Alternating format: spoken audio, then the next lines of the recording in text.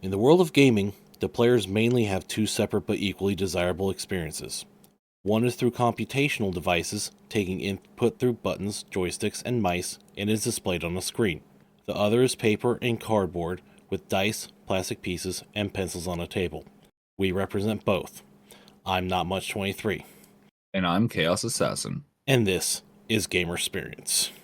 And we are starting our third season. Can you believe it? Wait, we're on our third season already? I thought we were still halfway through season 2. No. That would mean that we've been doing this for working on our third year. This is our third year of doing this. Working on it, yeah. Insane to think about. And of course, with a new season, we got, of course, new intro, which... Let's hope it works. Yeah. We're going to be trying different things. Like, you have an idea for one. Yeah. I'm going to be thinking of more. Yeah. And, of course, we have a new recurring series that we hinted at for the Season 2 closer, which is... Can you remind me on that one? Because I don't remember that one. Gaming Pet Peeves. Oh, similar to how Family Guy has the clip with Peter of what grinds my gears kind of thing? Yeah, just... That what we wanted as far as in reference to it when we thought of it? Yeah, pretty much, but I mean, I'm sure there's enough pet peeves to fill like 12 seasons of just that. I don't know. Some of them might get a little repetitive. Yeah, but basically it's just pet peeves, aggravations, annoyances, and just things that piss us off about gaming. It's a negative part of the gaming experience, but still part of the gaming experience. And whereas we try to focus on the more positive, can't really call ourselves a podcast about the gaming experience if, we didn't bring the negative into it. I think one of the biggest ones I have is the fighting between companies and systems. Oh, that covers both board, card, and video games. Yeah. I'm sorry, I get, people prefer their preferred system between Nintendo, Xbox, and PlayStation. And then there's, PC. But why fight about it as much as people do? I think it's Are we not all just playing games? I think people like to be part of a group or a tribe and compete against others. Then be part of the gamer group and go against the weird nerdy readers. Why fight against each other when there's other groups we could target? I don't know. I guess it's part of human nature. Didn't we try to come up? Didn't we have an episode where world peace through gaming or something? Yeah, we did. You listeners will have to go back through our things and figure out which one that was, because I don't remember. I know it was part of the first season. Was it really? Yeah. Wow. It was that long ago. That's back when I worked at, a completely different job. Yeah. And Lord Greyhawk, which we're going to have to bring back on as a guest for one of these, submitted a couple in our Discord. And one of his is caustic players that don't seem to understand or respect or boundaries. Players like the one guy who is way too forward with female players, making explicit, sexist comments every chance he could, to the point of the store owner calling him as a GM to rein the guy in. Final straw was leaning across the lap of a female player to pet her service animal while both were seated at the game table. The dog had been moved to the opposite side of the woman because he would not leave it alone. In the end, he was fortunately perma-banned from the table and from the store that they were playing in, from Pathfinder Society as a whole. Yes, that was a worldwide ban from the organization. Well, they kind of broke a law. Yeah, and he had no idea what he'd done wrong, according to Lord Greyhawk. Was he dumb? Like, I'm sorry. Even I know that, it's a fluffers. It's so cute. I want to pet it. It's got a vest. Damn it, I can't pet it. But I'll at least give compliments. Yeah. To most of the service animals I see. But like, you don't interact with them. Yeah, that's why I've been taught. You don't interact with service animals because they're on the job. Yeah. Granted, sometimes, you can't help certain things. Like children are gonna see a dog and just run up and start petting it. That's kind of a given. Especially small children, like kindergartners, first grades. Even when I've been walking my dog, I'm training her to be a service dog. It's not going very well because husky. Hmm. Um, I'll be walking her and she'll be doing really good, and then kids will just run up and just start petting her, and I have to explain to them like, hey, don't just run up to dogs and start petting them. Always ask the owner for permission. And so most of the kids, like in the neighborhood that I live in, they've learned to come and ask, hey, is it okay if we say hi to your dog and pet your dog? And most of the time I'll say yeah, because I'm just typically taking her out for a walk. But there are some days it's like, okay, no, I need to get her walk done. I have other things I got to do, so no, I got to get this walk done with. I'm glad they're learning. Yeah, I only had one that said that her mommy said that she didn't have to ask for permission. It was like, your mom's gonna be one of those parents that when you get nipped at is gonna kill the doggy. Ooh, entitled parents. Those are another pet peeve. I haven't dealt with them myself in gaming, but I do know that there are some parents out there that they'll actually get on like some of the mics in certain games and actually yell at other people to let their children win. What the fuck? Like Just I'm sorry, you're not gonna get on the mic in a shooting game and demand that everybody in the lobby lets your child win because your child sucks. yeah. Have you never heard of Xbox Live chats? I And was never part of them, but I had a friend who had Xbox, and I was playing one of the games, and I somehow ended up in a chat, and I just started just getting yelled at for no reason. I was playing a solo game, but apparently some of his friends had similar to like some games have group chats now. I know PlayStation does, but he was in one, and people were just yelling at me, not realizing it was not him, because apparently he was supposed to play games with them, but he was showing me a couple of games. So I think those people just have their heads up their asses. yeah. What are some of your pet peeves? No, I've been trying to think of some, and I've come up with one on video games. It's like when you go, especially on the older ones, when you go to jump, but it doesn't register in time. Oh, so the desynchronous of the button mashes. Yeah, the input lags. Like, I fucking jumped. I know that one all too well.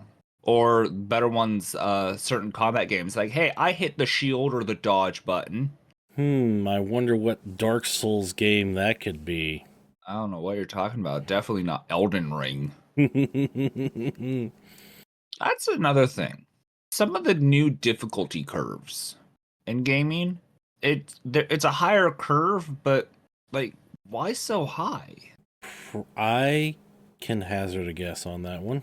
Is to get players to play longer so that the studio doesn't have to put in nearly as much content. That's just a dick move. Well, when you have managers breathing out your neck to get the game out 3 years ago, I can sort of understand it. Oh, yeah, that's fair.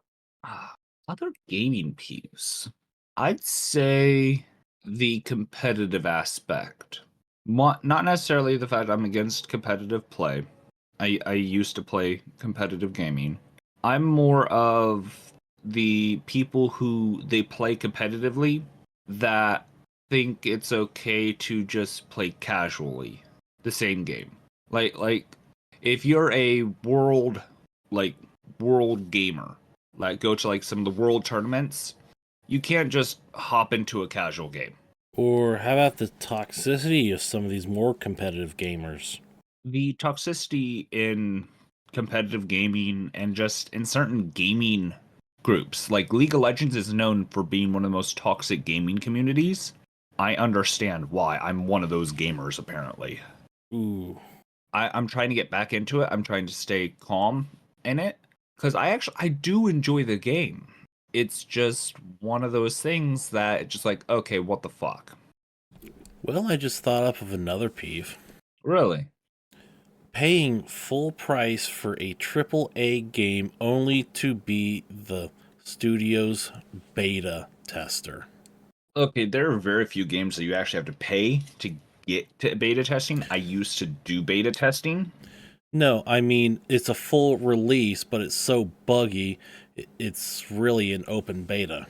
Oh, you mean like what happened with what was it? Cyberpunk 2077? Exactly. Where yeah, you could buy the game, but it was so heavily pushed to be done that they're like, fine, here, take it. I'm pretty sure they actually just told the fans, like, well, this is what you wanted, fuck you. You wanted the game now, this is what we have now. We wanted to wait and make it better. Fuck you. But I actually think more companies need to do that when they're pressured by fans to show that, hey, if you want a good quality game, be patient. but of course, these really big developers knowingly release buggy games. They just don't even acknowledge it. They just fix them as they go. I still find it funny, and I swear people from Larian Studios, the people behind Baldur's Gate 3, which I know several episodes ago I ripped into them because I hadn't really gotten to play it. I now own it. I actually really enjoy the game. I swear somebody from there is watching various streamers and people who play the game to find these bugs just to patch them out. Oh, That's actually a slight pet peeve. When game companies patch out bugs that aren't necessarily all that game breaking, but it's one of those things of like everybody uses one of these bugs, so why patch it out? oh, so when a bug becomes an exploit and then they patch it out. Of course. That'd be a fun episode. Talking about glitches and exploits in video gaming. Oh, and especially one of the games I like to play, there's a YouTuber that has exposed a lot of exploits. I know a YouTuber that their half of their channel is playing perfectly balanced games with no exploits or anything inside of them. Oh, I know that one If you too. know, you know. And I It's one know. of those. I'm sorry, but it would be awesome if we could get him on the podcast for an episode with that. Yeah, I could try to reach out to him, but no guarantees. Yeah, no, that would be an amazing person to have on the podcast as far as like, okay, what's it like literally having an entire YouTube channel devoted to, playing perfectly balanced games. We'll have to ship him some Yorkshire tea. Yeah. Speaking of YouTubers, I know it's a little bit late, but we didn't record until now. One of the YouTubers I actually really enjoyed. He did a lot of Skyrim and Fallout content. The Mitten Squad, sadly, is no longer with us, and I Oh. would like to say how sad I am about his passing, and how I hope that with some of the challenges, because I'm going to try to get back into streaming this year. My challenges are an homage to him. I'm going to try to recreate some of his challenges, but it's one of those things that, you will be missed, and we're sad that you are no longer here. What other pet peeves are there? Because I can't when we're actually sitting there and having them and experience them, you think of all the pet peeves, but when you're like, hey, what's a pet peeve you have with gaming? I can't think of any just like off the top of my head like that. When you're on the spot, it's hard to think, but what I was Yeah. going to get into is like all the patches and fixes and stuff that they've done since the game release. By the time if you like put it down then come back like a few months later before you can play a game, there's like a 20 to 80 gigabyte update before you can play. Hey, we're not playing COD like that. Most of the time, it's maybe up to like I think most I've had was a 6 gigabyte update, and that was after a year. Only games that have like an 80 are like some of the COD games or games that have like different seasons because they have to go through each season. That's part of it. But it's still annoying when you have a really big download when you're coming back to a game. Yeah. One of the things I don't like with some of it is when there's a game I play I actually really enjoyed the game when it first came out. Like I played it 18 hours a day every day for like 3 4 months straight. And I had done everything in the game, at least that had been released. There is now a lot more that's been released, and trying to get back into it is just really, really hard because there is so much new stuff. It's I left because I there was nothing for me to do. Now that I'm trying to get back into it, there's just so much to do. I don't know where to start. Oh, Yeah. I stopped playing for like a year and a half, 2 years. And it's not one of those that you could just, put down, pick back up and go. No, it's when I left, they had just recently introduced a new section of the map. And I didn't even complete that full thing because I don't like that section of the map.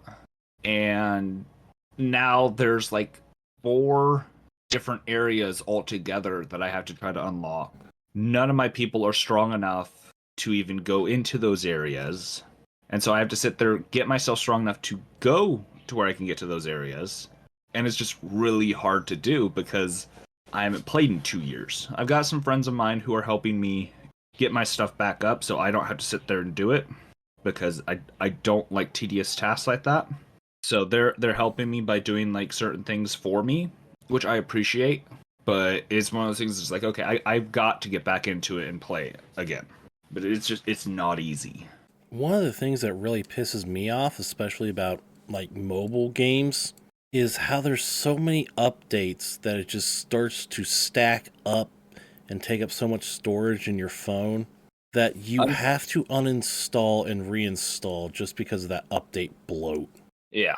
I think my biggest pet peeve when it comes to mobile gaming is the sheer number of ads. I get that's how the companies make money, but when you're playing like a subpar, like just mind-numbing game that, is supposed to help you relax and you get, you know, maybe 30, 40 seconds playtime, and then there's an ad, and then there's another ad, and then you get another 30, 40 seconds of play, and then there's another ad. And these ads are like try this game, and when you go to exit off them it goes to open them up. Just like, why are you gonna have a fake X there, or an X that's just not even responsive? Like, why? To get you to click through. Yeah. And of course, a lot of those ads will actually download right onto your phone so they'll play even if you disconnect from Wi Fi or mobile data, which takes up even more storage, which is limited because even though I have an SD card in my phone, this version of Android won't let me put apps on it. I can't really think of a whole lot that really upset me. It's more of personal preference for some of the things. Like with certain games, I enjoy doing it at my own speed, especially when it's games that I love. And people around me just kind of like rush through it, and they want me to do is like, dude, you got to catch up to us. Got to catch up to us. Like, no, I'm playing because it's relaxing to me, not because it's I want to get this game done and over with and beaten. That is a very legitimate peeve. One I have when I play tabletop role playing, especially society, is when my rolls are really shitty right when I need them to be at least halfway decent. Yeah. For me, I have my dice luck lately has been really weird. So this kind of be going to be a slight character story tangent, but in one of my games, I don't know if we talked about it in the last character stories or not, but my character is a barbarian, and he's not this typical, dumb barbarian must smash face. He actually has intelligence. I'm playing him a little bit more roguelike and more of how I play my rogues, which is kind of asshole-ish. Heh. So one of the party members is a bounty hunter, and the guy who he's supposed to be hunting just happens to be kind of like our chaperone kind of thing. Basically, he's a high-level character that just doesn't give a fuck anymore, and is helping give us tips because we're up and coming adventurers. Oh, that the GM And controls to keep you reined in and railroad you. similar. So the bounty hunter has always been having issues, with his target. My character decides because in one of the things there's a bunch of statues. My character's like, yes, if we're statues, because we can obviously see that there's a portal and people are trying to come through the portal. I'll pretend I'm a statue. I rolled a 2 on my performance to be a statue. Now, the mentor-esque character likes goofing around too. He decides to stand next to me and rolls a natural 19 on the die to pretend he's a statue. So he's a perfect statue. I'm obviously like, shh, guys, I'm a statue. Don't worry, I'm a statue. Or something itches and you I'm, just gotta scratch it. yeah, I'm obviously not a statue, and I get upset because everybody says like, dude, we could tell you're not a statue. It's like, you know what? And I roll. It's just like, wait, so the mentor's next to me, right? And he's like, yeah, why? I'm gonna throw the mentor at the thing that's causing the portal to be open. What? I'm a 18 strength barbarian. He was like, okay, well, you're gonna need to try to grab him. Well, he's a statue, so he's not gonna try to resist. Otherwise, it breaks the illusion of him being a statue. He's like, hey, wait, okay, fair enough, but doubt you're actually gonna pick him up and throw him. Rolled a natural 20 to pick him up and throw him. By the way, the portal that's open is a portal to hell. Or, since it's D&D, technically it's Avernus. So I pick him up and throw him at the thing making the portal open. He hits it. He makes the save to catch himself because it's kind of like on a ledge, but fails at maintaining and holding and ends up kind of falling down and taking a bunch of damage and ends up falling through the portal into hell. Joy. So now my character's like, you keep telling your bounty to go to hell. Doesn't seem that hard. I kind of threw him there. And so now it's just one of those things that just keeps irking because it's a ranger. It's played by one of my friends. I like fucking with him, but it's just like, it's really not that hard. What seems to be your problem? Are you just not throwing him into the portal to hell? You had a good opportunity. The barbarian was able to do it. Why can't you?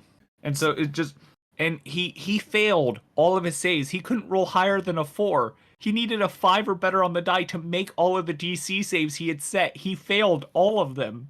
So your barbarian character gave another character a pet peeve. Something like that. But lately my luck has been, okay, I need to do this. This is a serious thing. I need to roll good. I roll garbage. Damn it. Can I take this and just do this completely off the wall bullshit thing? Will that work? Rolls a nat 24. It's like, what the fuck? It's like when I play my operative, I can either make the trick attack attempt or make the attack land. Not both. All right, you need an 11 or better on the die for the trick attack to go through. Awesome, I rolled a 19. You need a 6 to hit and land the attack. I rolled a 5. No, it's like I roll a 3. It's like, I've seen your dice. I know for a fact they do that. My dice just don't want to do anything serious, but if it's bullshit and off the wall or goofy, my dice are like, let's do it. It's like I'm supposed to be playing this skilled operative who knows how to pull this shit off, but when I go to play, somehow he can't. I'm actually really looking forward to it because all of my games have been postponed because of the holiday season. I'm looking forward to playing my barbarian again because I actually enjoy the gimmick of my character. I'm basically a hired assassin that opened up I killed my target, opened up a letter, and ended up getting teleported, and now I'm having to be a hero. But should probably save that for the next character stories. Yeah, we could talk about that. I don't even know how to pronounce his name. That's the sad part. But I bet if we ask the DM, I bet his pet peeve will be players that actually concentrate and break one aspect of their character. I mean, that's kind of what I do. I break characters. I take an aspect and I break it. Yeah, which is why it's probably your GM's pet peeve. Actually, I haven't really done that. He told me that they needed a tank, so I built a tank. Now, just because probably one of my second, I'd say it's probably my second best kind of character to make would be a tank. That has nothing to do with it. I think it goes rogues, tanks, archers, and then clerics, I or the haven't. medic kind. Yeah, I haven't made enough characters to know yet. I oh, I've been doing this for wow, I think close to 20 years now. Holy shit. That's scary to think about. And Just you, the sheer amount of time we've been playing. and you can't think of another pet peeve right now? No. Not even Thaco? Okay, to be fair, I played with Thaco. Yes, it's hard to it's hard, but that's part of that system. I actually didn't really mind Thaco. My dad explained it to where it was easy enough for me to understand. You want, a really low armor class, which honestly, for you, would be really good. Me? Yeah. Too bad there wasn't a Thaco Bell there to help the players out, or the player characters. But I never actually had an issue with Thaco. But speaking of that, does give me another pet peeve. The people that are talking about how great certain games are and how they're really good at it, and then I'll ask them things from like OG versions of games. Like I was talking to a group that they were talking about how great D&D is. They've been playing it for years. They love it. And I was like, nice, nice. So when did y'all start playing? It's like, oh, we've just been playing D&D. What edition? What do you mean, what edition? What? How do you pick up a game, love it, and not realize you're playing 5th edition for the game? They just don't pay attention. They didn't know that there was different editions of it. It's like, how long have y'all been playing? Oh, we've been playing for 5, 6 years now. Just like, holy shit, has 5th edition really been out that long? It made me think, it's like, wait, am I really that old? Wait a minute, why am I yelling at these people about not knowing the different editions of D&D? Reminds me of another peeve. Oh? Players who refuse to learn another system and want to convert everything else they want to do into D&D 5th edition. It's like, I want to do sci-fi, but I want to do it in D&D 5th edition. Why not play Starfinder? Well, I'm not going to learn another system. See, I actually concur with that one. I'm sorry. You talk about you're a gamer. You love this version. I know something that's similar, but in my experience, a little bit better, and I prefer it over it. And you won't you refuse to learn it. Why? Because my version's better. It's like, no, it's not. Part of the stipulation for me playing in the D&D game I'm in was if I joined them for D&D, they would let me run a Pathfinder game. And I'm a skilled enough GM. They're getting away with a lot of bullshit. I'm going to be having somebody join me who I would feel horrible for Preston if the person I'm adding in was at the same table as me and Nate. They're like Nate and I. They make bullshit powered characters. Do I know this person? No, it's a coworker I have at work. Me and him got talking. Yeah, he has a wizard that specializes in conjuration. He's a pit fighter. He fights with pits. He has create pit. That's his signature spell. He fights with pits. Like, all right, I'll fight you. Create pit. Both. Wait, what? That's how he fights. He's a pit fighter. He was like, yeah, I got a wizard who's a pit fighter. It's like, really? You're the fighter archetype pit fighter? It's like, no, I fight with pits. I'm sorry, what? It doesn't come online, and I think he said to like 5th or 6th level. But I'm sorry, what? A pit fighter. I love this. So I asked him as an NPC for my game to make me a pit fighter. Take the term way too literally. But it works. If you think about it, that is the most entertaining way. You show up at a table, it's like, all right, what are you bringing? Oh, I'm a pit fighter. Awesome, we got our fighter. People don't realize it. It's part of the reason one of my characters I made, and it was a pet peeve I had, where people always would say, yeah, bring a cleric, bring a cleric, bring a cleric. And so I made a cleric. They're like, what are you bringing? Oh, I've got a cleric. Awesome, great, we have our healer. Yeah, joke's on you. And that's how my cleric of Zon-Kuthon came to be. It was You a pet peeve, and I decided to say, fuck you. making a character to counter one of your pet peeves. Wow, that's Not very much something I would do. well, you obviously did.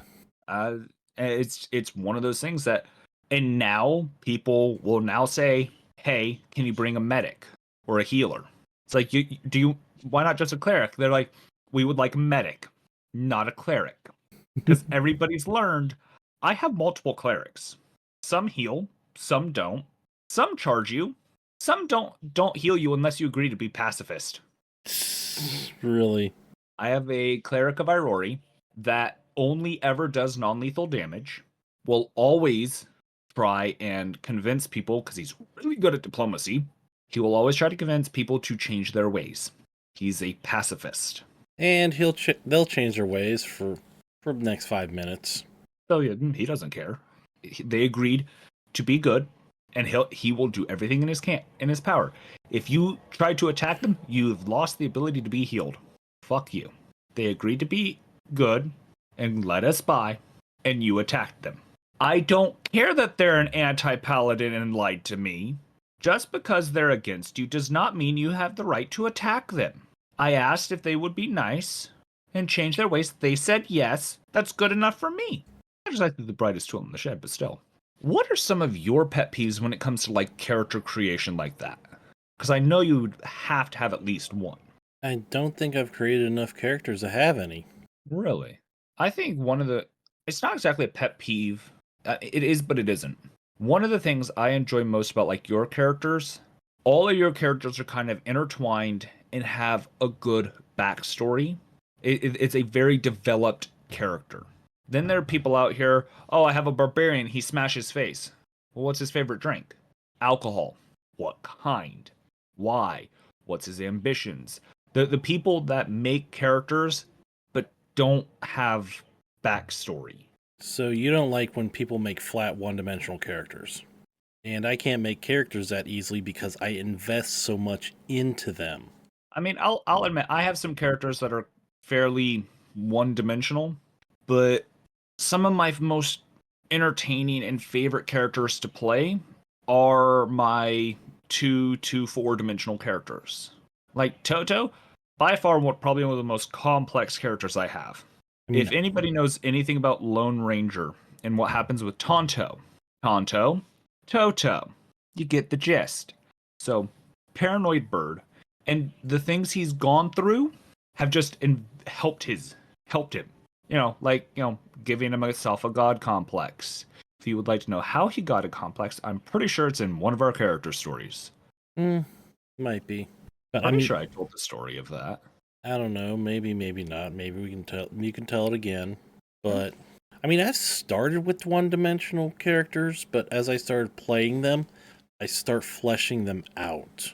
And see, that I like with certain character development.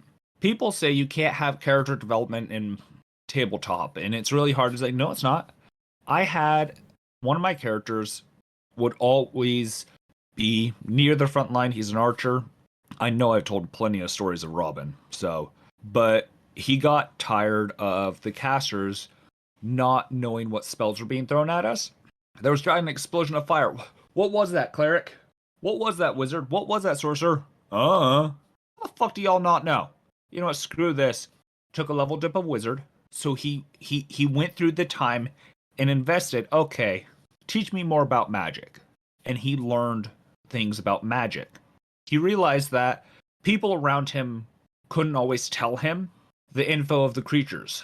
Why aren't my arrows working? Oh, it's because you need to use adamantine arrows. It's an adamantine golem. Oh, people couldn't tell him that all the time. So I actually had it to where he went, picked up a wizard level to learn about the different types of creatures that are out there, learned a little bit of magic to help him out. And that's part of his character development.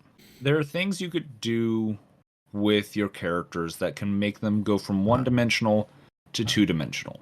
And sometimes, if you're constantly running into certain creatures, have them pick up a thing of a specialty of fighting them or something. Don't think a lot of people will take.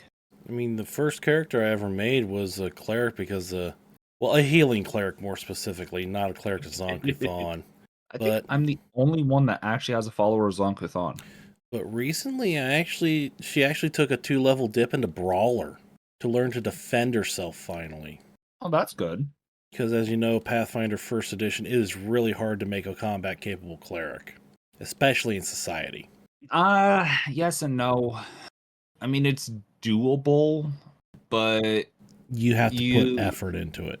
you have to put a lot of effort. You have to you're going to be sacrificing a lot of the clerical abilities.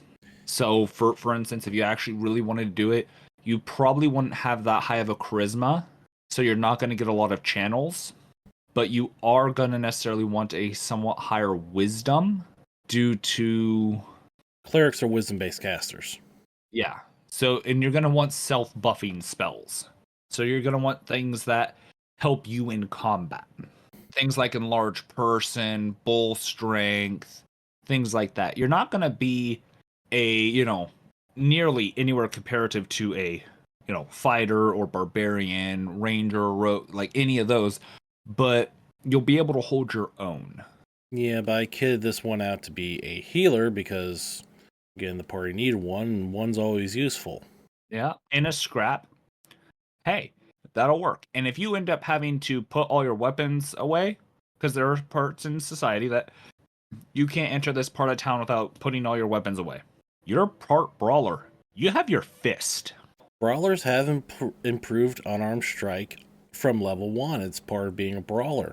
And I actually gave her a fighting style, which I can because martial training means that brawler levels count as both fighter and monk levels for the purposes of qualifying for feats. Which, in all actuality, that's one thing I dislike with D&D that I actually prefer with Pathfinder is the number of class options. I'm sorry, when I think of monk, I think of somebody who's very zen, very meditative, like a Shaolin monk. But when I think like a boxer or a ruffian, I think closer to like a brawler. It's a good mix. I like if I'm making a character that I'm just gonna straight up go toe to toe fisticuffs, I'm probably gonna lean towards brawler. Because when I think brawler, I think like the fighting pits that England used to have back in the what years were those? Back when child labor was good. There was an Assassin's Creed game based in there. Oh, Victorian times? Yeah, Victorian England time. Like that's what I think when I think brawler. They'll fuck you up. Whereas a monk, they'll more deflect and hit you more precisely. Whereas brawler, they're just gonna hurt you. That's like an MMA kind of thing. So your pet peeve with D&D 5e is, of course, the lack of class options and lack of options in general. Yeah, that's one of them because I enjoy having a more versatile thing. Because you could say, well, we need a front line. Okay, well in D&D you have barbarian, monk, or fighter. I mean, yeah, you could put rogue in there too, but in Pathfinder you want a front line. Okay, you can do ranger, rogue, barbarian, fighter, monk, brawler, slayer, Magus? yeah, magus. There's just so many other options you could do. Yeah. Scald, Cavalier, Samurai. Cavalier, Samurai. Which in D&D, the Cavalier and Samurai would be fighter archetypes, which is fine. Ninja would be a rogue archetype, but there's a very distinct difference between a rogue and a ninja. So it's one of those things that it's not as versatile, especially with how some of their class features are.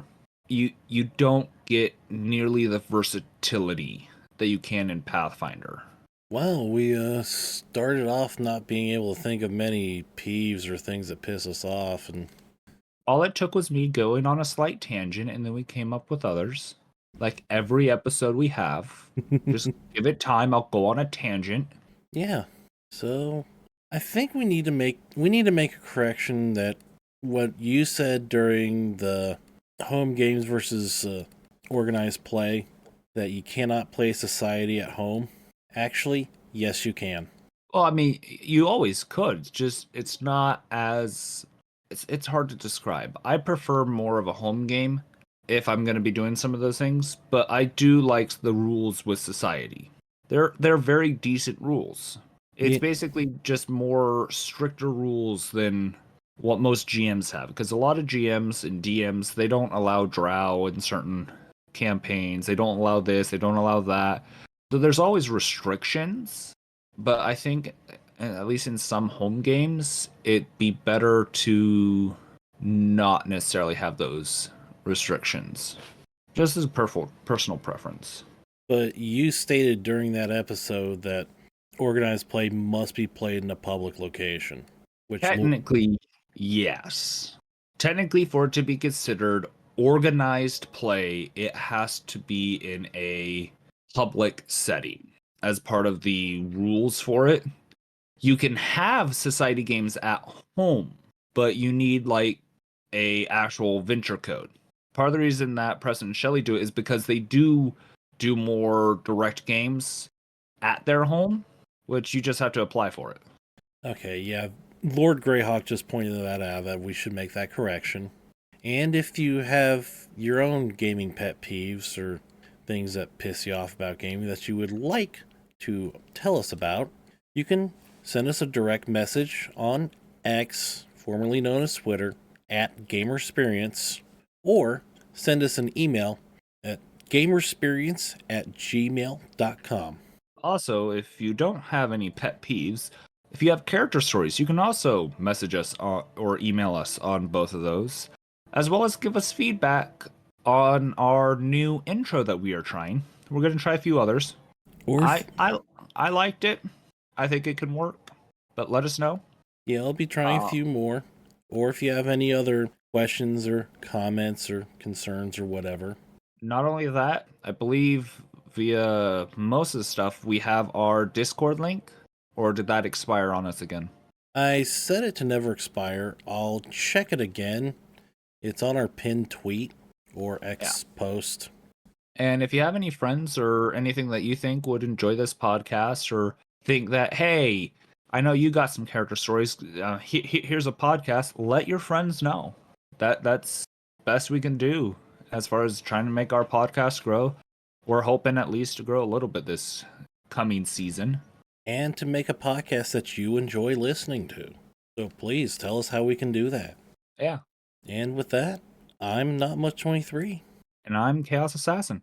This is Gamersperience, and as always, we invite you to have your own Gamersperience. In the world of gaming, the players mainly have two separate but equally desirable experiences. One is through computational devices, taking input through buttons, joysticks, and mice, and is displayed on a screen. The other is on paper and cardboard, with dice, plastic pieces, and pencils on a table. We represent both. I'm Not Much 23. And I'm Chaos Assassin. And this is Gamersperience. And today we have a friend of mine joining us today. Go ahead and introduce yourself. What's up? I am Shaduto. How you guys doing? Today's episode is going to be about glitches and exploits and how they affect gaming. And most of this is going to be probably more heavily towards video gaming, but You've got some tabletop role-playing exploits, Chaos. it just because rules is written makes an exploit doesn't mean anything. That's following the rules. That's why it's an exploit, not a cheat. Rules are made to be broken. Like, come on. Or follow to the point that it breaks the rules. But, like, we always like to ask our guests, Shiguta, So, what kind of experience do you have with gaming? And oh how- boy. Pretty much gaming has been a essential pastime, stress relief, and just casual activity for me for a couple of years now. So, a buddy of mine helped me get my first PlayStation. I paid him back for that, and it's just gone on from there. Played all sorts of different games, had some rage moments and some, not rage moments. Had some funny moments, and yeah, just had a good experience with gaming. Okay. How long would you say you've been playing video games in general? Well, now that I think about it, it hasn't been that long. A couple years? 4, 5-ish? No. Wait. 3 or 4. Really? So you've only been gaming for 4 years max? Give or take a year or two. So, That's actually not a whole lot of experience. but the amount of different That games I've is played, fair. however, That is it's a fair. different story. So your history with gaming is very short but very intense. Yes, very much so. He's actually gotten me to try 5 different games now. Yep. And just before recording this, I was helping him through a game I actually got him download. Yep. So, yeah. So, exploits and glitches in games. Oh, jeez. Where do you want me to start? Do you want me to start with ones I've done, ones that I've known about? But before we go into stories, let's talk about what the difference between a glitch and an exploit. Glitches, Okay. I would think, are things that just happen that have no negatives, but they also have no positives. They're just like when you're looking at things and all of a sudden the person just walks through you and like their model gets all sorts of distorted. It has no actual more so negative would be more so a glitch more so than a positive. In When my it's a experience, a glitch would be a bit neutral in that aspect because you got stuff like texture glitches, Skybox glitches. Well, the issue with that is it for most exploits are more so beneficial and ways to benefit you more so than a negative. Fair. And So I would think in my personal experience, glitches would be exploits are ones that are physically sought after more so rather than glitches that are accidentally found and people telling their friends like, "Hey, yo, check this glitch out I just found. It's absolutely insane." Or, "Hey, come check out this texture glitch. It's funny AF," and stuff like that. what are your thoughts? Not much. A glitch is something that goes wrong in programming.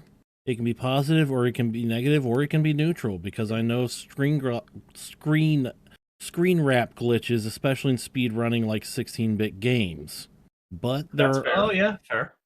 But at that point, wouldn't they, because they help the players, wouldn't they be more of an exploit? it's exploiting you can exploit a glitch, but it's not an exploit because it's not part of the intentional programming.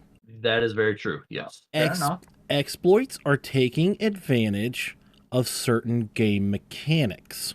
Yes. In fact, one of the games I like to play, Roller Coaster Tycoon 2, or rather Open Roller Coaster Tycoon 2, I can give an example of a glitch and an exploit. All right, let's hear them. A glitch is that for the steep slope, a roller coaster train actually gains more speed than it should, especially more than a vertical section of track. I actually learned this from Marcel Voss. I actually went into Coaster Builder and actually built a coaster with a bunch of steep slopes to vertical slopes without neither boosters nor any chainless sections. I was actually able to get the coaster above the level of the starting station, which should not be possible. Huh. So that's Interesting. I mean, I have similar stories with games like Elden Ring and stuff like Call of Duty. The most notable one is with Elden Ring, is I would call it both a glitch and an exploit because you're exploiting something, but you're using a glitch to exploit something. It's one of the underground sections of the map, which is the Modwin Palace area. There used to be little ledges you can jump on with your horse to get essentially, quote unquote, out of the map, and you have to make your way over to a certain point, sprint jump off with your horse, and swing your weapon all the way down. And if you know you did it right when you glitched through the bottom of the floor and just kept falling and falling, and you wouldn't die. You would get a metric ton of the game's in-game currency known as runes and souls, because Elden Ring, Elden Rune, yada yada yada yada yada. But you would essentially glitch through and just keep falling and keep swinging your weapon until you got the amount of runes that it would give you, because it's something to do with the quote unquote staged programmed staged enemies under the map and stuff like that. And then you would as soon as you dot the runes, you'd open up your map and fast travel to the nearest side of Grace. Wash, rinse, repeat. But that's not intentionally programmed. No, it is not. So that's However, a glitch. there is another one that is intentionally programmed, essentially in the same spot. And you can find videos of this all over YouTube. It's commonly referred to as the bird farm. Once you make your way to Modwin Palace, you just travel across it until you reach the upper cliffs of the Modwin Palace, and you'll find a side grace there that is literally like 2 feet from the ledge. What the bird farm is there is a rotten bird down there in a lake of blood.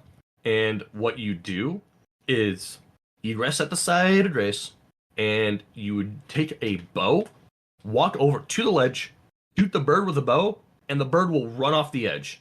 That is one of the better early game farms, because you can get to that farm essentially by getting to the second area of the game. So that would be an exploit. That would be an exploit, yes. And there's another one, but that's a more late game exploit. So I think most of the ones I know about are in Skyrim and Fallout 4. For instance, you need to use a controller for this one, for Fallout 4. As long as you have the materials, regardless of whether or not you have the requirements, because in Fallout 4, you need like gun nut of a certain level or blacksmith to level up your weapons. You can do the same thing with your armor as well. But if you hold over on the D-pad and immediately shift down, so what you need to do to set it up is, let's say you want, for instance, on one of the hunting rifles, in order to get a suppressor, you need gun nut 3. But the perk above it requires gun nut 2. So if you have gun nut 2, you can be on the one that you're capable of building, hold over on the D-pad, which would normally select it, and if you could do it in the same frame, drop it down while hitting accept, it'll pop up to ask if are you sure you want to build this. If you've done it correctly, it'll have that prompt, but it'll show that you're building the one underneath it, the suppressor. So you can build it without meeting the prereqs for it. That is a glitch. Yeah. It's an exploit as well. Well, it's an exploitable glitch, but it's not intentionally programmed behavior, so it's a glitch. But you never let me give my example of an exploit in the same game. Okay, what's your exploit then? You can build an actually pretty decent, very cheap, very efficient roller coaster with a corkscrew roller coaster with just 2 stations and a half of a corkscrew. You set the launch to the lowest speed, it launches, goes up the corkscrew, comes back down. And normally there are certain things that you need to do with your roller coaster, or else you'll get heavily penalized with stats.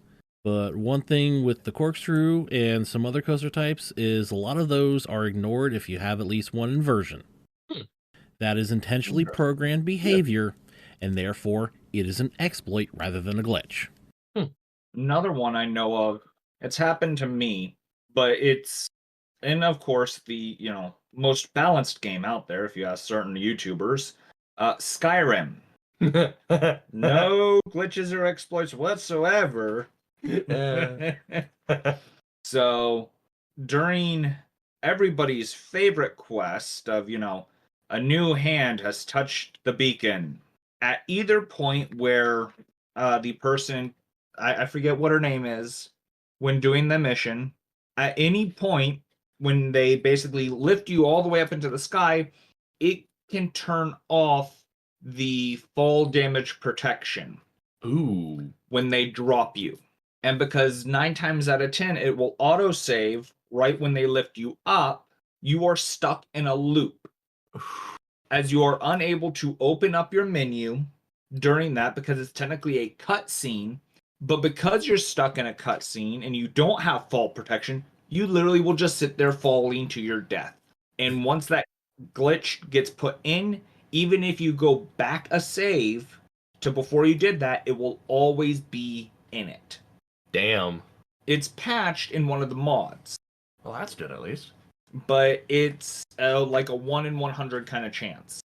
I have played and done that quest a good 30, 40 times, and I've only ever had it happen once. That is definitely a negative glitch. Here's one that's interesting. So in Pokemon Yellow, there is an unintentional glitch with it. So the move Focus Energy, it's a well-known glitch. Focus Energy normally increases your chance to crit. That's what it's supposed to do. Yeah. However, what ends up actually happening is it reduces your chance to crit instead of raising it because there's an error in the code. Huh. Another fun one is there is a glitch in Silver, Crystal, and Gold where if you port a certain Pokemon over, there's an error in the coding to where normally you're supposed to be able to evolve it, except the evolve item is a burn heal. A burn heal. Yep, which does nothing. Huh. Yeah. Wow. I mean, I've had some harmful glitches happen to me, but it's because people exploiting said glitches. And what it is I play a lot of first-person shooters, right? Mainly stuff like Call of Duty, Borderlands, Warframe, stuff like that. And one of the most annoying glitches that people intentionally exploit is something called head glitching, where they can see me and shoot me, but I can just barely see them if I see them, and I can't hit them. So I know in some first person shooters, the point as far as where you can shoot is based off the tip of the barrel. yes. So if you glitch the tip of your barrel through a solid object, You can shoot you can through it. shoot through it. I remember that one, which is interesting because you'd still not be able to see people. And that is a little bit of what head glitching is. Is it really? Yes, because you're technically glitching through it Enough to see. or enough and to shoot. where you can see and shoot, but people can't hit you. So that would be an actual wall hack. Yeah, pretty much. Almost literally a wall hack.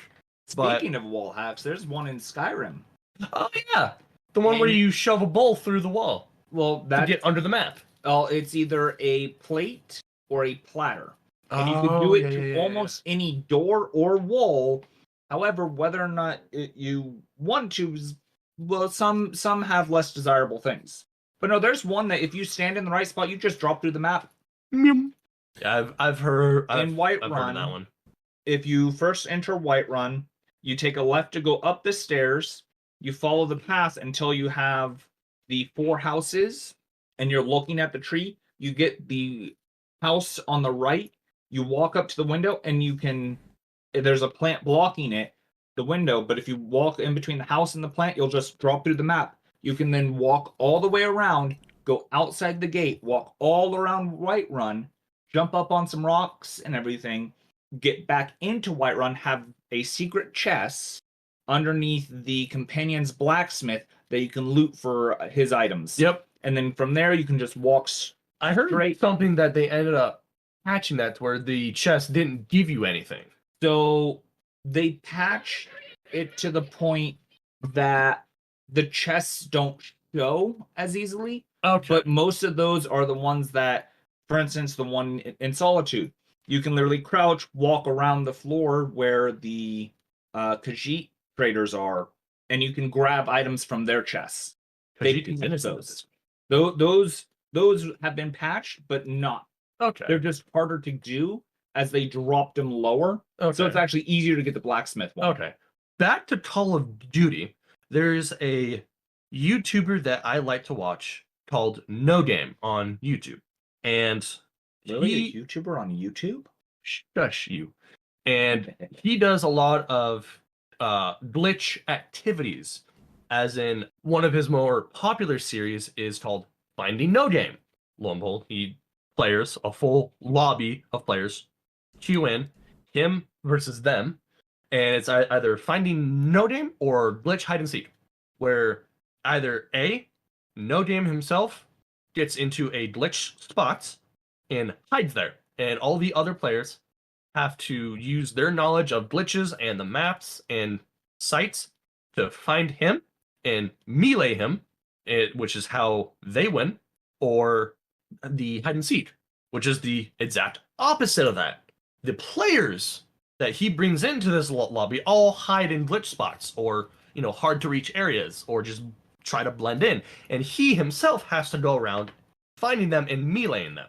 And as far as I know, if he's done this for a lot of the different Call of Duty games, and it's just little fun things. Just no harm is being done to the game, no harm is being done to the code, and no, I guess you could say, harmful words are being said, and it's just all in good fun. So I'm more curious of what other kind of glitches and exploits are in some of the games you play. Not much, yeah, because it's really easy to get like texture and layer glitches in some of the games we play. But what about the ones you play? Well, one for city skylines that I've actually seen on YouTube involves sewage outflow and hydroelectric dams. Like, you can actually build a landform where all your sewage basically pours out into a big reservoir, which goes through a hydroelectric dam, which goes through another hydroelectric dam, which goes through another hydroelectric dam, and I forget how they can actually bring it back up to the top, but it basically gives you unlimited power in essentially a perpetual motion machine. Oh, that's actually really interesting. Another one in Open RCT2 is how park value is calculated. And the biggest portion of park value comes from the stats of your rides. The most gets contributed from excitement, second most from intensity, and nausea doesn't contribute that much. But unlike excitement, it is really easy to crank up intensity. So one thing that Marcel Voss is how I learned about this. So what he does, especially for park value scenarios, is he either uses a roller coaster and just have it launch, do as many laps as possible, go through like tight turns really fast with a small hump, and go through inversions way too fast. Or with tower rides like the launch free fall and downward launch, or the roto drop, just build it all the way to as high as you possibly can, and you'll get really high intensities. And the rides won't, if you don't open the rides, they won't age and lose value. I mean, you don't want to open them because nobody's going to ride them anyways. But you can really cheese parks value scenarios like that. So basically, you make a ride to where nobody's going to ride it, but because it has such high value of its stats, it's actually better to never have it open. Yes. Interesting. Wonder if Disney does that with some of their rides. Wouldn't surprise me, considering I've been to Disney, and one of the best pieces of advice I've ever gotten was Don't look down. No, intentionally for Disney, always go left, because everybody and their grandmother are going counterclockwise around the parks.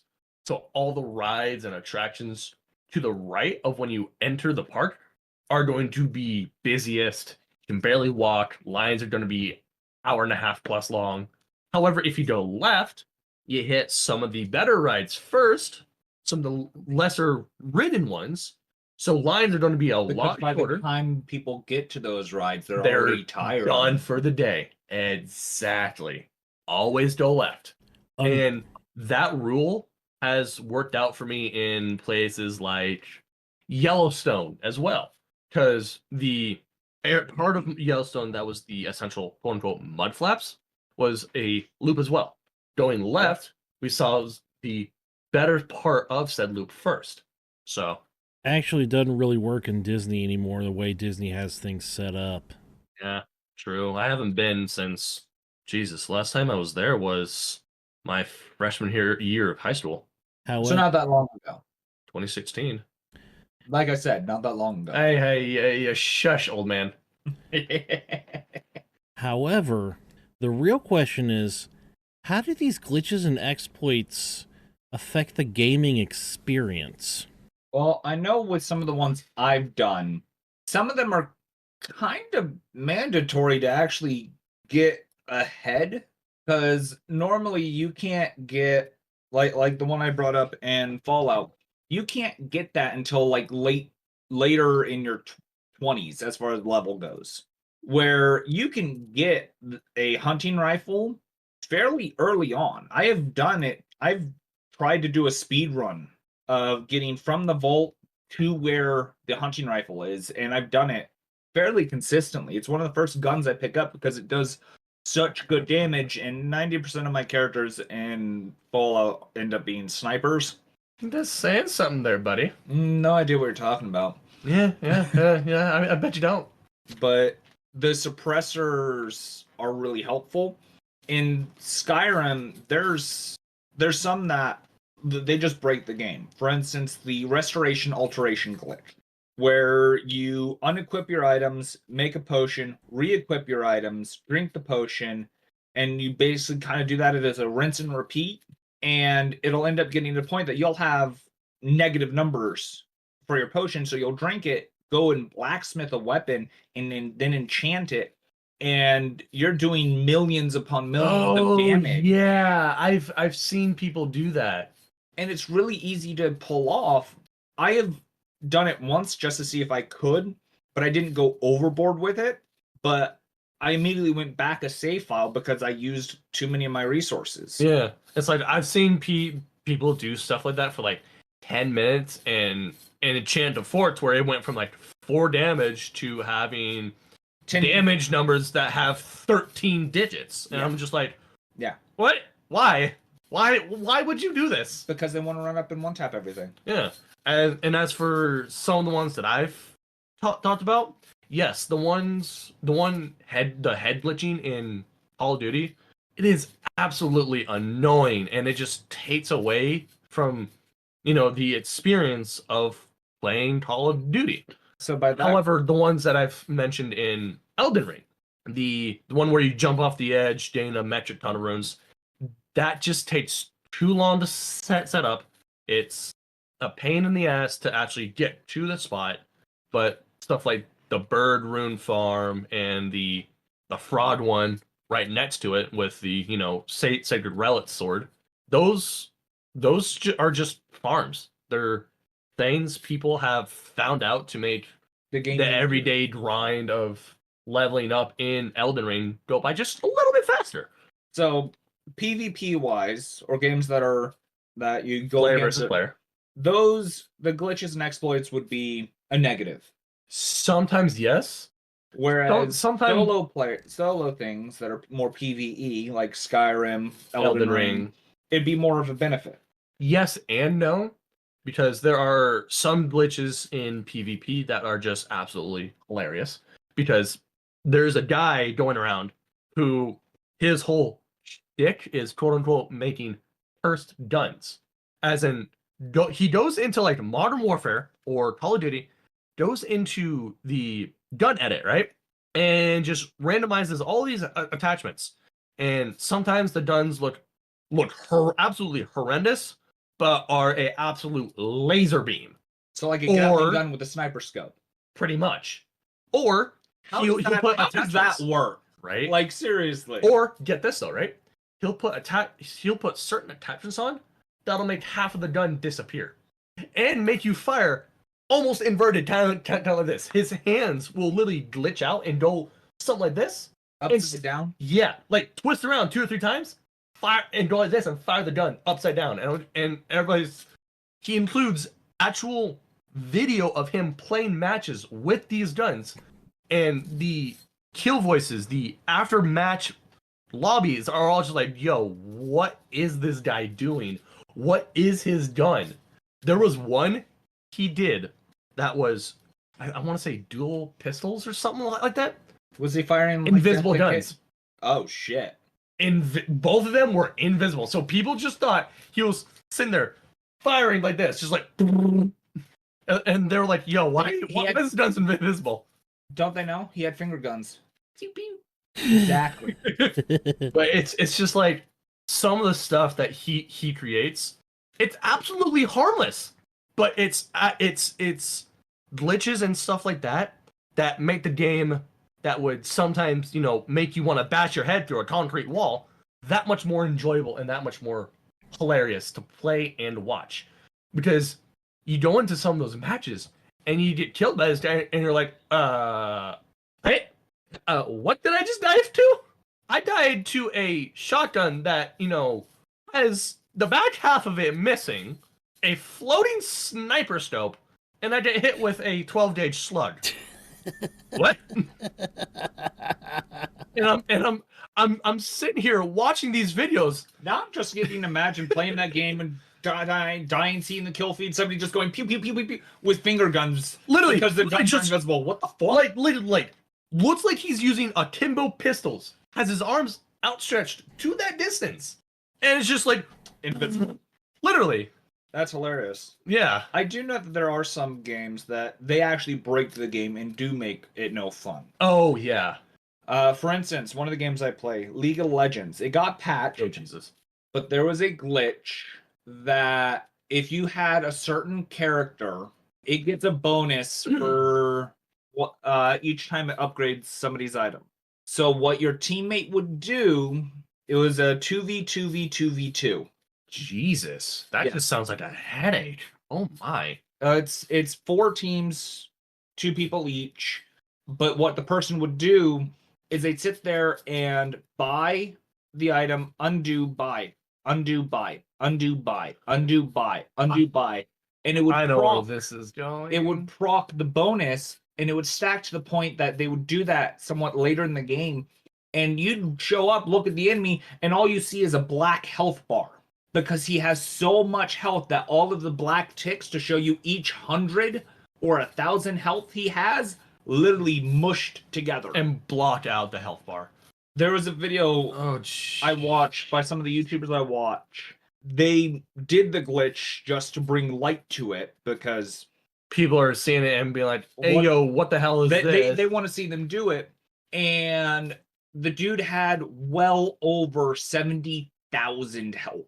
And when in a long game you have 1 or 2 characters that they can actually beat 10k health, that's still like a 40-minute game, and there's only like 2 people that can do that. Mm-hmm. And then you walk into this match, and this dude's got over 70,000 health, and you're just sitting there like, nope, I'm done. Yep. I will take the account ban for a couple days. Still on the topic of millions of health, I'm going to leave this up to YouTube to decide whether or not this is a glitch or an exploit. Ooh, interesting challenge. So, in a game me and Chaos play quite often, actually, Warframe.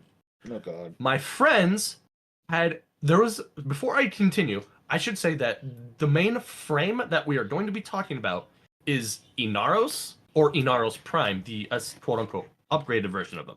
They had a build that they could last literal days if they wanted to in survival. Because of the mods that they put on, and one of Inaros' abilities, you could gain that much health. I literally watched them do it. In-game, in the mission with them. Literally, looking at my screen, I look over, he's got 6,500 health. I look away, do my thing for a little bit, literally 2 minutes later, I look back, he's at 35,000 health. So he's unkillable. Pretty much. But because of how he has his mods and the mods on his weapons as well as their companion, they can gain that much health.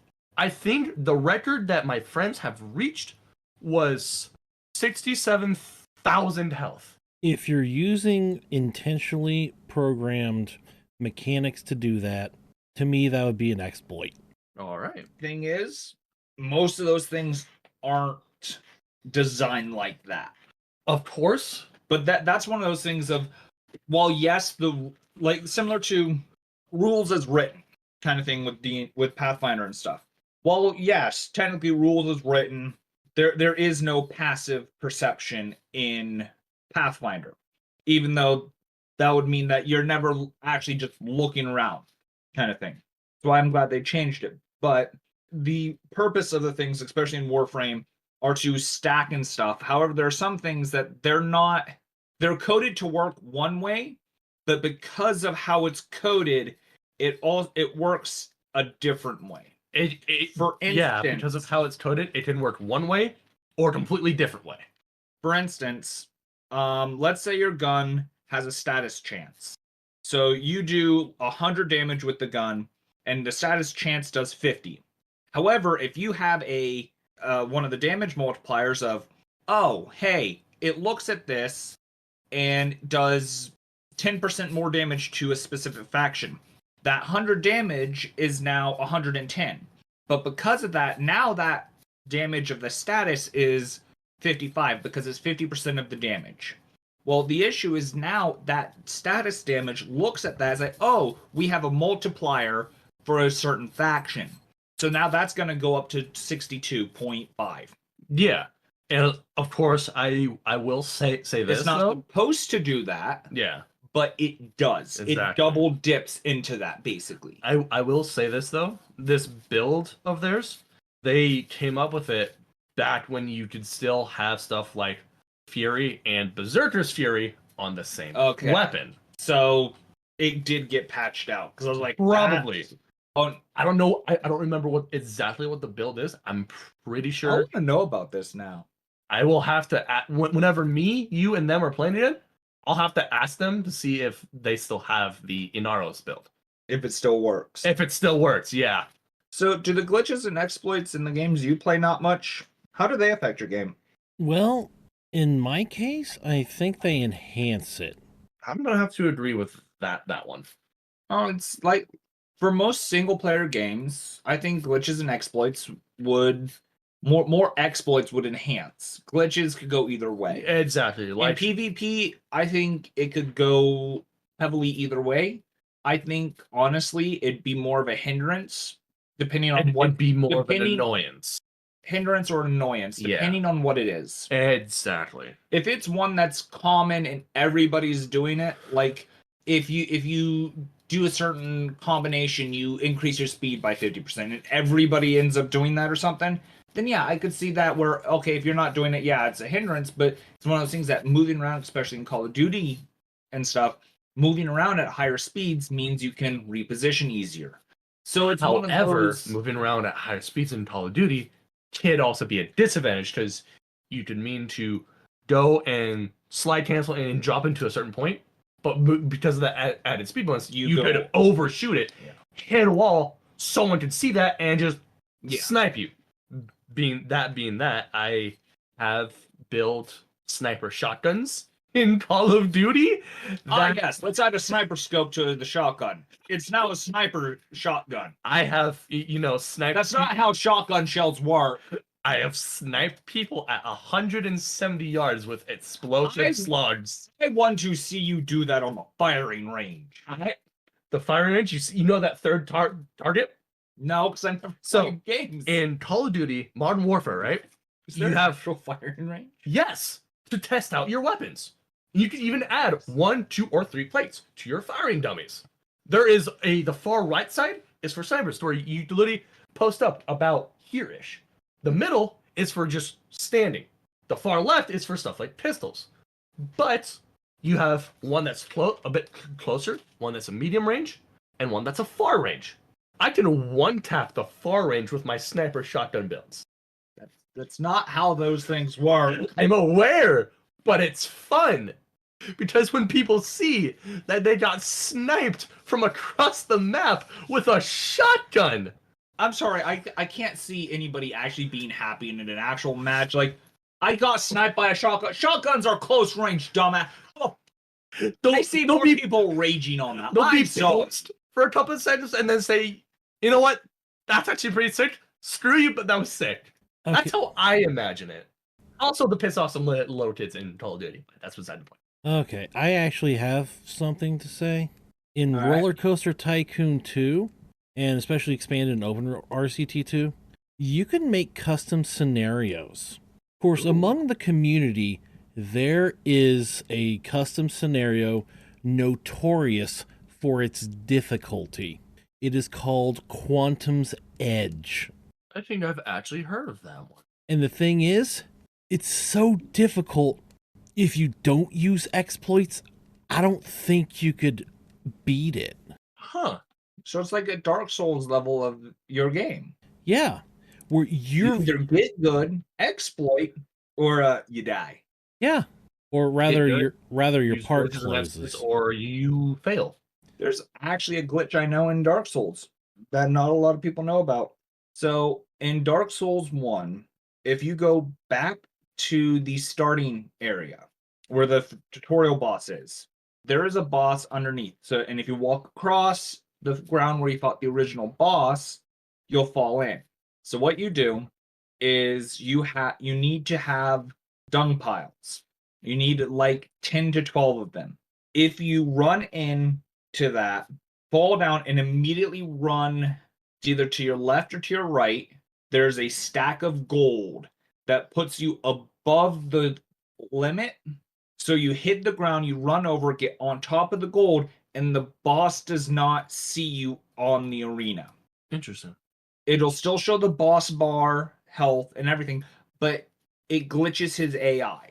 And so as long as you don't go past the two pillars, you can walk back and forth and you can throw dung piles at him, poisoning him, and kill him by poisoning him without ever fighting him. And he's got so many large AoE attacks, it's actually really hard to fight him without It's hard to being fight good. him, legitimately fight him. Yeah, without being good. Huh. And I'm not good. But it's one of those that if you do it, you pay, I want to say it's like 1,000 something souls for the dung piles, but you walk away with a free 10,000 souls. That's fair. So, yeah, it's one of those things that's just a little bit on the interesting side. Yeah. What are some of the exploits and stuff in tabletops? Ooh, I got some. Almost one of the more common ones that I know of is infinite combos in Magic the Gathering. Those aren't exactly They're technically exploit yeah, fair. because of how the cards are worded. But those are also rules as written kind of thing. They are rules as written, but they're still technically exploits. Rules as Like- written, if you follow them and you do something beneficial, like that really probably shouldn't be possible otherwise, Yeah. that's an exploit because it's still Mhm. intended behavior. Yep. Like one of my combos in a deck that I have is quote unquote infinite, but if I let it go infinitely, it'll stall out the game and end it in a draw. So, but thankfully, I have a couple ways of stopping it. So, what are some that you know of, though? Me or him? Him. He doesn't play Magic. I'm not talking about Magic. Oh, in tabletop? I'm talking about tabletop as a whole. I don't That's a good question. Do you know any? No, I don't. I don't really delve deep enough into the nitty gritty of the rules to actually like know any exploits like that. One that I know of that might be a glitch or an exploit, I'm not entirely certain, was one from D&D called the Peasant Cannon. So technically that does that. Well, yes, technically that works rules as written, but it does not increase damage as get your physics out of my goddamn pants.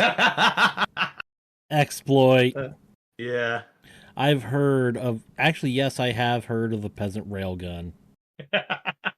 Yeah. So would being able to make a character that could break the sound barrier be an exploit? Yes. If you use it rules as written, yes, it's an exploit. And I believe Well, you've then done it. I know how to make a character be the Flash and go.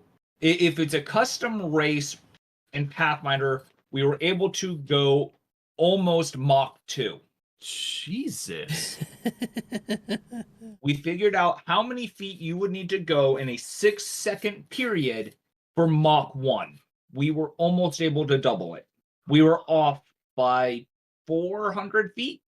That's actually not bad at all. Oh my. Granted, it has to be in a straight line, Fair. but and it takes like 2 rounds to prep. But So if somebody knows what you're doing, they can stop it. on the 3rd round, they can we can break the sound barrier. Just, hey, get this. What? Casting a spell. Watch this. Oh, jeez. Because there is a spell that it's only for that turn, but you can extend it, meaning it lasts for another round. called Cheetah Spirit, which increases your move speed by 10. Huh. So if you have the run feat, extended Cheetah Spirit, let's say you have a 30 foot. Well, Cheetah Spirit makes it a 300 foot movement because it's times 10. Want to You see then me? go 5 times that when you run, Jesus. making it 15. That's just 2 spells. Want to see me Jeez. run to that rockin' back? You want to see me do it again? Yeah, you can't do that. It has to be one single straight line. But we designed a character to actually break the sound barrier. That is not okay. That is all levels of not okay. Can only Oh. do it for 1 round, but they could break the sound barrier. Yeah, and break everybody else's eardrums in the process. Nope. I actually just remembered 2 rule exploits. I think it was in either Dungeons and Dragons 3rd or 3.5 edition. Has to do with the rulebook item buying and selling, where Oh. you could buy a ladder, separate it into 2 10-foot poles, sell the poles for a profit. Yep. Hire laborers to do that all day, and you could actually make a pretty good money.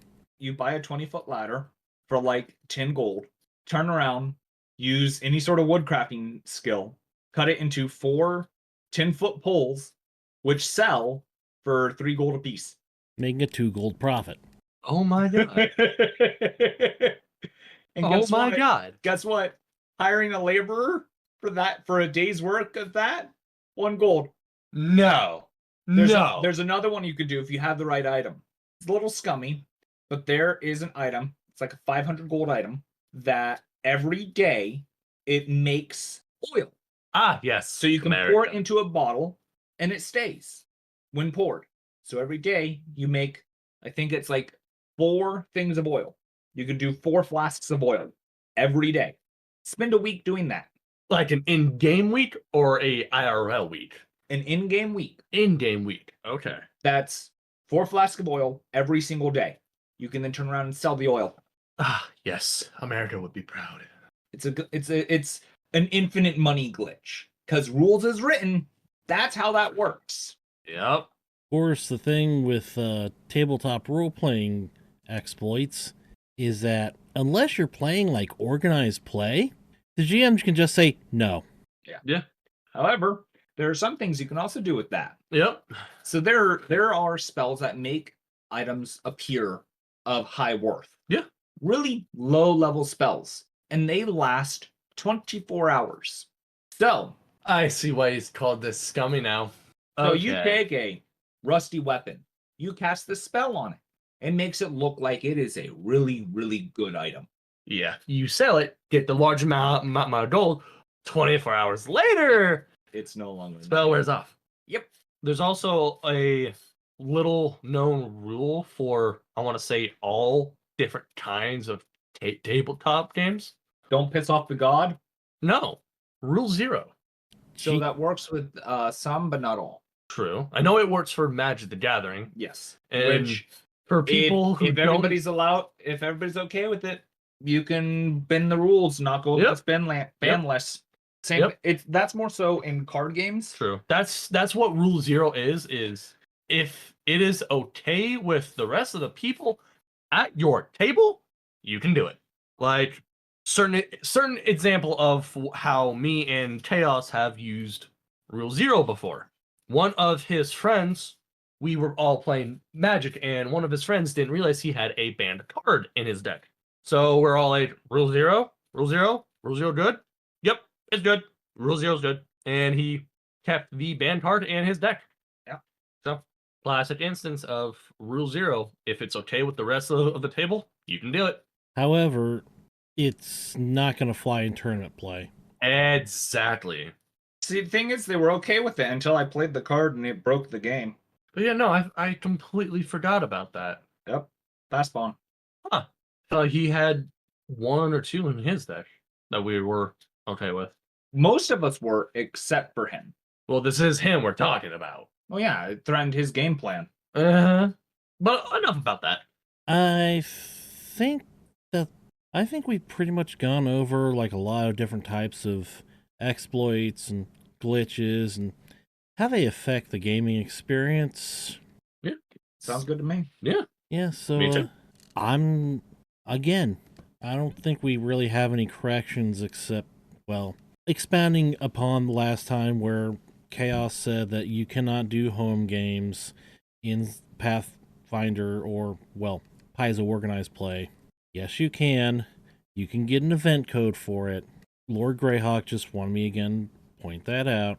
And if you have any glitches or exploits of your own you'd like to tell us about, all lowercase, Gamersperience at gmail.com, spelled the same way as the podcast, at Gmail is in Google's mail service, or on X, formerly known as Twitter, at Gamersperience, again, all lowercase. Our direct messages are open. Or you can join our Discord on our pinned tweet, or post now. Should be a permanent invite link. And with that, I'm Not Much 23. And I'm Chaos Assassin. And this is Gamersperience. And as always, we invite you to have your own Gamersperience. In the world of gaming, the players mainly have two separate but equally desirable experiences. One is through computational devices, taking input through buttons, joysticks, and mice, and is displayed on a screen. The other is on paper and cardboard, with dice, plastic pieces, and pencils on a table. We represent both. I'm Not Much 23. And I'm Chaos Assassin. And this is Gamersperience. Well, curious on how our last episode did. Got some feedback on our Discord channel, which is linked via our X, formerly known as Twitter. Yeah. Some people weren't exactly thrilled with it. They didn't like our explanations from what I read. Let me check. Not really seeing much on like the text channels. Well, anyways, for those of our viewers, if you ever want to comment on any of our podcasts, you can always just either message us on X, formerly known as Twitter, at what is it? At Gamersperience, all lowercase. And the other thing, we have our email, which is gamersperience at gmail. Gmail.com, yep. And if y'all want to join our podcast, we interact with those that are in it. If you have ideas or character stories, they're all there, so you can come join us there. Gripes or complaints, but Yeah. This episode is music, wasn't it? yes, it's a quite integral part of the video gaming experience. Indeed, it is. What would you say some of your favorite songs are? Like top 5 from specifically video games. Top 5 favorite songs. I have my top 5 video games, but never really put the individual songs in a list. Really? Well, what are some of the what's some of the games that you really enjoy the music of? Super Mario Galaxy 1 and 2. Halo That 1 does have a very nice soundtrack. yes, along with Halo 1 and 2, Another good soundtrack. Sonic 2. I never really played a lot of Sonic or Sonic 2. So I don't know much about their music scores. And actually Planet Coaster. I have no idea about any of those songs. Don't blame me, but I really like Planet Coaster's soundtrack, especially the intro song. Well, mine would probably have to be Zelda Twilight Princess is probably my favorite of any games I've played, and the music tracks. There's not any of the parts of specifically Twilight Princess that I don't just sit there and just want to listen to. But Zelda in itself also has fantastic music scores. I think when people think music and gaming, they're not thinking about Beat Saber. Well, yeah. I would think that they would think Zelda as far as iconic music. That or, basic, OG Mario. Yeah, the song from the first level you ever play. It's, and you're completing in your head right now. Yeah. It's so iconic, non-gamers know what that song is. Yeah, and that says something. When certain music scores can transcend from the video game to those that aren't gamers. I think other than Mario, Zelda would probably be the only other one I can think of that Yeah. I've seen people who they don't know what Song of Storms is. They just like the sound of it, so they did a cover of it. How do you not know what Sound of Storms is? That's insulting to the fact that you've done a cover of it. What? But some of my others would probably have to be Metal Gear. Some of the songs in Metal Gear are really good. I'd have to say my favorite would be Snake Eater from Metal Gear Solid 3. Unfortunately, I haven't really played any of these games. Yeah. Well, we were talking about, possibly, playing some clips for people, but sadly that would get us into copyright issues. Oh yeah, especially Nintendo, Mm-hmm. as litigious as they are. Which is funny because they go more after their image is more so than their soundtracks. But I ain't taking that chance I'd rather not either. because Especially when this video ends up hitting to YouTube. Oh yeah, I forgot we had a YouTube channel. yeah, I'm behind there. But I really need to catch up and stay on the current episode because Google Podcast is going away and they're using YouTube Music to do that instead. Joy. So soon, instead of seeing us on Google what? Google Music? Podcasts. Google Podcasts. Come find us on YouTube at, what is it, the Gamersperience Podcast? Gamersperience Podcast. No, I Ah, don't think. Let me double check that. better to be safe than sorry. Yeah, just Gamersperience Podcast. One song that a lot of Nintendo fans like is from Super Mario 64 Road to Bowser.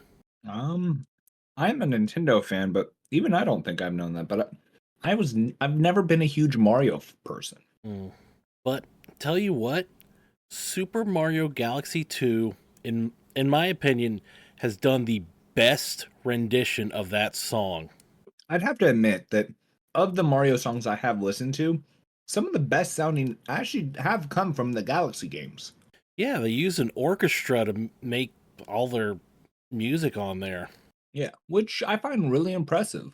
Yeah. What other companies that have really iconic music? Because the only ones we've really named are mainly Nintendo, other than Halo, but Halo in itself is just a good music score. Yeah, that's an orchestral soundtrack as well. So would that mean that soundtracks that have more orchestra, which I believe Twilight also had more of an orchestra type, would that make orchestra-based albums of games better than others? I think it tends to lend itself to more quality, but you don't need an orchestra to make great video game music. Look at Tetris. That was what, on a 8-bit type of thing? Yeah. Now, I'm sorry, for it being as repetitive as it is, and just I'm sorry, that's actually a cool song. I just like listening to it. I don't know why. It's nice. Do do do do do do do do do do do do. Who comes up with that? Do you think whoever made that thought, hey, this song actually might, transcend? You hear that and you instantly know Tetris. Like, how awesome is that? Well, I mean, I don't even know if they're alive anymore because the original Tetris designers were in Soviet Russia, which means they really didn't get shit for money for making Tetris. That's right. Aren't they making a Tetris movie where they're actually going to be going in making a live action kind or more of a what would it be? Historical kind of fiction? I don't know. I could have sworn I saw something about people were talking about the origins of Tetris and they were making a movie about it or something. Of course, I think that'd be kind of cool. Of course, Illumination's also going to be making more Nintendo movies. Yeah, I'm aware of the movies that are they're rumors. I haven't really fact checked a lot of it because Well, Nintendo's really good on keeping things hush hush. Yeah, Supposedly they're going to be making a Zelda movie. that had better be cool. Well, part of Netflix wanted to do a Zelda thing, and the gamers found out that I actually like Zelda, and kind of scared Netflix into not doing it. Yeah, I don't trust 'Cause, Netflix with. Netflix has such a great track record of making live action things out of anime and video games. Yeah, especially the last Avatar: The Last Airbender. It's so unfunny. Yeah, I don't trust Netflix with any intellectual property. To be fair, from what I hear, Netflix version of One Piece actually did well. Of course, I wouldn't know because I don't have Netflix. I used to a while back, but then they had their policy, and now I can't access it again. Because I course. had a friend that I gave them HBO, they gave me Netflix. Still pretty sure they're still using my HBO, and I don't get their Netflix, so. Okay, I think we should pause recording, go to YouTube, listen to some of the music from the video games we both mentioned, and then come back and start talking about some of it. Okay. Okay, and we're back. So Yeah, I took a quick break to hear each other's soundtracks. I gotta say, yours are. You can definitely tell that they were done by an orchestra yeah, more so than some of today's songs. yeah. Well, looking on YouTube and it reminded me of how much I enjoy Skyrim music Oh, because if anybody who watches my Twitch knows, well, I stream a lot of Skyrim as well as Fallout 4, which I love the Fallout 4 music, but I can't say that I love music from Fallout 4 because it's songs themselves. So I don't know exactly how that works because they weren't made for it. They were already made and added into the game, similar to how the songs are added in Saints Row or GTA. oh, for the radio stations. Yeah, because that's what it is. It's a radio station in that. Yeah, more So specifically. would those be considered video game music? Yes and no. I mean, it's music in the video game, but it's not music made for the video game. Fair enough. What did you think of the songs that I mentioned? I don't think I like them as much as you do, but I can hear why you like them. You can see the appeal, but it's just Yeah. not your cup of tea. Yeah, it's not my thing, but I do get the appeal. Yeah. I'm not a huge fan of the Mario Galaxy. I mean, it's nice, but it's not my cup of tea. I will, however, admit that the old school Sonic music, it's a vibe. Yeah.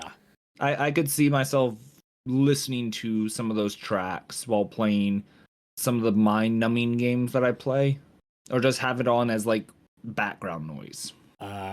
Now, there's actually those songs on their own, and then there's somebody actually broke off the bass and percussion. Nice. See, I think what makes specifically Twilight Princess's soundtrack as memorable and as good as it is something that a lot of people don't know. If you actually break down by the chords, there are repeating chords from song to song. They're just played at different tempos. For instance, in the intro, if you watch the entire intro of Twilight Princess, the title screen, there is a section of the song that starts playing at a different tempo. One of my favorite songs in Twilight, which would be Midna's Lapente. It's played at a faster tempo, but if you look at the actual music score, it's part of that. And that's kind of how they do the music throughout the game, where they'll have bits and parts of songs within the songs. And it's just a layering effect. So every song just fluidly can change from song to song. But they still have unification. Yes. Yeah, I can get the appeal of that. That's one of the things that people love Zelda for its music and gameplay, but not a lot of people like Twilight. But for me and all of the Zelda games I've played, which has been I've tried the original Zelda, Legends of Link, and I've tried from the N64 up, minus some of the DS and Game Boy games. So for the most part, most of mine has been primarily the 3D Zelda experience. Well, yes, a lot of songs are iconic, like Song of Healing, Sora's Song. They stick out as more of a singularity, whereas Twilight Princess just shines, in my opinion, as probably one of the best of the Zelda games for music scores. What did you think of The Light in the Soul from Planet Coaster? Well, I've never played Planet Coaster, but I was thinking, oh, Planet Coaster, it's probably similar to like Thrillville, because I've played Thrillville off the rails for the Wii. So I was thinking a little bit more kind of like rock more, but then it starts playing. It's like, wait a minute, this is like a lullaby kind of song. What the fuck? It threw me for a loop because I wouldn't think, with roller coasters are not, very soothing. No. They're meant to get your adrenaline up. So I would think it'd have a song that kind of pairs with it. But it's the exact opposite. So I'm intrigued by it, but it wouldn't be something I think I'd listen to regularly. So we have different tastes in music. Yes. Just like we have different tastes in games. Yeah. It's why we like looking at both sides. Yeah. We both can agree that the other songs are nice, but they're just not our cup of tea. But we have enough respect with each other that we can see the appeal in each other's music choices. But more importantly, how can music affect the experience? I'm sorry, anybody who plays an RPG knows the moment it goes from this nice calming music to dun dun dun dun dun dun, it's like, oh god, there's a boss fight. And there are some times that just like listening to certain music during certain things is just, it doesn't work. Like, one of the best examples is Midna's Lament starts when Midna's hurt and is literally on her deathbed. It is supposed to be a more sorrow and sad song. If you try to listen to that while doing an epic boss fight with Ganon, it just wouldn't seem correct. It doesn't work with it. So you need the right kind of music at the right time. Yeah. But if you get the right music at the right time, it can really enhance the experience. Yeah. Like when I think, right music for right situations, the Pink Panther theme. I know it's not a video game, but if you're playing like a rogue, I can hear you just, having the Pink Panther song playing during a stealth section. Because if you're trying to go through a stealth section and all you hear is, Ozzy Osbourne's Crazy Train, that's not going to really ensue being stealthy. That's just time for a headbanger. Yeah, but apparently but when a powerful song comes in right when things are getting hard in the game, that makes a huge difference. That could give you a second wind. Yes, I have had that happen. Especially when it goes from one music score and then you get into the second boss fight. It's like, okay, this is a tough fight, and then that music hits like, oh, this is his second phase. The music gets more intense and just like more's at stake. And so I get that. I think it'd be really weird to play a lot of games without music. I know there are people out there that don't care for the music, but I physically could not play Zelda without the music. No, I understand that. Just like I could not imagine playing Sonic 2 without the music. Or Super Mario Galaxy. Yeah. Well, just think playing, Sonic 2 with Mario music. Would you feel as you're going as fast as Sonic really is? No. I think that's the upside with a lot of the Sonic songs is they have a faster tempo. So it makes you feel like you're actually going faster. That and the sound chip in the Genesis also has a lot to do with it. Yeah. Something I find interesting is somebody actually broke down Mario and Sonic's first levels. Like from the first Sonic game and the first Mario Bros. Yeah. They calculated out the pixels and speedrun times and everything. And within the first level, distance per bit for like the distance and everything, Mario was actually faster than Sonic. Mario's board, I believe, was longer, but could still get to the pole faster than Sonic could, which I find really entertaining because when you play those games and watch the speedrun, it doesn't seem like that. But Mario will get there almost 2 to 3 seconds faster than Sonic. But it doesn't feel like that with the music. Yeah, perhaps also the shorter levels makes it feel faster when you play as Sonic. Yeah. I think there's a lot of the songs and a lot of music that it's as iconic as it is because they want it to have a little bit of nostalgia and more of replayability. I think that's where some games fall off is, well, yes, the games are fantastic, but sometimes if the music just isn't there or certain aspects aren't there, it drops the replayability. I can sit and play Twilight Princess over and over and over because the music helps make it really it's really nice. Whereas some games like Elden Ring, it's hard and I enjoy a hard game, but the music for it just not great in my opinion.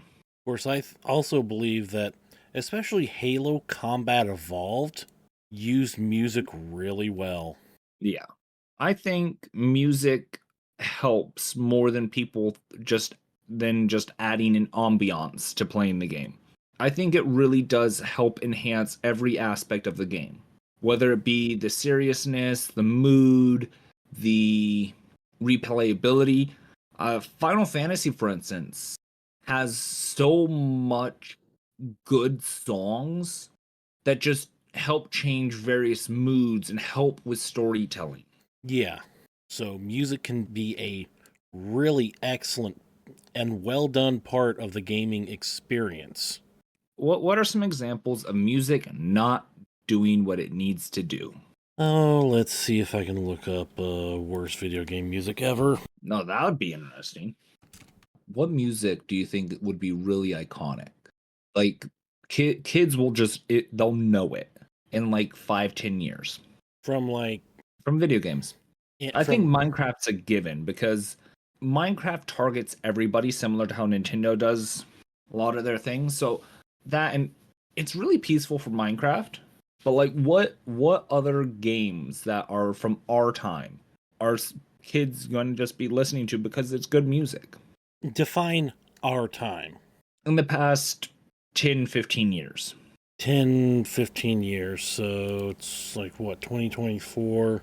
So from 2014 to 2009. Although I say that, and yet most of the games I play are at least a decade old. Yeah. That might not be a good aspect for me to try to do, because now I think about it, it's like, wait a minute, if we try to go back to like 2014, when was Skyrim released again?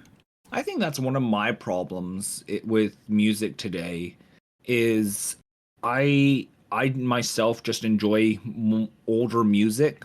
It's part of the reason I really do enjoy a lot of like the Fallout radios. Yeah. Because I'm sorry, Crawl Out Through the Fallout. That's a good song. I don't know why I like it. I really don't. But I like it. Big Iron from what is it New Vegas or 3? I don't know yet. I just recently got New Vegas and 3, and so far 3 is kicking my ass. So I gotta look up beginner tips because I'm so used to playing Fallout 4, and I was talking to a friend of mine, and I asked him, okay, so I got these. Which do you think I should go with? He's like, you gotta go with 3 because that way I'll have more respect for New Vegas. Like, all right, I'll go with 3. And then he laughed at me. So I'm going to make him give me some good pointers. I'm hoping to clear up my schedule to where I can actually start streaming that again. Because I think that'd be kind of interesting, having a blind Fallout 3 run. Yeah. Probably going to fuck shit up. I think Super Mario Galaxy is a really good contender. It's like one of them sleeper albums or it's good. Just people just don't know how good it is. Yes. I could see that with the Mario Galaxies. I really can. And of course, the I think Zelda would also be a good contender, just due to the fact of how iconic the game is. But I would think it'd be more of some of the songs that originated in Ocarina of Time more than anything. Of course, the Halo theme is probably going to be the most iconic music to ever come from the Xbox. Yeah. Honestly, if you really think about it, I think Xbox has done the worst when it came to like their exclusives actually having good music. I think Xbox has done the worst for their exclusives being good games, to be honest. I think the only one. Oh no, that's not even that wasn't even an exclusive. That was Bungie's exclusive for Minecraft. I mean, now they bought it, but I think Halo is the only one that's good.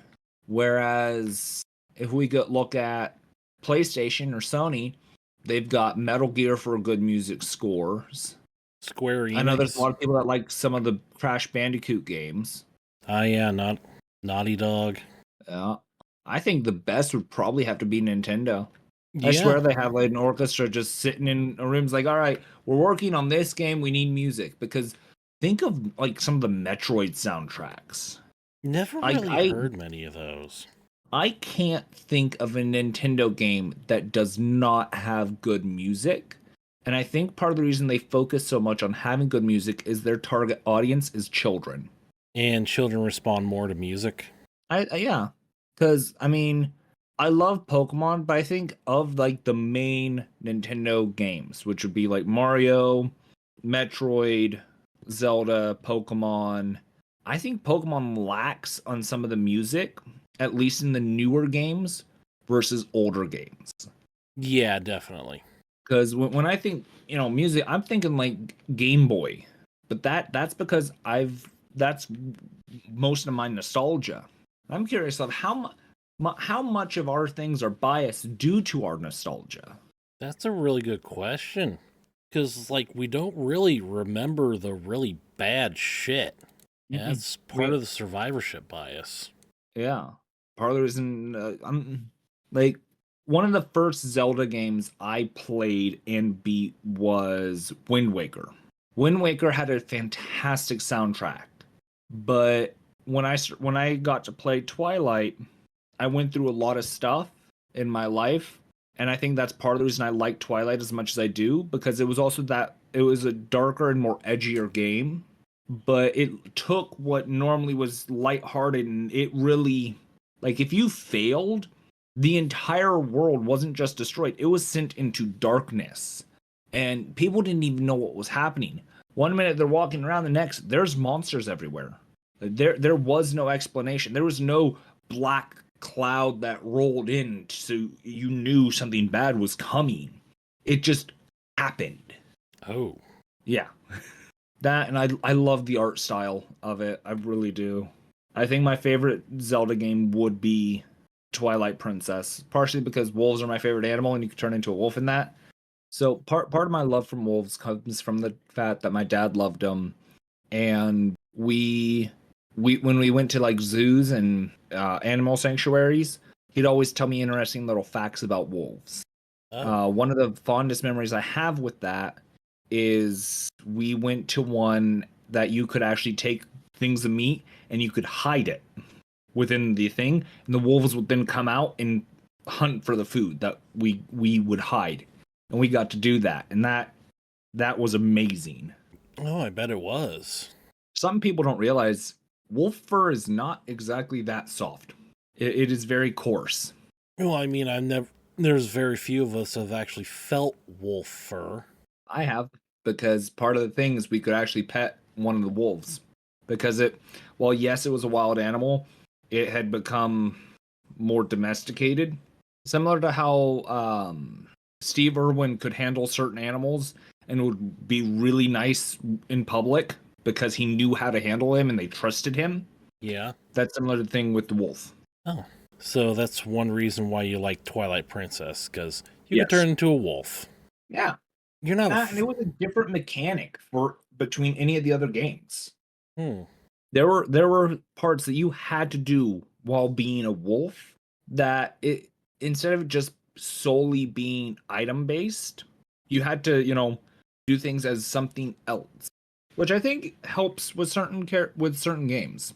But it's not quite the same as the Ocarina of Time, where in one of the temples you had to do half of it as a child and the other half as an adult Link.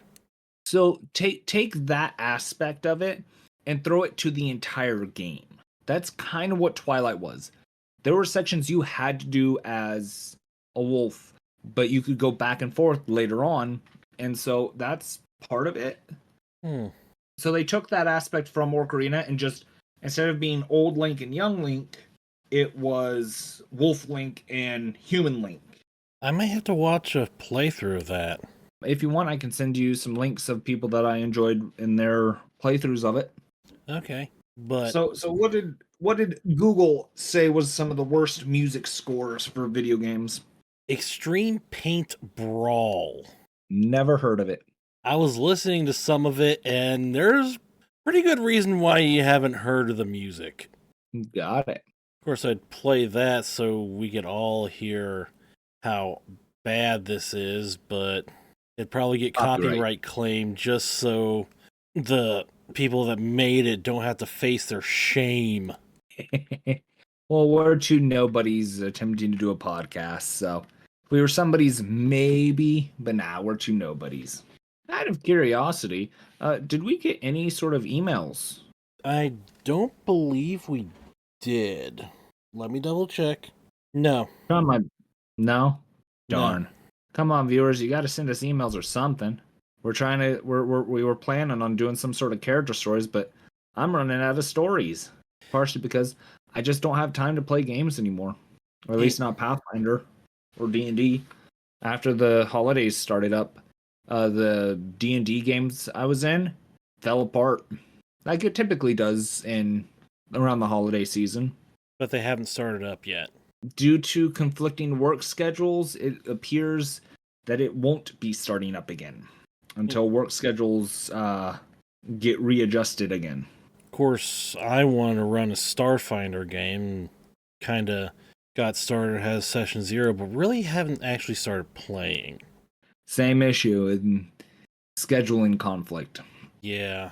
We either have people that start really early in the morning, and those that start early get off, late, and then the others, well, they start late, and so it just half the group is on nighttime, the other half is during early morning. So there's no, and even the days off are funky. So it's not helping. Like for my D&D game, the GM for it, or DM, because technically it's D&D that we were playing, he gets off sometime around 9 p.m. And me and one of the other players, we work at like 5 a.m. So we're in bed at like 9. I think we should save that for another episode. Scheduling conflicts of D&D? Or just time to play, which would include things like scheduling conflicts. I think we could put that in probably next month's episode. Well, I thought next month was going to be gaming pet peeves too. Oh, yeah, no, we can. Well, I mean, that's technically part of a gaming pet peeve, scheduling conflict. Yeah. So stay tuned for next month's episode of Pet Peeves 2. Yeah. Maybe we can get somebody else to weigh in on their pet peeves of gaming. Yeah. We'll have to ask some of our previous guests. Yeah. And of course, if you have any pet peeves, complaints, or gripes, or things that piss you off about gaming, or as well as any comments or character stories or anything you'd like to tell us, direct messages are open on X, formerly known as Twitter, at Gamersperience, all lowercase. I'd like to actually know what some of our viewers' favorite video game songs and tracks are. That too. And of course, I'm sorry, I'm looking for other music to listen to. If our viewers have songs that y'all really enjoy that's specifically from video games, message what they are, or send links to us via and join our podcast channel on Discord. Send it in. I'll take a listen. And if I like it, I'll let y'all know in the next episode. Also, gamersperience@gmail.com. Again, all lowercase. Yep. I do have a correction, a pretty big one from last episode. Oh? All but one of what we referred to as glitches were really bugs. Really? Yes. So what would be the difference between a glitch and a bug? A glitch is a temporary error in the interpretation or an error in the in compiling the game code. And it's usually temporary, and once you reset something, the glitch goes away. But a bug is a mistake actually in the code and is repeatable. Oh. I think the only actual glitch then we had in that episode is that one cutscene where there is a chance that fall protection would not. Yeah. A new hand touches the beacon. Wonder how many people I just triggered their PTSD with that statement. Yeah. But since it's temporary and only has a small chance of happening, that is a glitch. But that glitch will actually create a bug. Interesting. So where technically, while yes, they were glitches, due to the fact that they are easily repeatable, they are considered bugs instead of glitches. No, glitches are errors in running the code. Bugs are errors that are actually written into the code itself. Oh. Like the fact that steep slopes, you gain more speed going downhill than vertical slopes in Roller Coaster Tycoon 2. It's technically a bug in the coding. Yes, it's a bug. Oh. Learn something new every day. Yeah, I just really needed to make that correction. Hey, Yep. at least we're admitting we're wrong. I would have thought bugs were more of a issue that everybody has, that instead more of, well, honestly, I kind of use it interchangeably. Glitch and a bug just depends on if it's good or bad. Yeah, but that's the technical definition. And like, I think it's like 1 or 2 days after we recorded, it's like, fuck. Most of what we call glitches were actually bugs. Oh, hey. And honestly, I think bugs and glitches are kind of two sides of the same coin. It's errors and stuff, whether it be within the coding or running the coding. It just, is it when it's ran or when it's there? Yeah. Either way, it fucks their gaming experience. Yeah. Yeah, it's a negative part of the gaming experience. And with that, I'm Not Much 23. And I'm Chaos Assassin. And this is Gamersperience. And we invite you to have your own Gamersperience. When in the course of gaming events, it becomes apparent for at least one gamer that the bonds of gaming pleasure have been broken, and to assume among the powers of development the separate and equal station to which the laws of gameplay and gaming tradition entitle them, a decent respect to the opinions of gamerkind requires that they should declare what pisses them the fuck off. Here to do that, I'm Not Much 23. And I'm Chaos Assassin. And this is Gamersperience. And today we have a guest with us, the Amethyst Dragon. That is correct. I'm sorry, I'm too tired today to give a full thing. Not much. Do you think you could take over for that? Yeah. This month, it's another episode of Gaming Pet Peeves. All about our pet peeves, gripes, complaints, and things that just generally piss us off about gaming. So, Amethyst Dragon, one thing we like to ask all our guests is, what experience do you have with gaming? I have some. Let's see. I'm a casual video gamer, really casual. I take nothing serious there. Yeah, there's a little Xbox, a little PC gaming over the years. That's about it. But then there's the role playing games where I play Dungeons and Dragons a lot, and I have been for more than 30 years. Oh Ooh. shit! So another veteran, experienced D&D gamer. Yeah, I got started on that one back in 7th grade, 35 years ago, when my best friend got gifted some first edition AD&D books and some dice. And then You were in that the game? started the rabbit hole. Yeah, he ran the game. I was the player. Neither of us knew what we were doing, but it had swords, it had magic, it had dragons, and I was hooked. Mm, Impressive. I think that's how most people start. It's like, oh, what's this? Swords, magic, dragons, monsters, fae? Yeah, let's try it out. 10 years later, where's my good set of dice? What do you mean your good set of dice? You have an entire room full of dice. Oh no, those are all the crappy dice. I need my good set, bag of dice. Which one? I'm It's reasonable for me. I have a small treasure chest that I just recently filled to the top. Nice. What's its dimensions? It's about 6 inches long and 4 inches deep and about 3.5 inches high. So it really is a small treasure chest. Yeah. Probably what, 4 or 5 sets tops? Oh no, like somewhere between 15 and 20. Oh wow. I'm It's gone enough for a minute, but I limit myself to like one set of dice a year, or sometimes one set of dice every several years. I generally buy them when I buy a set when I go to a gaming convention. that is That's some fair. mad. Yeah, that's some mad restraint, man. Well, I like to be able to use the dice that I buy, so if I had too many, there'd be sets that I never use.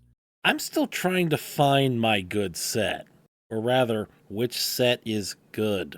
No, my issue is I because I play so many other games that use dice, my dice and some friends' dice got mixed up, so we have to actually go through and sort all of our dice out because I'm missing about a third of my dice. Well, that's not good. No. I think Pet that'd peeve- be an interesting Pet peeve, missing dice. the interesting pet peeve, since we're supposed to be doing gaming pet peeves. Yes. Losing dice. You buy a set of dice, a set of 7, I forget what they're called, and like the D6 goes missing. Like, how infuriating actually is that? I bought a set and I'm missing the D8, and just like where? And it's a gorgeous set of dice, but I can't find the D8 that goes with it. I have a couple of my older sets that over the years I've had children, and so like one set will be missing one dice, another set will be missing two, and then the rest of my sets are all complete. Yeah, I it's more of an l- annoyance with that. I lump all my dice together mainly by type, so it Oh, doesn't in my really. little treasure chest, they're all mixed up because I tend to collect ones that look like gemstones. So a lot of transparent ones or like iridescent ones. Well, given your So name, I could see why. yeah. Well, the name I've had for 28 years now. Oh wow. Well, How'd you get, what's the origins on it? back in January of '96, I was creating my first website on a service called GeoCities. You could get free web pages. I was about to Um, ask if it was on GeoCities. I remember that. It was GeoCities, yeah. Look at other people's code to figure out what they did. So I needed a title for it. I'm like, well, I like D&D stuff, so I like dragons. So let's do something dragon related. So I'll do like a dragon's lair. Okay, but what kind of dragon? I'm like, well, you know what? My favorite color is that deep, super dark purple you get in the middle of like a really big amethyst geode. Mm-hmm. So I went with the amethyst dragon, and I've just kept using it for everything online. Yeah, not bad. So and it lends has itself it now because I evolved at make stuff all? for D&D. What is that? Has it evolved at all over the years? It hasn't really, although there's been different iterations depending on the character limitations for usernames. Okay. Like if you can't use spaces, then I don't have spaces. If you can't use capitals, then it doesn't have capital letters. If there's like 16 character limit, then I leave off the at the front. Impressive. Yeah, I think that's except something that happens with most gamers is the evolution and everything of their gamer tags. yeah, it Don't hasn't I- like it's just been based on limitations is what I have had to deal No, with. it's not exactly as much of a pet peeve as more of an annoyance, which are most pet peeves. But when you have your gamer tag and you go and try a new game and try to type it in your gamer tag, and It's already your gamer taken. tag has been taken. Mm-hmm. The amount of times I've had any of the iterations of my gamer tag, which always have chaos in it, the amount of times that they've been taken, just like I misspell it on purpose and it's taken. Damn. Yep. That is a problem with video games, especially online ones. Unless you have something like really unique, it's not. It's gonna get taken almost instantly. And what's funny is the fact of animes have influenced gamer tags, because the amount of people that I see on certain games running as their names being Kirito, it's insane on how many people I've seen with it as of late. Yeah. Sometimes I go with I don't use the Amethyst Dragon, but that's just because it was already, or it wouldn't fit the character limit, and I'm like, you know what? This is for a dumb reason. Like I signed up for a Blizzard account at one point just to like get the little credits for watching the Overwatch competitive stuff. And so I put in a name that was different from the Amethyst Dragon. Well, they did a merging thing, so that's now my username on Overwatch when I play. Ooh, So when I play Overwatch and people see me on screen, I'm that guy. that's your name, that guy. Yeah. I think that's kind of funny. Yeah. Careful, that guy's coming after you. What guy? That guy. Yeah. Oh, that guy got play of the game. Okay. almost like The Who. Like, who plays that song? The Who? That's why I'm asking. I used to have We're a not, cat we're named... not doing a who's on first thing right now. Well, I did have a cat when I was a teenager named What? Did he play second base? No. But, you know, when people say, what's your cat's name? I'd say, yeah, you're right. You know what? Yeah, he's my cat. That's awesome. You really Yeah, so- did do a real life kind of thing with who's on first. Yeah, and then we had another cat that we actually named Who. That's just mean, But but I Yeah, love it. Who's yeah, that? No, that's what? What? Exactly. So Yeah. who's what? No. and then eventually it's like, you know what? I said, I used to, and then he ran away. get even more confused. Oh, I'm sorry, Oh. can we not do the who's on first, please? yeah, this is supposed to be about pet peeves. Oh, right. I mean, Well, I he mean, was a we are cat. talking about pets, just not the peeves part. Well, I True. do have a pet peeve that I remembered now. All right, what you got? The Daisy Cruiser. Because a cruiser is a naval vessel of no more than 10,000 displacement tons and guns no bigger than 8 inches. What's called the Daisy Cruiser is a cruise liner. I'm pretty damn sure this place is a lot more than 10,000 tons, and I don't see any guns on it. That's fair.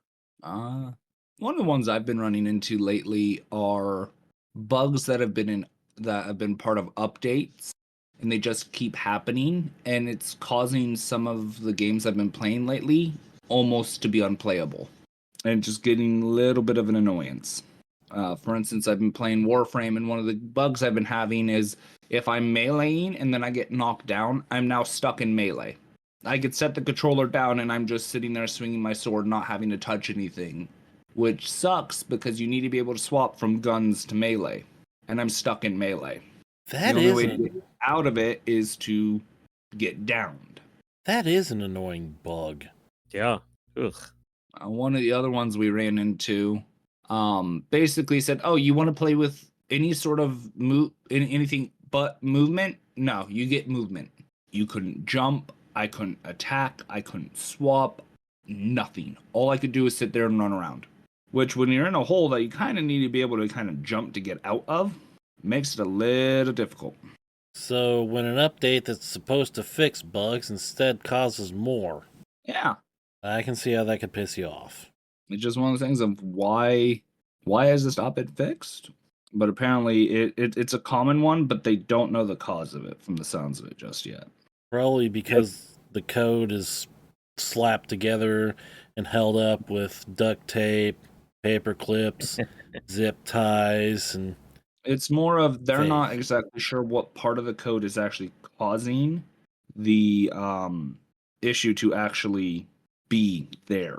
They're not sure what the interference is that's causing it to happen. Yeah, that's just a frustrating thing. I remember part of my experience with role playing and computer stuff is there was a game called Neverwinter Nights. came out in 2002, and it's Dungeons and Dragons on the computer. But I taught myself to code for that game because the game had a built-in coding engine that you could have it do stuff. And the frustrating thing is when you make a whole bunch of stuff and then you couldn't find what exactly was causing the bug. And it's just it's frustrating for the programmers, for the coders, not just players. I've looked into alpha testing, and part of that is basically running the same game. And not only do you have to know enough about coding to figure out, okay, these are the interfering parts, it's also one of those things of you have to be able to recreate it regularly. The thing is if you can't regularly recreate it, then there's no, yes, this is it. All we know is, as the gamers right now with the bug, is we're in melee, we're swinging, and we get knocked down. We're not knowing what's knocking us down. So if it's one of the enemies that's a specific enemy that does it, or if it's a different enemy, all we know is if we get knocked down, we're now stuck into it. That When you're is fighting frustrating. 7 different types of enemies at once, Yeah, it's hard to recreate it, to narrow it down to the cause. I get knocked down. I keep swinging my sword. I never can switch to guns. yeah, it's one of those that's just like, how do we fix this? How can we report this to say, hey, this is happening? The issue is there's no option for us to say, hey, we're running into this bug. This is what we're doing to cause it to happen. Can it get looked into? Whereas in most MMOs, there's a thing that you can say, hey, I'm having this happen. This is what I do to recreate it. They don't have that in Warframe. You could use OBS to record your gameplay, and when it happens, you can send that to the developers. This is DE. They really don't care. What are some other pet peeves? Developers that don't care?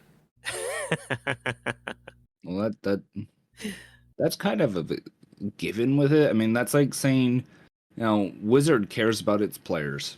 Yeah. Sure.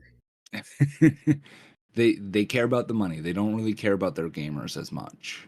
There's a few out there that they do care, but all in all, they really don't. Most companies don't care about the consumers because it's, regardless, we're still going to buy their product regardless of how buggy it is. Yeah, that's one thing I miss about the old BioWare, because they made Neverwinter Nights and a bunch of other stuff, and then they got bought by EA. Oh, where now if you want the game patch, you have to microtransaction? Yeah, a lot of that stuff, and they still work on some stuff. There's still some decent people at BioWare, but they have to work under EA. Yeah, and their limitations. Yeah.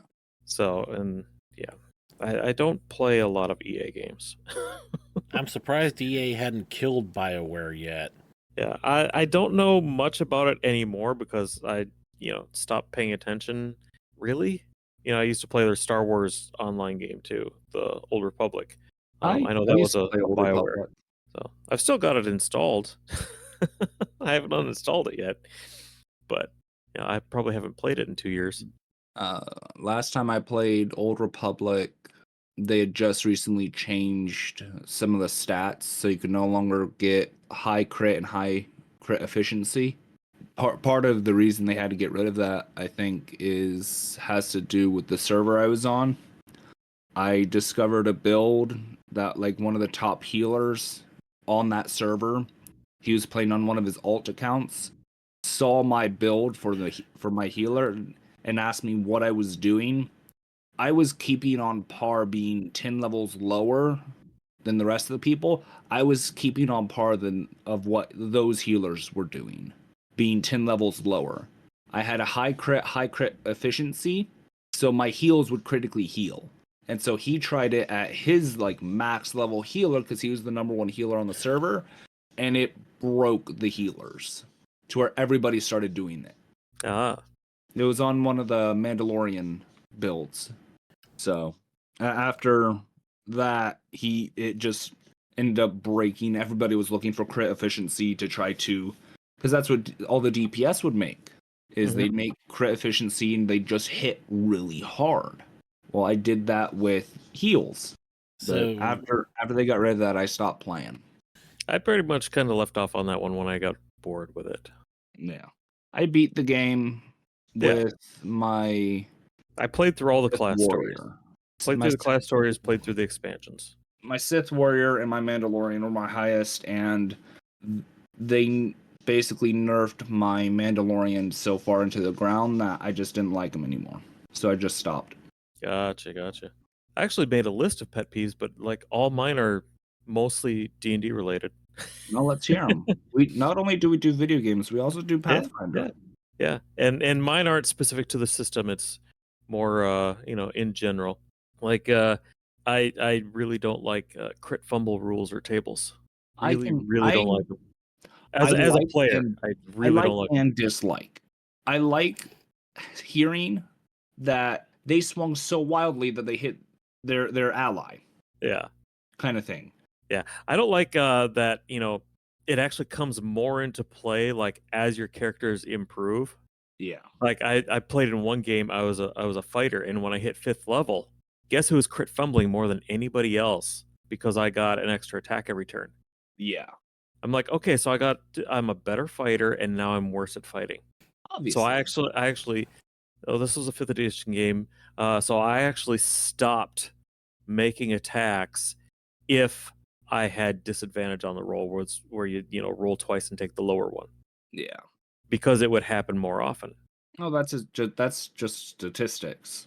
Yeah, and it was just bad. And then like a spellcaster making a spell attack roll. Okay, so you crit fumble and you shoot yourself, or you just totally obliterate a party member. Yeah. Yeah, You go to hit with disintegrate, but you miss so bad you actually hit the fighter next to the big bad, and the fighter fails to save, and you disintegrate your fighter. Yeah. What? So I'm like, no. I mean, you roll. I mean, what do you get on a critical hit? You get a little extra damage. Yeah.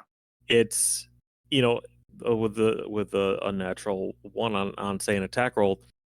You know what? You've totally missed that. You have wasted your action making that attack. I think that's bad enough.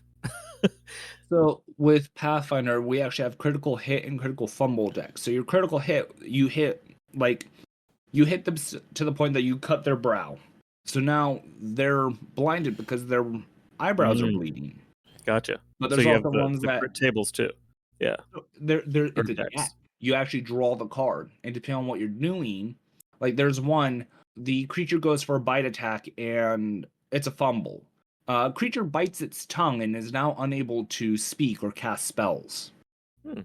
Which is oh so great if it wasn't the fact that it's a bear that you're fighting and has no spells. Yeah. But some of that, like with some of the GMs that we have, if it doesn't really fit them, like, oh, the skeleton gets fatigued, they're immune to it. That doesn't work. Let's look for one that actually would work. Mm-hmm. Yeah. So and too, because anything like that is going to affect player characters more than it does NPCs. Yeah. In the long term, because the player characters are there in the long term. But yeah, so that's one of those things where it's like it's got to be super well thought out and balanced against like the life of a venturing character. They shouldn't get a lot worse because they get more powerful. Yeah. I actually had a critical hit outright kill my character because it was a bite attack, and bite does piercing, slashing, and bludgeoning. And so, depending on the type of damage, depending on the crit. So we rolled a die to make it random, and I got slashing. On the card was decapitation. Ooh. My character got decapitated by a bone golem. It literally bit my head off. Okay. Yeah. Not fun. I'm still salty about that because it's just like he got a crit on me before I could crit him because I was making a 2-weapon fighter crit build that at high levels I'd be throwing 8 attacks with a 15 to 20 crit range. Yeah. Oh, I played times 3 critical multiplier. Yeah, I remember 3rd edition. No, this was Pathfinder. I know Pathfinder's like a branch off of 3rd. 3.5 technically. Yeah. But So a lot of the mechanics I'm familiar with. yeah. I remember attacks just the sheer number of them, and then the crit modifiers based on the weapon, and then the crit ranges. Since I'm assuming you've played all of the decent editions, what of the editions of or D&D that you've played, which are your favorites? 5th edition is my favorite. Really? Yeah, I started out in 1st edition, and I still remember the 1st edition books that my buddy had. I bought into 2nd edition when I was in high school, and then I ran that through high school and college, and for a year or so as an adult outside of school. And then 3rd edition came around, and I bought the player's handbook at Gen Con that year when it came out, and then it sat on a shelf for a year. So I'm like, I've made so much stuff for this game. I'm not gonna want to update it to 3rd edition. Yeah, that's fair.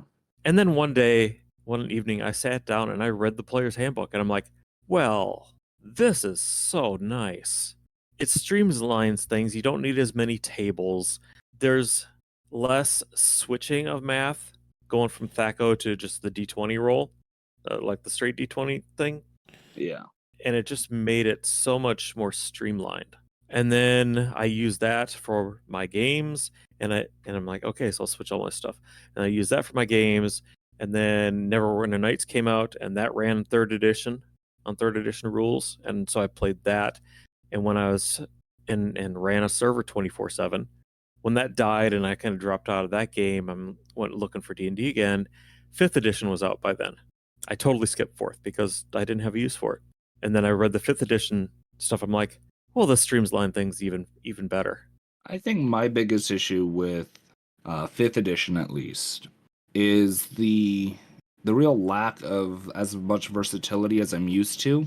Yeah, there's definitely, in streamlining, it does simplify a lot of things, but it works for my gaming style and my DMing style, because it used to be I was a prepper, and I would spend like hours and hours every week for each weekly session, and then the players would like burn through what I had planned, and I'd plan all this stuff. With 5th edition now, I improv probably about 90 to 95% of every session. That's how most of my games are. If I'm actually doing a true homebrew, I just sit there and just homebrew most of it. I have a general idea of what I want to go for and like a general direction, but for the most part, I just sit there and just on the fly. Yeah. Well, it helps too because the players can do anything. Yeah. And the world reacts to them. Yeah. But that also means I like my players to be decisive, or not necessarily decisive, but to make decisions and to take initiative. And that's one of the other peeves I got, is players who take no initiative and wait to be told what to do next. Yeah. Most of the players in one of the last games I did were similar to that, as far as they had so many people tell them where to go that when they sat down at my table, they're like, all right, so we have a party. What do we do now? That's up to you guys. What do you mean that's up to us? Just like, entirely up to you. I'm just the storyteller. What do y'all want to do? Yeah, I don't run pre-made modules, adventures, just because those are kind of railroady. Because they got a story to tell, and they have a path to go through. If you don't follow it, then what's the point of having all this planned out and written out in the book? Yeah. But I had to give them a little directions, like, well, there's a local tavern that probably has bounty and missions that you guys can do. Like, let's go there. And from there, they kind of learned that, oh, we are what this story is based around. Yeah. Yes, there's an overall plot, but we're the ones that decide, hey, let's do this. It's funny, as they were trying to be goody two shoes and stuff, but one of the players was just like, I don't want to be a goody two shoes. And then it's like, then don't. What? Like, I don't care what alignment you are. If you want to go on a mass murder spree, go for it. Just be warned, there will be repercussions to all of your actions. Mm-hmm. And so everybody kind of heard that, and they're like, oh, we don't have to save the orphanage. We could burn it down. Yeah. One of the things, I give players the choice to do pretty much anything they want. Although, one of my other peeves kind of like runs into a DMing rule at my table is I don't like it when group members attack or steal from other group members. There's a whole Yeah. world of non-player characters you could steal from or you can fight. The party members are there to work together, even if it's like a group of evil characters. They are working together for some reason. They're being forced to, or they really believe in, their cult leader or whatever. They're still a group that's in a collaborative, mostly cooperative game. Yeah. When you start stealing from the other characters, they have no reason to keep you in the group. One of the ones that my friend that was doing a game for me, he realized I made an evil character. He was like, the party's going to kill you. He's like, they're only going to kill me if I let them know I'm evil. He looked at me, he's like, well, evil characters can have good tendencies if it's within what they would need to get ahead. And as a person who has a little bit of greed and everything, it is not gratuitous for him to kill the party members. He's playing the hero more so he can get ahead, so he can make more money. But all in all, if he has to cut a throat or two to get what he wants, he will. Yeah. That's something I don't think it's another peeve. Is everybody thinks, oh, we're evil, we have to be assholes. Like, you don't have to be.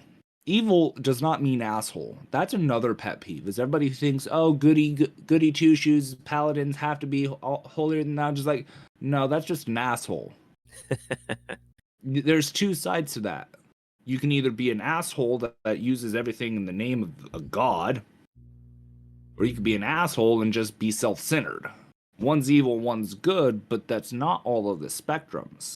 One of the ones that my dad told me for a good example of like a lawful evil character is from the Harry Potter books, Professor Umbridge. She used the laws and rules in her favor to do evil acts. For the best scene for it is she used the rules against dealing with Death Eaters and the enemies of things to try and torture Harry. That is an example of lawful evil. Yep. And people look, they're like, that's not right. That's not right. There's like, then what's your definition? And most people are like, they don't have one. But it really brought that into perspective to me, because it's just like, what is an evil character? Most evil characters, they don't have to be an asshole. They're just, oh, we need to get information from this guy? Okay, time to torture. Technically, that's evil. It's all on the perspective of what laws and everything else are. If you really think about it, in today's world, why don't people, go on the wrong side of the road? Because they're afraid of it. Technically, that'd be breaking a law that would be evil. It'd be a chaotic evil act. To sit there's like, I just feel like driving on the other side of the road. Pretend we're in Britain. But that'd be an evil act. Well, it'd be an unlawful act. Well, chaotic. It would cause chaos. Yeah, if it's not hurting anybody, though, if there's, nobody on the other side of the road. It's just a neutral evil act, not a chaotic evil one. If they decide to do that, oh, it's rush hour, let's go on the other side of the traffic. Though, of course, I don't know. I mean, this call comes down to GMing style. I don't know, because I haven't really run. And that's my pet peeves. Like, I want to run a game, but I cannot get a group together. That's just a common... I don't know if that's actually a pet peeve anymore for any tabletop gamers. It's the issue of it. Scheduling is the most difficult thing to do with any sort of gaming. Still pisses me off. Yeah, that's on my list is scheduling. Hey, when are we gonna play? Oh, when's everybody open? That is one I can solve as a dungeon master when I'm running the game, but that's not one I can do as a player. Because as someone running the game, I can say, here's when the game is. If you want to play, make yourself available. See, that's a double-edged sword. It is. But it only really works because I currently run my game online. Fair enough. When the pandemic, I used to run a table, and even then at home, I was like, this is when I have available, or this is when I'm going to make myself available. And I scheduled the game and I had players. And then when I switched to online, it was the same thing. People are looking for games. This is the time I'm setting aside for gaming. If you want to play, then this is the time. I can see that it would be more difficult to do that when you have a friend group that you want to play with, because then those are the people you want to play with, so you have to work around their schedules as well. That's why most of our games fell apart. Is the GM for the game ended up getting a job, and his days off are like Monday, Tuesday, but he works nights. The time when everybody else would be free for gaming. Yeah. So it's one of those things that there's like none of our schedules align to where we Yep. can all game. So it's a lot hard. Yeah, a lot harder with friend groups than with strangers for scheduling. But from the sounds of it, I'm gonna be starting up a new game because it's a little. The only schedule that is on a time limit is mine because I work early in the morning. But the day that we're choosing, everybody but me has the next day off. So it keeps me in check to keep everybody more on the timeline. Yeah. So, and it's also one of our shorter days because with my job, you start early in the morning and you are done when you're done with your job. Nice. But busy season is starting now, so it's Oh, it's gonna start picking up to longer days, which I'm glad because I get paid by the hour. And busier can sometimes make the time go faster, Yeah, depending on the job. our issue right now is we're still short-handed, so So you're working harder. we Get that we time. have more to do. So, what are some of your other pet peeves? You said you had a list of them. Oh yeah. Let's see. When you're in an in-person game at the table, players who are on their phones irritates me as both a DM and as a player when I'm playing at a table, because people are like watching videos, they're texting people, See, what the watching TikTok, whatever. videos, I can agree with. They got to share a meme. Um, My thing with that is, okay, what are they doing on their phone? If they're Yeah. doing some of those stuff, then yeah, I don't feel it. But for instance, if I'm on my phone, I'm either doing something that I can easily set down and set aside because it's just because I'm still paying attention to everything. But Mhm. we're in the middle of combat. I'm playing a dumb fighter that I've done my 4 attacks, Yeah. and it's the wizard's turn who didn't spend any of the previous, between the end of his turn and the beginning of his next turn, figuring out, okay, what am I gonna cast this time? He just sat there just watching. It's like, crap. Well, what spell should I cast? And Yeah. spends. Well, That's a that- pet peeve of mine. that Players leads- who don't plan what they want to do. yeah, that leads right into another one, taking forever to decide what to do during your turn. But if I'm playing a caster, I'm thinking, okay, this is how the battlefield is. Let me double check what this spell does, and I'll look up the spell. Yeah, in between turns, or even if it's the person like right before you can, oh, they're doing something different, then they're going to be right in the way, aren't they? The Yeah. way I play casters is I generally You- know what all my spells do, and if the battlefield changes or whatever, I make my decision quick because my character doesn't have time to sort through the spells, Yeah.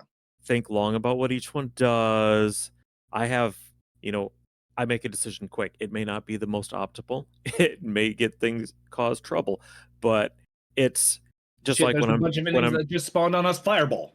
yeah, when I'm playing a not I generally won't start with a fireball. I'd start with something smaller, like a cantrip, just to make sure I didn't waste it on something that was weak. But I make decisions quick as a player because in my head, my character is making decisions quickly. Yeah, because to be fair, each round's only 6 seconds, so it's in the middle of combat. Yeah. I never thought of some things like that, but Yeah. And so when I'm DMing, I give players a little time to make decisions, but I also keep them moving, keep them moving, keep them moving. And then when I'm a player, fighters, I know what I'm doing. Warriors or whatever, spellcasters, I generally know what I'm doing. But if something changes and it totally throws off what I was planning 2 turns ago, or like at the end of my last turn, I'm like, okay, so my next turn I'm going to be doing this. I'm ready for it. I'm ready for it. And the whole thing changes because everybody else has their turn. I'm like, what am I going to do? Okay, first thing that pops into my head, that's what I'm doing. Yeah. When I'm like, I don't listen to a lot of like actual plays, but I'm a casual fan of Critical Role.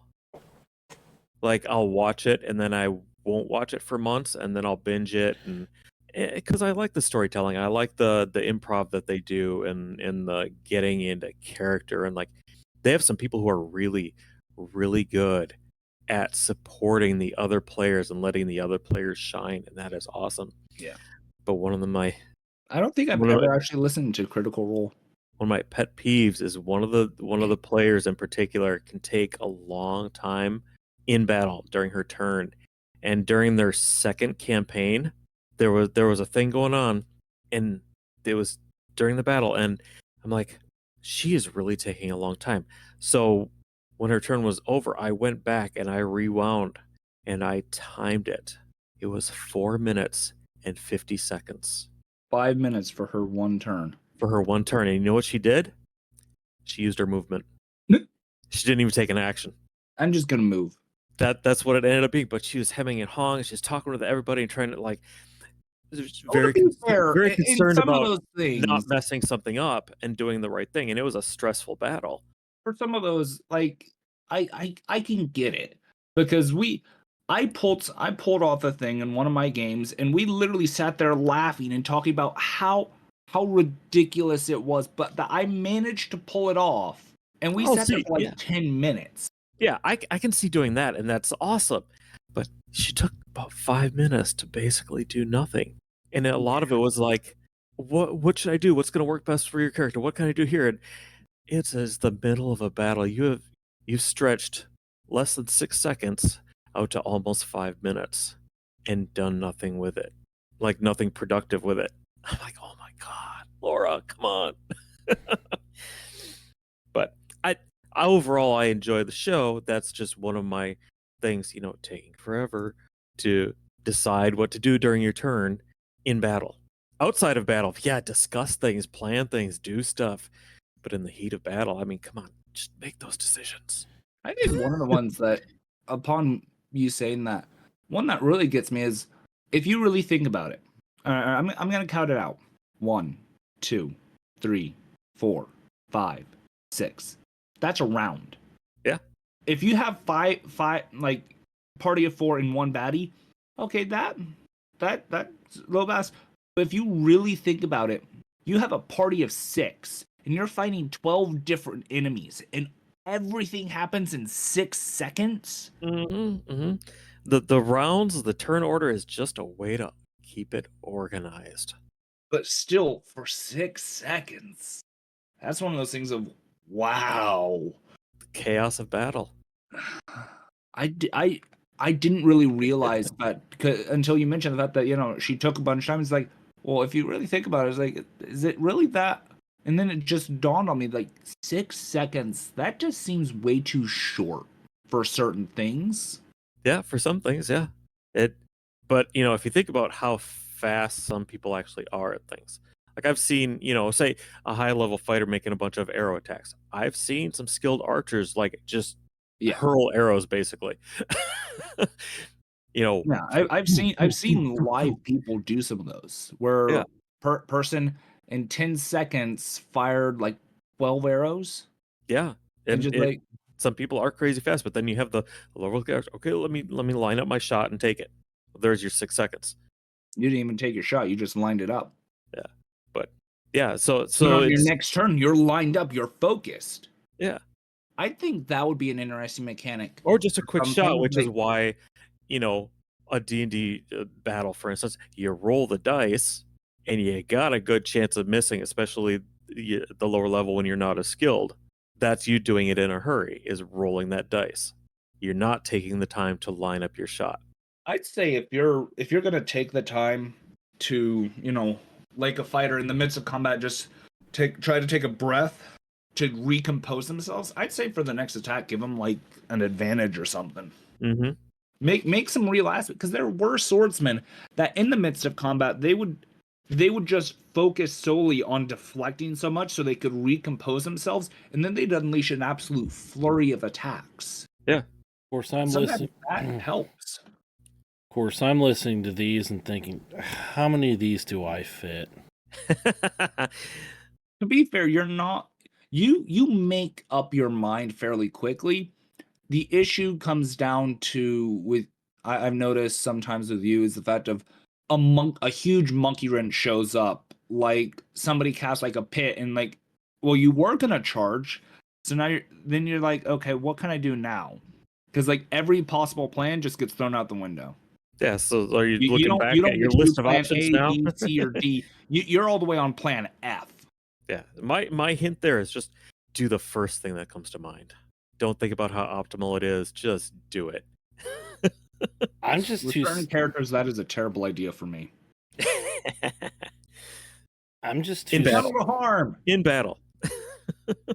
I'm just too scared of making a bad decision or a wrong one.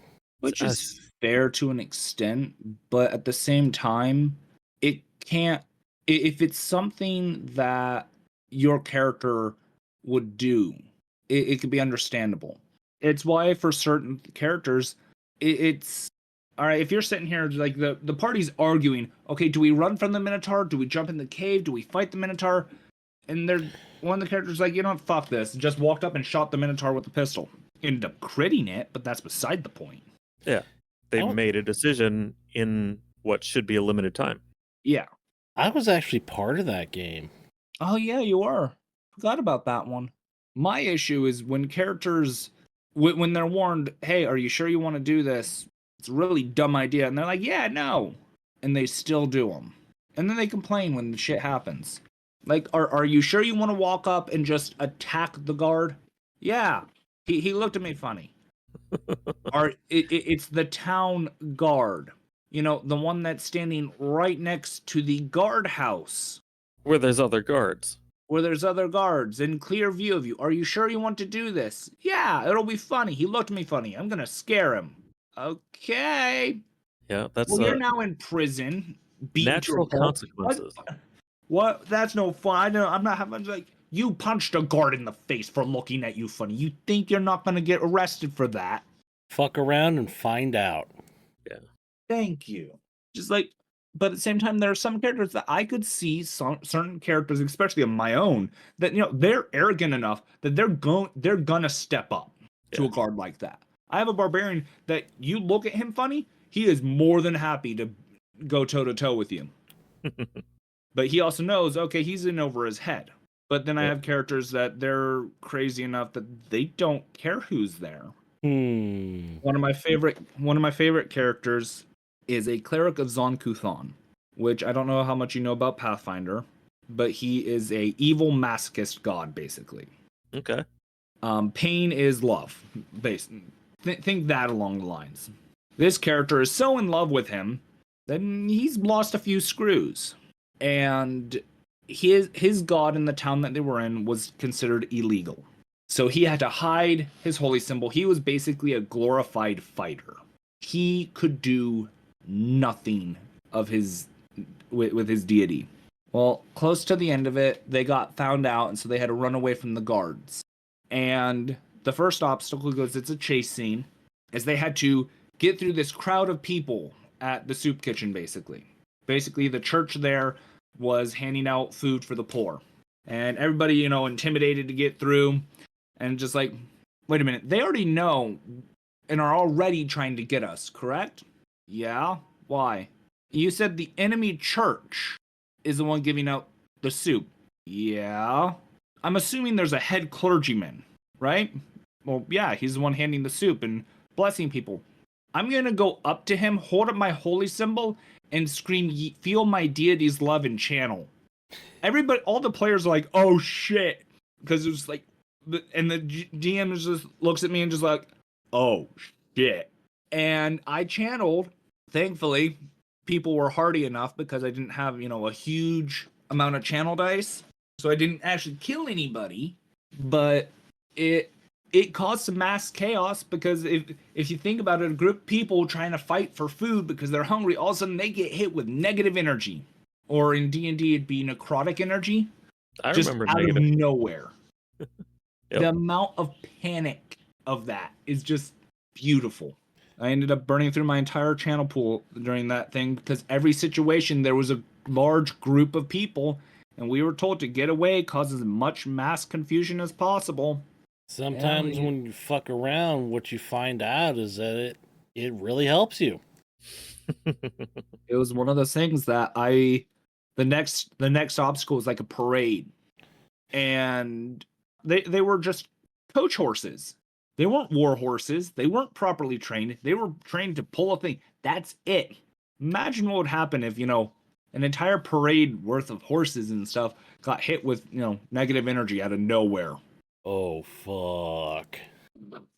We got out of town so fast that because there was 6 stages. The first one was the soup kitchen. Second one was, but by the time we got out of town, they had just gotten past the parade. The GM said out of all of his times, he has never seen a party escape that quickly. I can see that. Yep. It was hilarious. I loved it. I loved that character. He's just a little bit crazy. Yeah, sounds that way. But sometimes having crazy characters like that is kind of what makes certain things fun. Sometimes.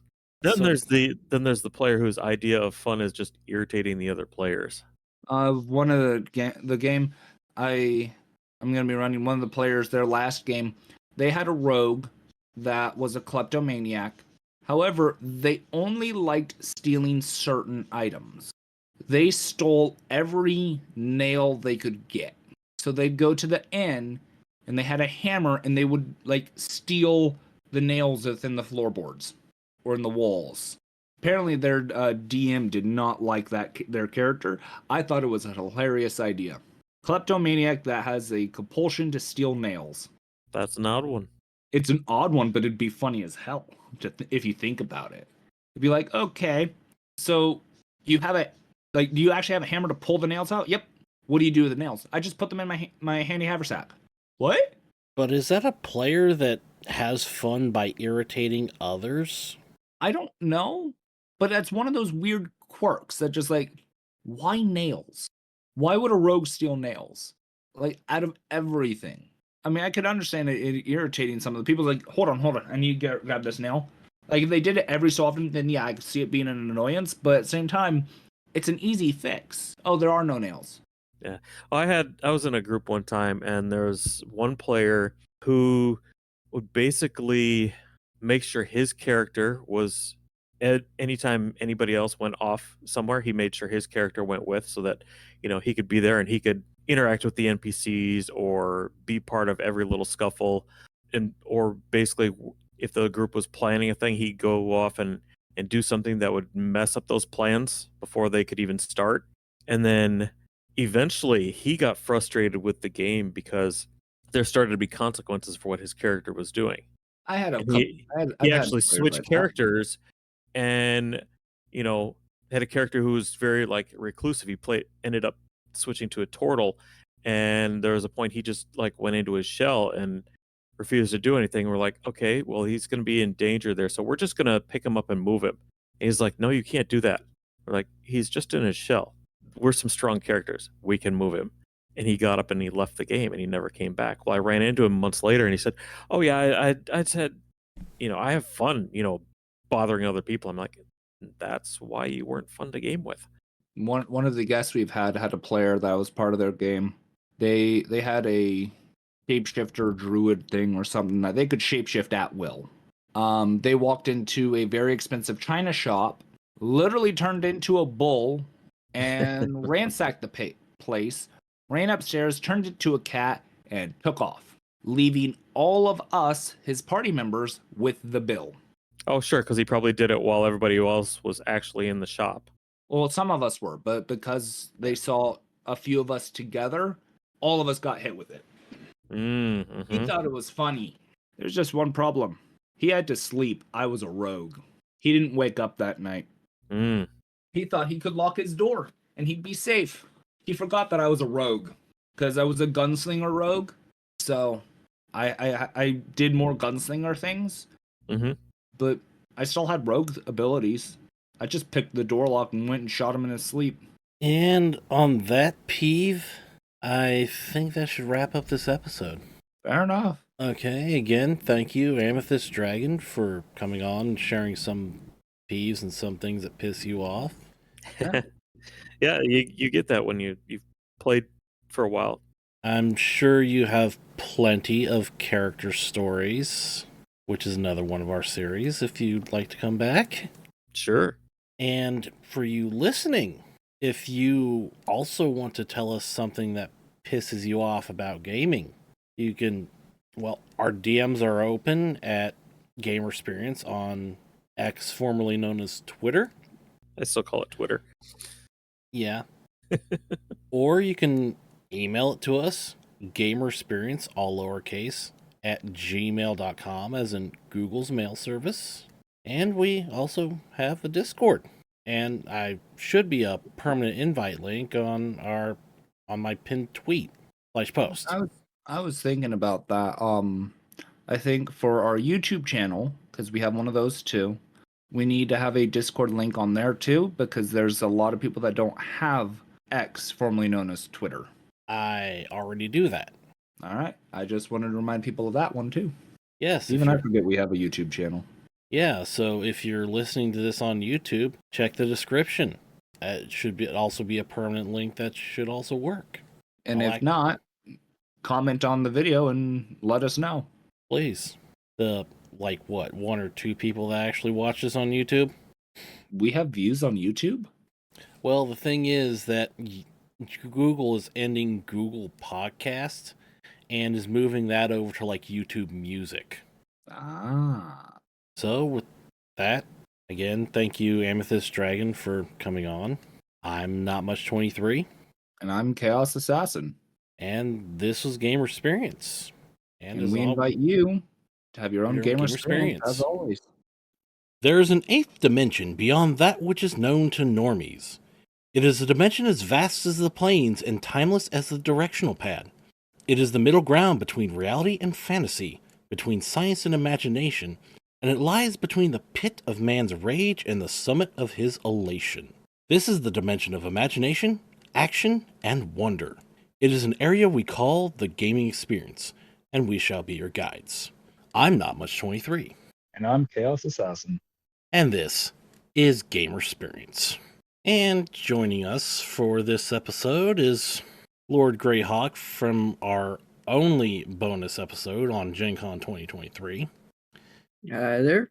I hope to maybe give you all a little bit on Gen Con 2024 when I make the trip this year. I'll be looking forward to that. I hope our listeners will be too. And Preston, from one of our character stories episodes, I think it was 4 or 3. It was 3. We had 5 so far. But yeah, this month we are actually going to be looking at the gaming experiences of the past because, well, we got to know where we come from to see how far we've come and perhaps maybe pave the way to the future. So, Lord Greyhawk, I know you have a lot of experience, especially with tabletop. Yeah, I've been gaming since 1981, playing in a football field at my junior high school with all my friends, and GMing ever since then. So, what was it like during those early editions of Dungeons and Dragons? And Preston, you can chime in too. Okay. It was a really neat group experience with everybody working as a team. That's one thing that's kind of missing in modern day sometimes. You had the power gamers back then, it was different. We also had a habit of, none of us had any money, so whoever could afford a book or get their parents to buy a book for them would get a book that none of us had. And between the gaming group, we had all of the first edition AD&D books, several of the modules that we borrowed things from, several of the basic D&D expansions and books, lots of old green character sheets, and probably one set of dice apiece. In fact, one of the more hilarious memories I have back in the day was complaining to another player for wasting money buying extra dice, because who in their right mind needs more than one set of dice? And I think most of you have seen my current collection of 3,000 plus dice. Apparently, I've evolved. I don't think I've actually seen your full collection, but I've seen a part of your collection. Yeah, gotten pretty big. And also things like 30-sided dice were this weird new thing, which I guess are still kind of weird and not really new. Just you still don't see them much. Preston? And What's that? What do you remember from the early editions of Dungeons and Dragons? Oh my God. So my early experiences was more towards the fact that my mom couldn't afford a lot of stuff. My parents were divorced. So I had my dad who would never buy stuff like that because that was basically during the time of the Satanic Panic. Oh, So a lot of it was theater of the mind more than anything else. so no battle mats, no miniatures, no drawing out, Nope. no drawing out shapes with permanent or wet erase marker. I did with permanent marker at one point. But that wasn't until I was in high school. And then what happened in high school? Oh gosh. So I was, playing a little bit. I still couldn't get, couldn't get any material. So played for a little bit, graduated from high school, ended up working in a movie theater and got invited to a D&D second edition game at a friend's house and played for a little bit until I enlisted in the military. Oh, yeah, that's right. You joined the chair force. Yeah, wait, watch it. Watch it. Air Force, second best pilots in the American military. Well, Got to say that being former Navy. Oh, I Yeah. know. Hey, yeah.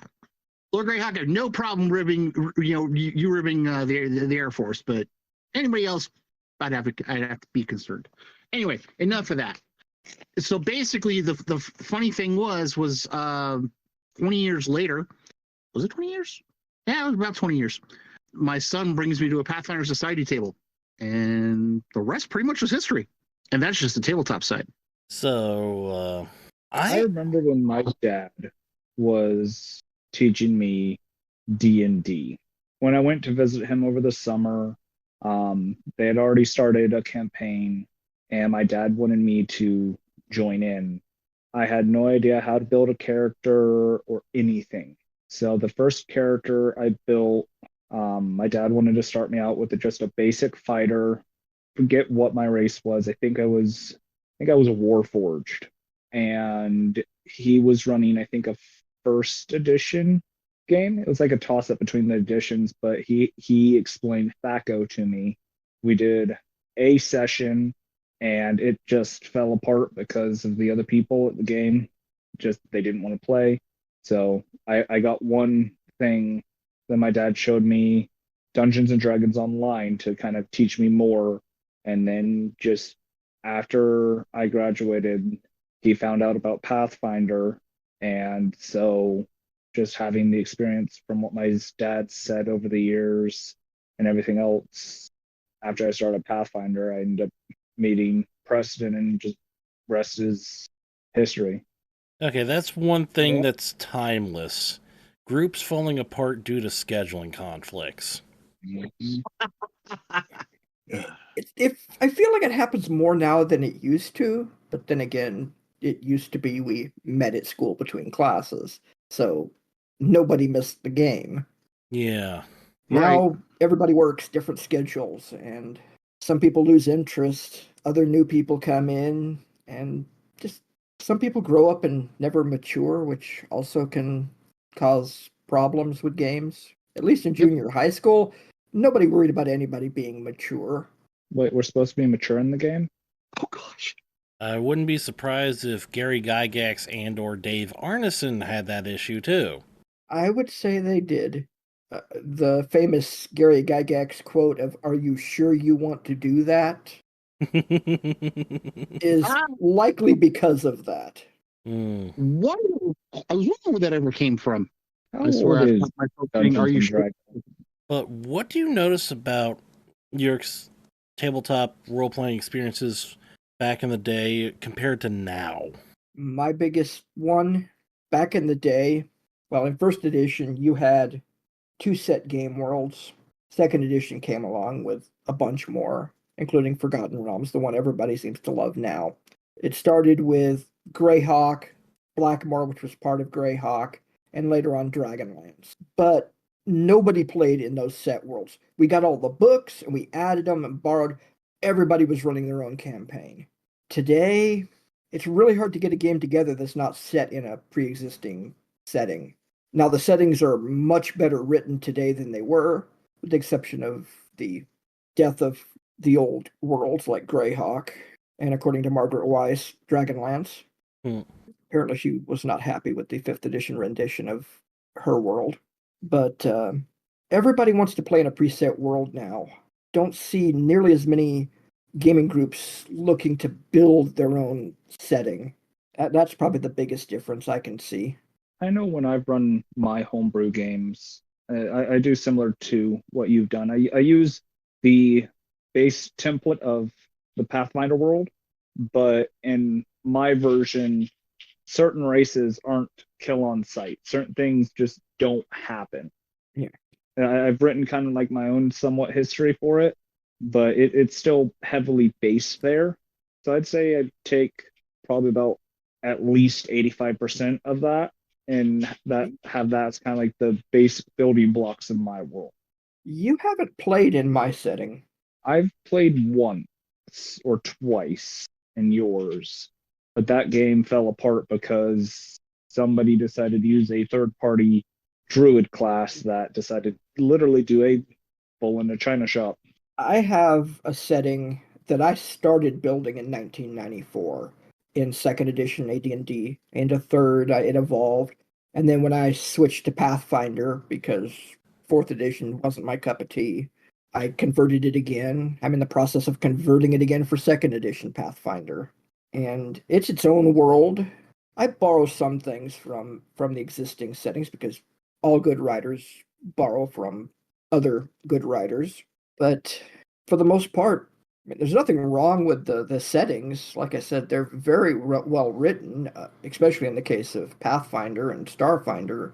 The writers are legends in the field, and they've put so much thought into it that there's just so much to do. Yeah. The Forgotten Realms had gotten that way, although the current thing has been kind of to push everything into the Forgotten Realms from the other worlds and glut it to the point where it's too full. But I've never seen a 5e game that was not set in that setting. I would make my own setting if I was actually able to run on a regular basis, but it would take me a lot of work because I would build mine from scratch because my world building style, because I've actually making settings for non-tabletop role-playing game, like forum role-playing, I figured out pretty quickly that my style is pedantry.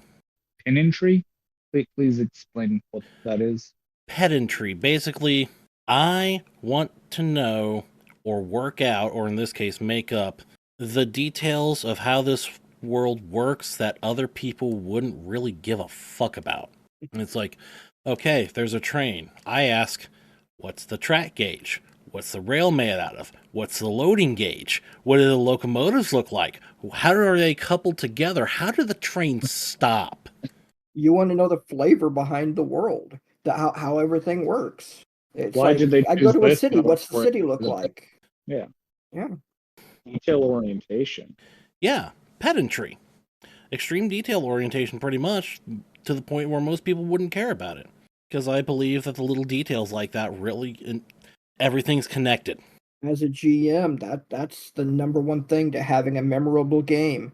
If the players can visualize their location, what they're doing, if there's a villain there that is just so bad that the whole group just wants to Despises see it. Yeah, exactly. And they come together as a team to defeat these bad guys, and the stories that are created are the most memorable. And sometimes things happen in addition to that that just make it to where you even mention it to some member of an old gaming group from 10 or 20 years ago, and they're like, oh yeah, I remember when we did such and such and this happened or that happened. The stories that, well, yes, they are stories, they've become legends in their own right. Yeah. But I mean, tabletop role-playing games do not exist in a vacuum, because alongside the first ever edition of Dungeons and Dragons, video games were not that far behind. Not really. And I know they influenced each other, which is kind of my segue to what was video gaming like back in those days? Oh my goodness. Reported. Well, we all know the first commonly known game is Pong, although there were games that predate that from the 60s and 50s. They're not mainstream. The first mainstream would be Pong. Yeah, because the older ones required such specialized equipment that only like university labs and government agencies and large businesses would have them. Yeah, and it would be a game that one group would create, and if you didn't work there, you never saw that game. Yeah. I actually just got through the other day listening to an audiobook about Sid Meier and hearing him talk about games he created in just that way back in the late 60s and early 70s. And it was pretty interesting to hear all these different things that were in some ways far more advanced than Pong. But my first video game that I played was a arcade copy of Asteroids. And we're not even talking the Atari version. We're talking the little pencil-thin drawings of asteroids and the little Triangular ship. I can't think of the greater than... Yeah, the little triangular ship that you never wanted to teleport or you die horribly. And it got tons of quarters. And around the same time, my mom bought this video game system from Radio Shack called the Radio Shack 3-in-1 system, which was this weird brown flat box that had two controllers that snapped into the sides that were hardwired into it, and all they had was an up-down slider and a reset button. And you had like 3 different Pong variant games. It was like tennis, hockey, and something else, and paddleball, I think it was. But it plugged into the back of your TV with the 2 screws, which I'm sure some of you have probably dealt with in the past. Mm-hmm. Yep. And it was black and white. And then right around 78, my grandfather bought an Atari 2600. While the other arcade games had come out, and it was a pale imitation. The fact that you could play it in your living room was just amazing. And on those great big Magnavox console TVs with the radios up top that weighed about 600 pounds, with a little Atari sitting on top, and we'd go for the weekend and go to my grandparents and play Atari. What was the first video game you played, Preston? Oh my God. It goes back to, I want to say it was Tempest. And we're talking arcade cabinet, not the console thing or anything, or computer. Tempest was Spinner. Yep. If it was Tempest, if it was the older version, it had the spinner. If it was the slightly newer version, it had the trackball. I played both versions. Yeah. Yep. What was yours? Mine? Yeah. Well, I was born in 1988, just a bit of context. It was the combination Super Mario Brothers and Duck Hunt cartridge for the Nintendo Entertainment System. Goodness. I remember that. My mom bought me the special edition version that also included track and field with the little running pad. Yeah, I think my dad had an Atari 2600, but I was too young to play it at the time. Mm. But yeah, my first gaming console was a NES. In fact, I still have a NES. I don't know if it works, so I want to recap it before I turn it back on again. You do know about the little Easter egg of the second player controller on Duck Hunt, don't you? Yeah, they can control the duck. Yes. And our zapper actually That. worked. I never had a problem with ours. Yeah, I think I've heard a lot of people that did, but yeah. I think we got a later revision.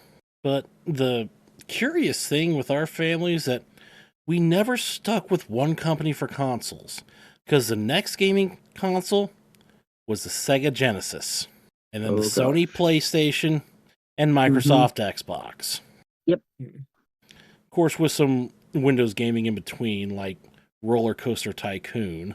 I think my first PC game was Wizardry 2, The Revenge of Wordna, which was one of those step-by-step movers.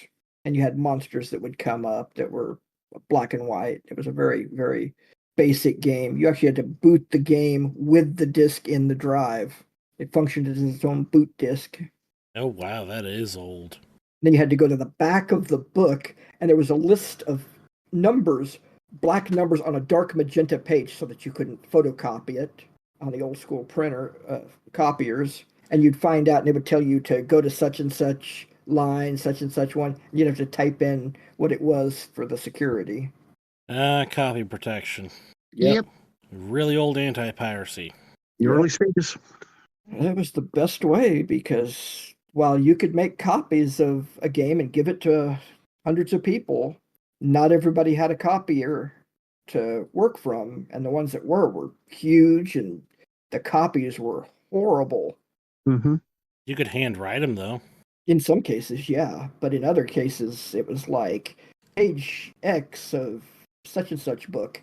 And so you had to have the manual to look at a certain page, to look at a certain word. And if you didn't write down everything exactly as it was supposed to be, you couldn't play it because if you didn't have the book. And that one page on Wizardry, it probably had 200 numbers. And I think each one was like a 6-digit or 8-digit number or code. It was letters and numbers, if I remember right. And Wow. worth the effort of doing that much work. Because right after I got that, I also got a copy of Bard's Tale, which actually took advantage of the Tandy 1000 graphics, the old 8088 chipset. Did you ever write in like basic programs from like magazines or books? Basic, no. AppleSoft, yes. We did Missile Command on our junior high school Apple IIe, and also used to stay after school and learn computer programming from the computer teacher. So we got free access to. He had a Apple IIe, a Commodore 64, and this other thing. I think it was a Compaq briefcase type computer that actually Oh, wow. bolted to itself. It was this really crazy thing with like a 6-inch screen. And none of us ever messed with that because you couldn't play any games on it. And you had to know, I think it was C++ or C+, rather, to be able to use it because it didn't use BASIC. They also had TRS-80s, but we avoided them like the plague. And some of us were actually asked not to play on them after we figured out that the computers that the school used for attendance also used TRS-80s. And if you knew how to backdoor your way in, which wasn't hard at the time, you could do things like change grades and stuff like that on. But the thing that kind of blows me away is that I'm old enough to do the back in the day things like, back in my day, our cartridges didn't have loading screens. Didn't mean to cut you off there, but I've got. I'll tell the story later if you want to finish. No, I was going to go into something else. Go ahead. Okay, so one of my early days, basically my first computer was a Commodore 64, and one of the early games I played was a text-based RPG called Assault on Memory Alpha that was put on a cassette. Oh. Yep. You loaded it from a cassette. Fortunately, I never had to experience that. That was wild.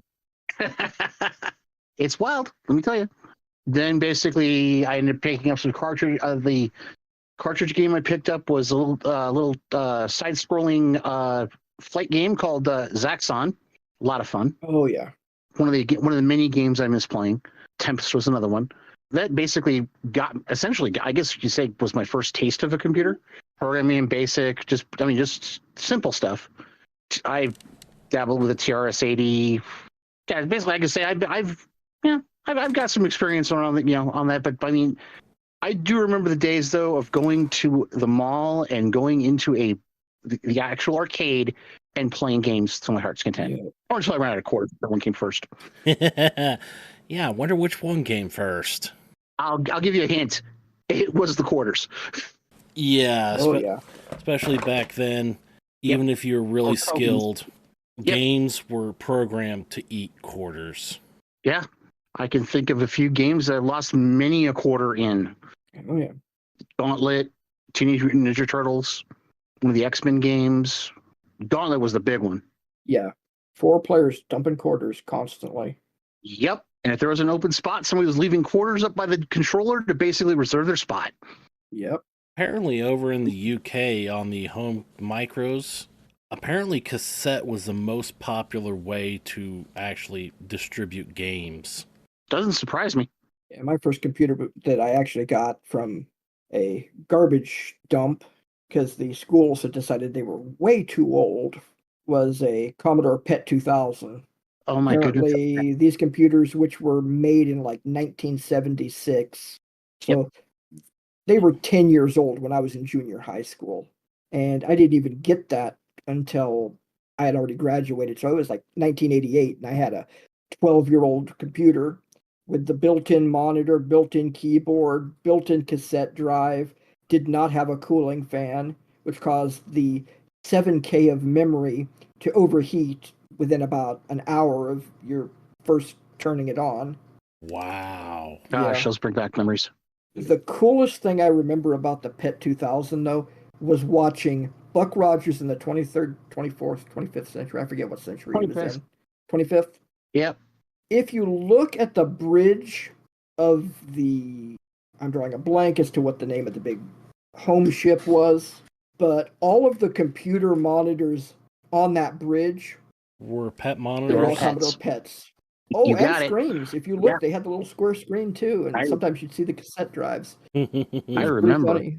So, other than the graphics improving, how did the video game didn't notice. experience change from then to now?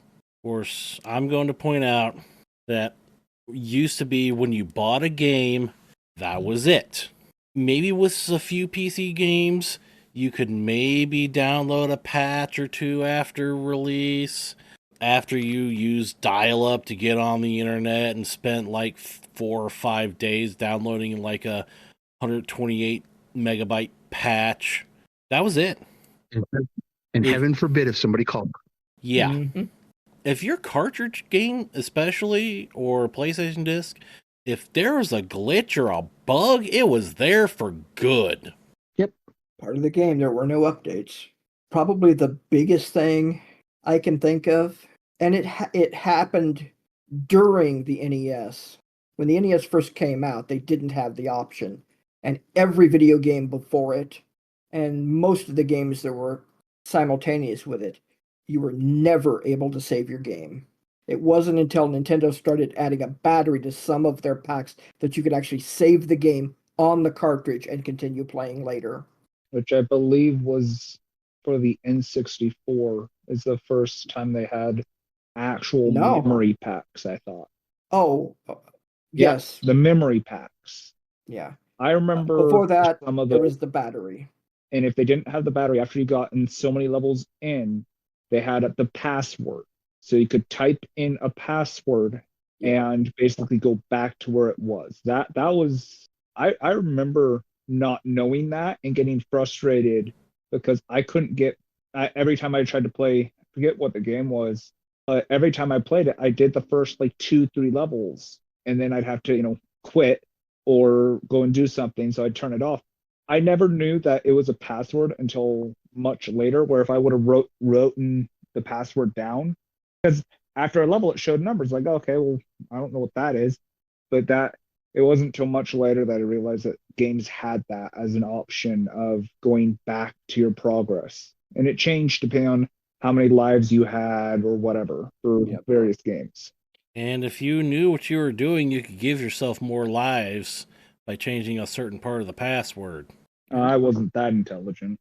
One thing I remember, one of the big wars of the NES when it came to people that wanted to play role-playing games. There were several small ones, but the big war was the Ultima players versus the Final Fantasy players. And Yep. one of the big complaints that people had about Final Fantasy was you had to write those codes in, whereas the the Ultima games all came with the battery. So you save the game, shut it off, start it up the next time, and you pick up where you left off. But I was in the Ultima group.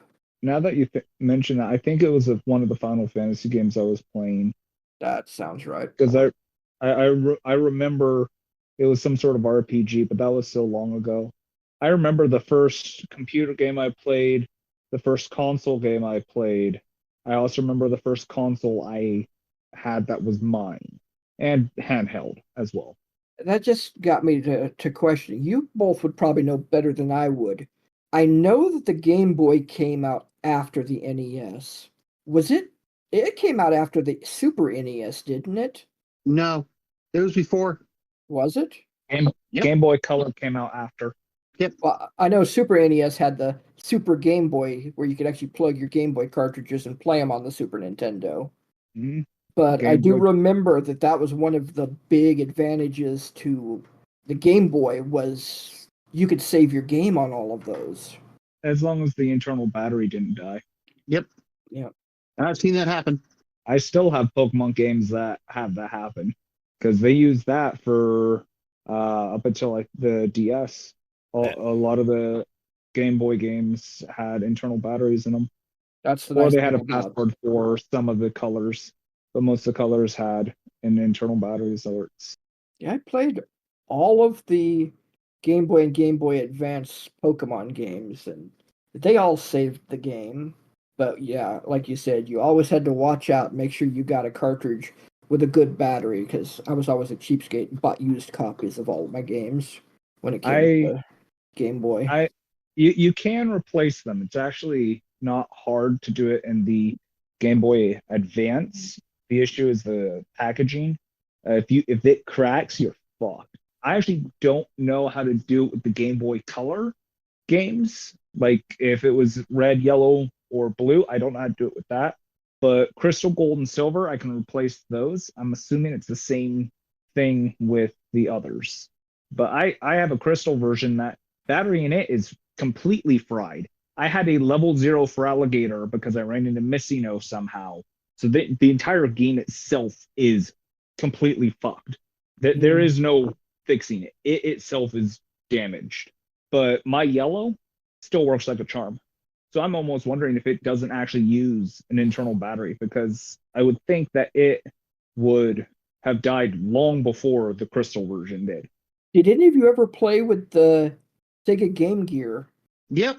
No. That was an interesting experience. I had one of those for a little while and had a lot of the add-ons. There was things you could plug into it to turn it into a radio or a TV or all these other things. And it was pretty amazing because I had gotten one when I worked for St. Vincent de Paul. Somebody had donated one and I picked it up for like $10 and it came in this case with all these attachments and everything. And it was pretty cool, but thing would not keep a charge for any length of time. You basically had to keep it plugged in to play it, so it wasn't very portable. Speaking of like attachments and stuff, y'all remember when VR was in only red colors? Oh, the Virtual Boy. So I got to try one, and I just know, which I find funny because if you think about it, everything that the Virtual Boy had is kind of what led to VR of today. It's just the technology wasn't there yet. Yeah. There was a little bit in arcade games back in the time, but it was the same sort of pencil drawings. And fortunately, with those, they were using the black and white or green and white. If you think about it, Duck Hunt, the gun for Duck Hunt using the infrared and everything, is basically what they used for the Wii. So technically, the Duck Hunt helped make the Wii. Actually, no. Duck Hunt used a light gun. I thought it used infrared. No, use the light gun. Whenever you pull the trigger, there'd be like a frame or two of just like white hitboxes with the black background.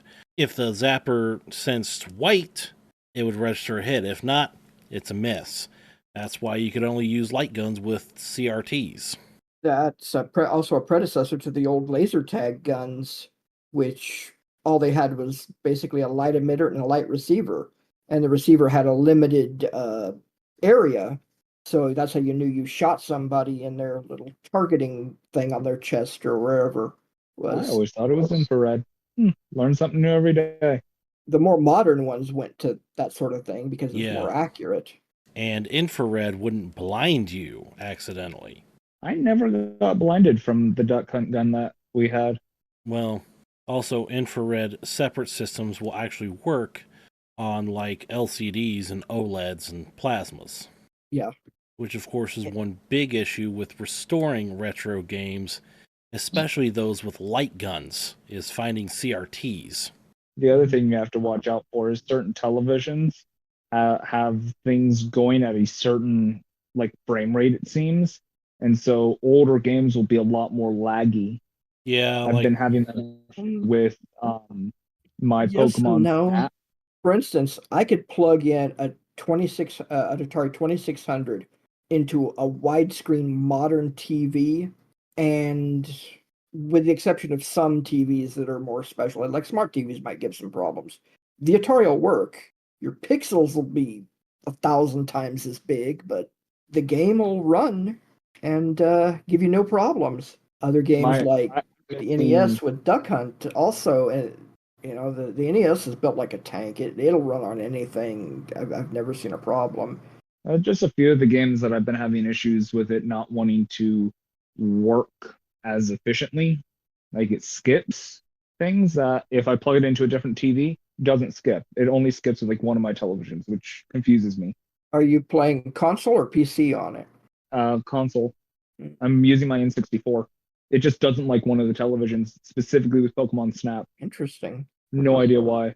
But I think that'll do it for our little dive back into the past of gaming experience. Unfortunately, there weren't really any emails that we had because I constantly check.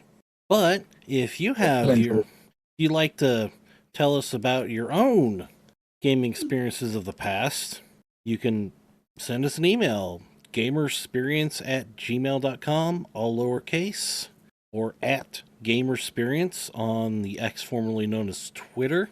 Again, the letters are all lowercase. Our DMs are open. Inbox is open. From what I've heard, there are certain streaming platforms that apparently have a comment section. I don't know if that's actually a thing, but yes. Podcast. Send us a comment on YouTube. whatever you stream it on. Well, not just YouTube. Apparently, Spotify has it. Yeah, I'm trying. Send us comments on that. Yeah, I try to update the questions that I can actually like put on Spotify. Please give us a rating. I was just going to say that a good rating goes a long way on Spotify or any other streaming site, because the more people that see your site due to ratings, the more people it'll be sent to as a suggestion. And if you like us, please tell others about it. We don't have a lot. That's what we got. Yeah, we don't have a lot of money, so we don't really have a marketing budget for ads. And any money we would make from this goes back into this. We make money from this? Imaginary money. We're in the Monopoly world. We're giving Monopoly money. Every time we pass go, the issue, we haven't passed go in like forever. We keep hitting the go directly to jail. Do not pass go. Do not collect $200. Well, shit. Yeah, but again, thank you, Lord of Greyhawk and Preston, for recounting your gaming experiences from back in the day. I'm Not Much 23. I'm Chaos Assassin. And this is Gamersperience. And as always, we invite you to have your own Gamersperience. There is an eighth dimension beyond that which is known to normies. It is a dimension as vast as the planes and timeless as the directional pad. It is the middle ground between reality and fantasy, between science and imagination, and it lies between the pit of man's rage and the summit of his elation. This is the dimension of imagination, action, and wonder. It is an area we call the gaming experience, and we shall be your guides. I'm Not Much 23. And I'm Chaos Assassin. And this is Gamersperience. And we have the Amethyst Dragon back on. Yes, you do. I wish it was a gold dragon. Why? I don't know. Gold just seems more expensive than amethyst. But purple used to be a color reserved only for royalty just because it was so rare. And As was gold. Gold and purple. What would happen if an amethyst dragon and a gold dragon had a kid? I have no idea. Well, depending on which set we're going with. If we're going D&D, I don't think that'll happen because they're enemies, aren't they? Because it'd be a gemstone and a metallic dragon. I They think don't the get gem- along. Yeah, I think the gem ones are more neutral. Aren't they neutral? Yeah, so you have like metallic for good, chromatic for evil, and then they came up with the gemstone ones like in the middle. Got it. So it could happen.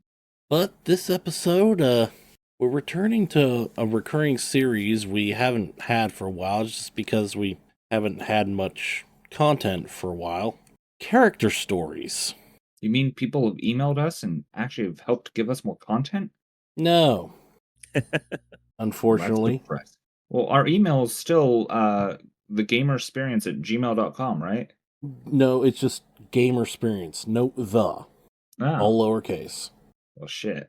That means I've been telling people the wrong address. You need me to spell it out again. Pretty sure it's on these business or these cards that you printed out for us. Yeah, and people. it's spelled the exact same as our podcast. Like I can ever remember how that goes. I can barely remember if I've eaten today, let alone the fact that I'm part of a podcast. Yeah. Golf Alpha Mike Echo Romeo Sierra Papa Echo Romeo India Echo November Charlie Echo @gmail.com. All lowercase. And can we do that for those that don't know the military ways of spelling? GAMERSPERIENCE See, @gmail.com. that's just much easier Yeah. because it was clear, it was understandable, and I didn't have to make the word association of okay, wait, what does that word start with? Well, that we know people that they can understand that easily, so it's why we Yeah, do both because sometimes it's easier. Oh, and it avoids confusion. Was that a B or a D? As well as is that J or G? Well, those are redundant letters sometimes. Mhm. So- Really, in my opinion, English should be simplified so that G only makes, like the hard G sound, the G. But do you know why English is so convoluted and complicated? Because it's dumb. And it is my native language, so I can say that. Well, it's I thought because it was the fact that we've taken sayings and phrases from Everywhere. everywhere and tried to put it all in one language. that, and it's not based off of one singular language, but three. Nice. French, English, or Queen's English, and Germanic. Germanic, French, and Old Norse. So character stories. I actually think I might have one. Oh, Or not necessarily a character story, but more of a GM story. As I did this in the game I'm running for some friends. I'm actually running again. It's becoming more regular. I'm glad about it. But as some people know, I enjoy throwing various different references into my games because it's entertaining. So my players are doing their low level adventures, so they get the low level quests of kill some bandits, do a fetch quest, typical newbie missions. So they had a mission that they needed to help find a missing cat. So they went to the local veterinarian's office because that's the person who put the quest in, and she lost her boyfriend's cat. For some reason, the cat just was really good at escaping, like ridiculously good, almost like he had spellcaster levels. He also had a knack for lasagna, and there was an Italian place down the road. was this cat orange and fat? Yes, it was also bipedal. So my party had to figure out via the trail of pasta sauce where the cat went. Well, they got near the restaurant because that was their first clue. Go to the restaurant. Well, there was a loud commotion. They go to run to see what's going on in the restaurant, and there is a cat running out with a plate of spaghetti. So I initiated the chase rules because I feel like not a lot of GMs use the chase rules. I don't know if there's any chase rules in D&D, but I figured, hey, screw it. Let's have some fun with it. and they managed to catch the cat, but the cat had spellcaster levels, and so one of my players is a grappler. So he grabbed the cat, but the cat was still holding its plate of spaghetti. The cat has magic. I rolled a nat 20 for its concentration check to concentrate and defensively cast his spell, which turned the normal plate of spaghetti into a plate of spaghetti that would fill a small room. Basically, think like a large person, but on a plate of spaghetti. Fun. So the cat doesn't have the strength to hold the plate of spaghetti, so it ends up dropping the spaghetti on the monk's head, breaking the plate. So I made everybody make a reflex save for basically entangle and grease. Ooh. To not get entangled within the pasta and not slip on the pasta sauce. I was gonna say that sounds like some greasy sauce. Oh, it's spaghetti sauce. I've had an Italian pasta sauce that had just way too much fat in it before, and it was not pleasant. But everybody was just like, holy crap, we caught Garfield. Although they wanted to really not make a thing, so it's Field Guard. That's what they decided to name it, and just like, okay. In order, they couldn't figure out. It's like, well, why? Because they went outside, like there's a giant mess of pasta sauce everywhere, and they're like, how is this not seen? They went and looked from the inside out the window that was open, and they couldn't see the mess. They ended up having to interact with the window, make a will save to disbelieve the illusion that the cat had placed on the window to make it the mess hidden. They all had a lot of fun with that.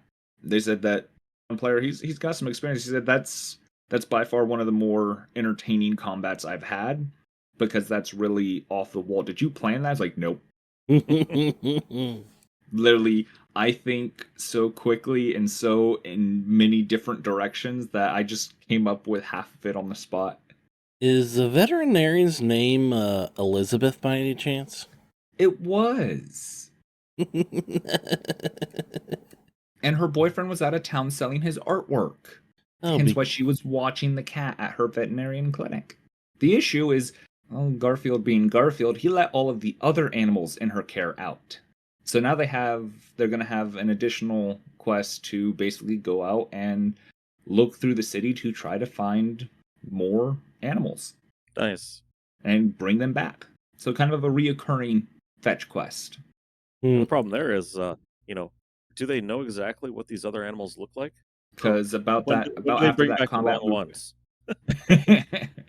Well, we ended for dinner about around that time, so it'll be more found out next session, which will be on this Sunday. Yeah. Oh, how thematic! You ended for dinner. Did you all have spaghetti? Funny enough, no, they didn't have any spaghetti sauce. We had rice with cream and mushroom soup because it's in between pay periods at the end of the month, so everybody's broke. Actually, that doesn't sound bad. Add a little creaminess to the rice. But yeah, no, it was entertaining. I actually really liked it. And they all had a blast chasing down and trying to figure everything out. Fun little coincidence of timing things the other day.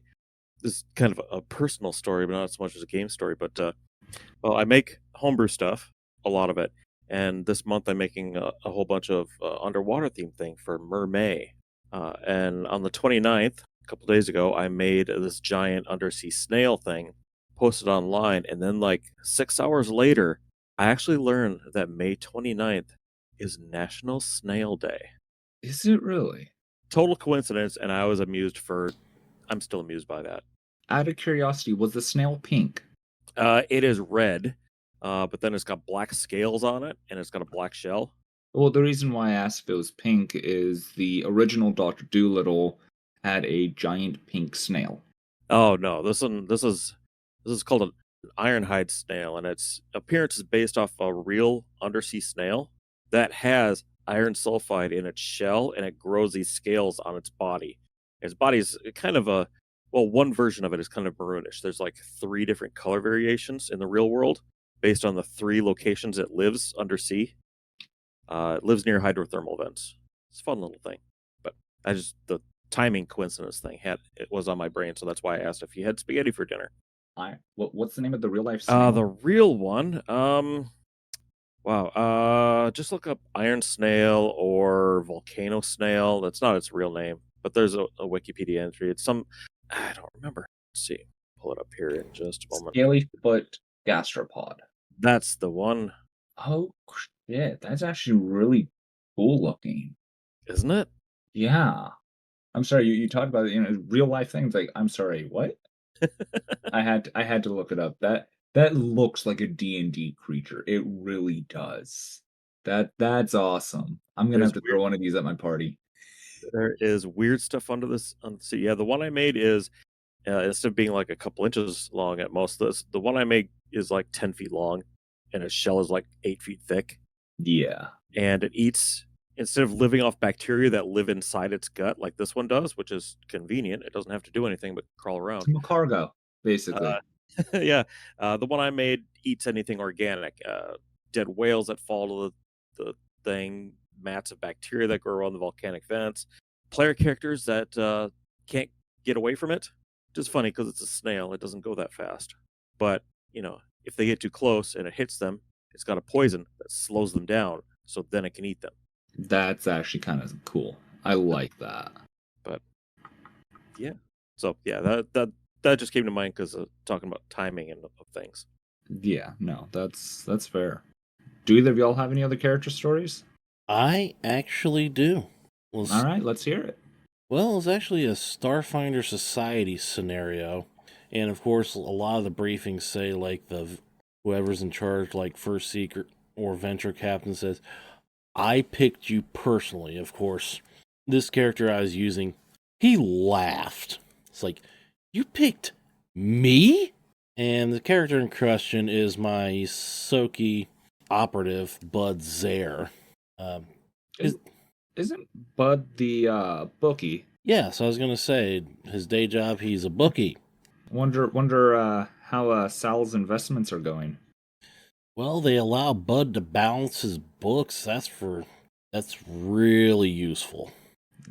I still find it funny the fact that we didn't plan this until afterwards, but for our listeners, his character Bud is a bookie. I have a character who's also an operative. Their name is Sally, but they're an android. Now, everything I've read about the androids doesn't really have them as, set as gender. So Sally has a alternate persona named Sal. Because when I originally made the character, it was Sal. But I couldn't remember everything about it, and I lost the original character, so I had to rebuild the character. And I couldn't remember the name, so I just went with Sally. I don't know why. So that's part of that, but they're a gambler. That's their day job.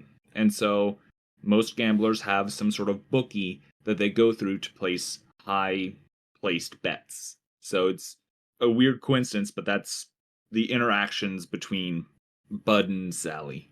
And Sal always wins. Mm-hmm. Don't ask him how. Yeah, He'll but have to kill you. Bud doesn't ask. He just knows that he's going to have to make sure that all the people that bet in that direction have been covered by people that bet in the other direction. Yep. But to get back to the story, Bud never really thinks he's qualified for all the missions that he goes on. But this one in particular, they were trying to infiltrate a company. Like, one of the enemies they're after was in control of it. I'm not going to say much more to spoil it, but for the infiltration, I don't think there's a much better suited character for the job, at least among the people at the table, than Bud. He had the engineering skill to make the fake ID cards. He had the skill to be able to steal uniforms for them to get in. He had the stealth to get by a sleeping worker that he kind of stumbled into. And of That course, just sounds like shitty security. Workers sleeping on the job? Come on. Yeah, but he was very well suited for the job up until combat, which I never rolled that well for combat. For him. I don't know why. Oh, it's kind of like with Toto.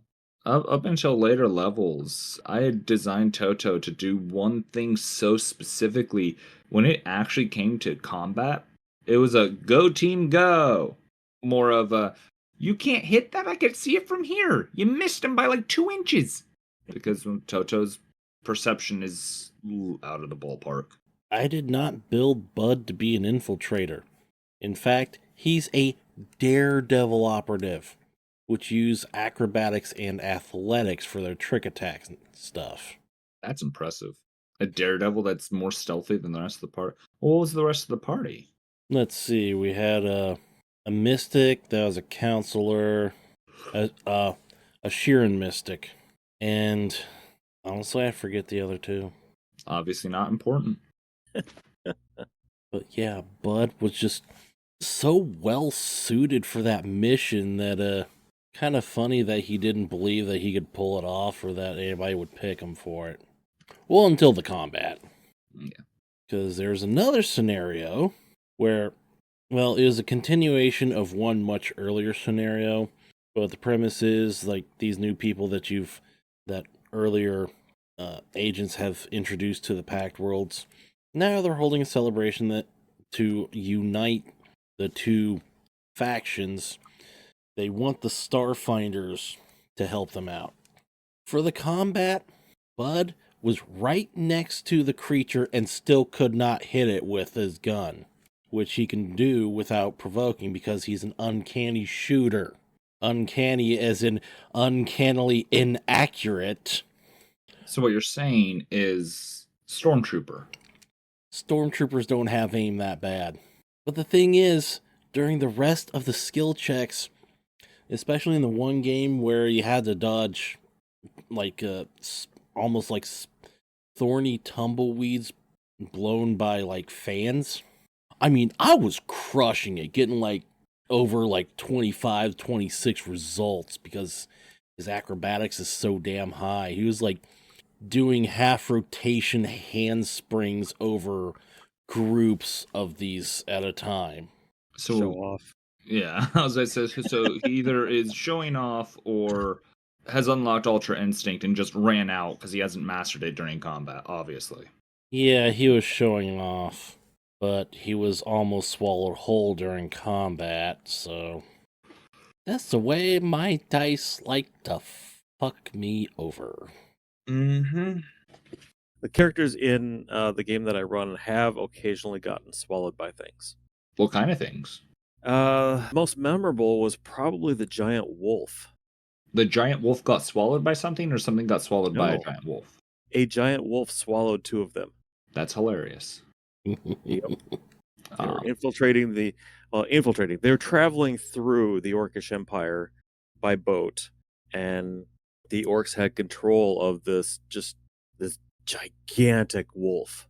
And when the players blew up a bridge, it caught sight of them, and then caught their scent for a little while till the ranger used Pass Without Trace to remove their scent. But then it caught up to them later, and they fought it, and it swallowed one of them. And they're like, "Oh crap!" And then they were fighting it, and it swallowed another one. damn. They survived barely, Mm, but I'm it's very still- difficult to find your way when you're inside something's stomach and you can't see anything. I have a character that swallowed. I don't know if I've said this story before. I'm pretty sure I did. I don't remember. But I had a wizard who we were in a hallway, and we were noticing that the hallway was like impeccably clean. The person in front of us didn't see it until it was too late. There was 2 gelatinous cubes. Two of them. Okay. Yeah. I was gonna say, was this hallway perfectly square shaped? Yes. With no room whatsoever on either side or above. Like it was a wall. So what ended up happening is they ran into one. We tried to run away, but then another gelatinous cube came from a thing. So one of our party members was stuck in between 2 gelatinous cubes. Fun. And it was down to me, the cleric, and one of our other people, because I think the person that was down was our rogue, which could do like no damage to the gelatinous cube because all they had was piercing. And it's Jello. Yeah. So we had just recently picked up a necklace of Fireball. And I asked the GMs, like, can I try to go through the gelatinous cube and detonate the necklace of Fireball, which I still had 3 pearls on.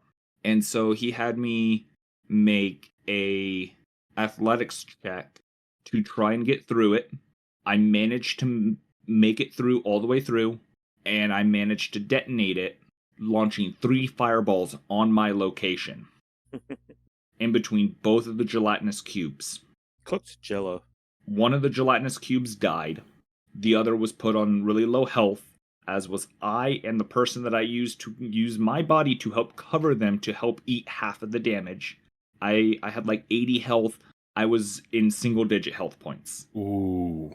3 fireballs. Like, it was 8 die 6 and 2 5 die 6. So, not small fireballs. No. But because I was able to drop the one and the other one had taken so much damage, the cleric had enough of a spell to throw and damage the other gelatinous cube that we were able to kill both of the gelatinous cubes. All because the wizard did a suicide mission to try to go into and through a gelatinous cube. Yeah, that is a pretty ballsy move. Mm-hmm.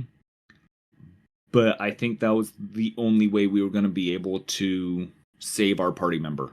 Yeah. Because we they're had to get through one in order to get to the other, and the other gelatinous cube would have engulfed and started to eat them. And they were already down. Oh, yeah. I love the gelatinous cube just because it's so absurd. Mm-hmm. I'm looking forward to the game I'm running. So I like playing a little bit more overpowered campaigns. I like running them because then I can throw some harder things at my players, and it's not necessarily going to be an instant party wipe. That, and people tend to have fun when they can play a little bit more broken. So we have a fighter barbarian named Kratos. Yes, they are trying to make actual Kratos from God of War, and I'm helping them. We have a alchemist hunter. I forget the archetypes that they are at, but I think their hunter archetype is they get the plant companion. They want me to homebrew the plant they want, which I haven't gotten around to. We have a Totori monk fighter. Do they only fight monks? No, they're a grapple specialist. And then we have a cleric ninja, a Gorin, the plant constructs in Pathfinder. And they're the ninja archetype that they literally can, instead of a smoke screen, it's a petal storm. And they decided to name the cleric ninja Tsunade. Is that a Naruto character? Yeah, a ninja who specializes in medical ninjutsu. You know, a healer. Oh, I was gonna say cleric We ninja. also have yet to figure out the actual name of the monk, though, because he keeps changing it because we keep picking on him for it. When he first said his name, he missaid it as penis, and so nobody could keep a straight face in trying to say his name because it sounds really like it. And so he keeps changing his name because he's frustrated with it. Understandable. But the hunter is really interesting because they have a curse on them. I don't know if either of y'all have watched an anime called Ranma. I saw it once at a gaming convention. So whenever Ranma is splashed with cold water, he becomes a she. Entire kind of premise of the show. Well, similar to with the hunter, when she's splashed with water, she turns into a mermaid or merfolk. That is, I think that's an incredibly common thing when there's mer people stories.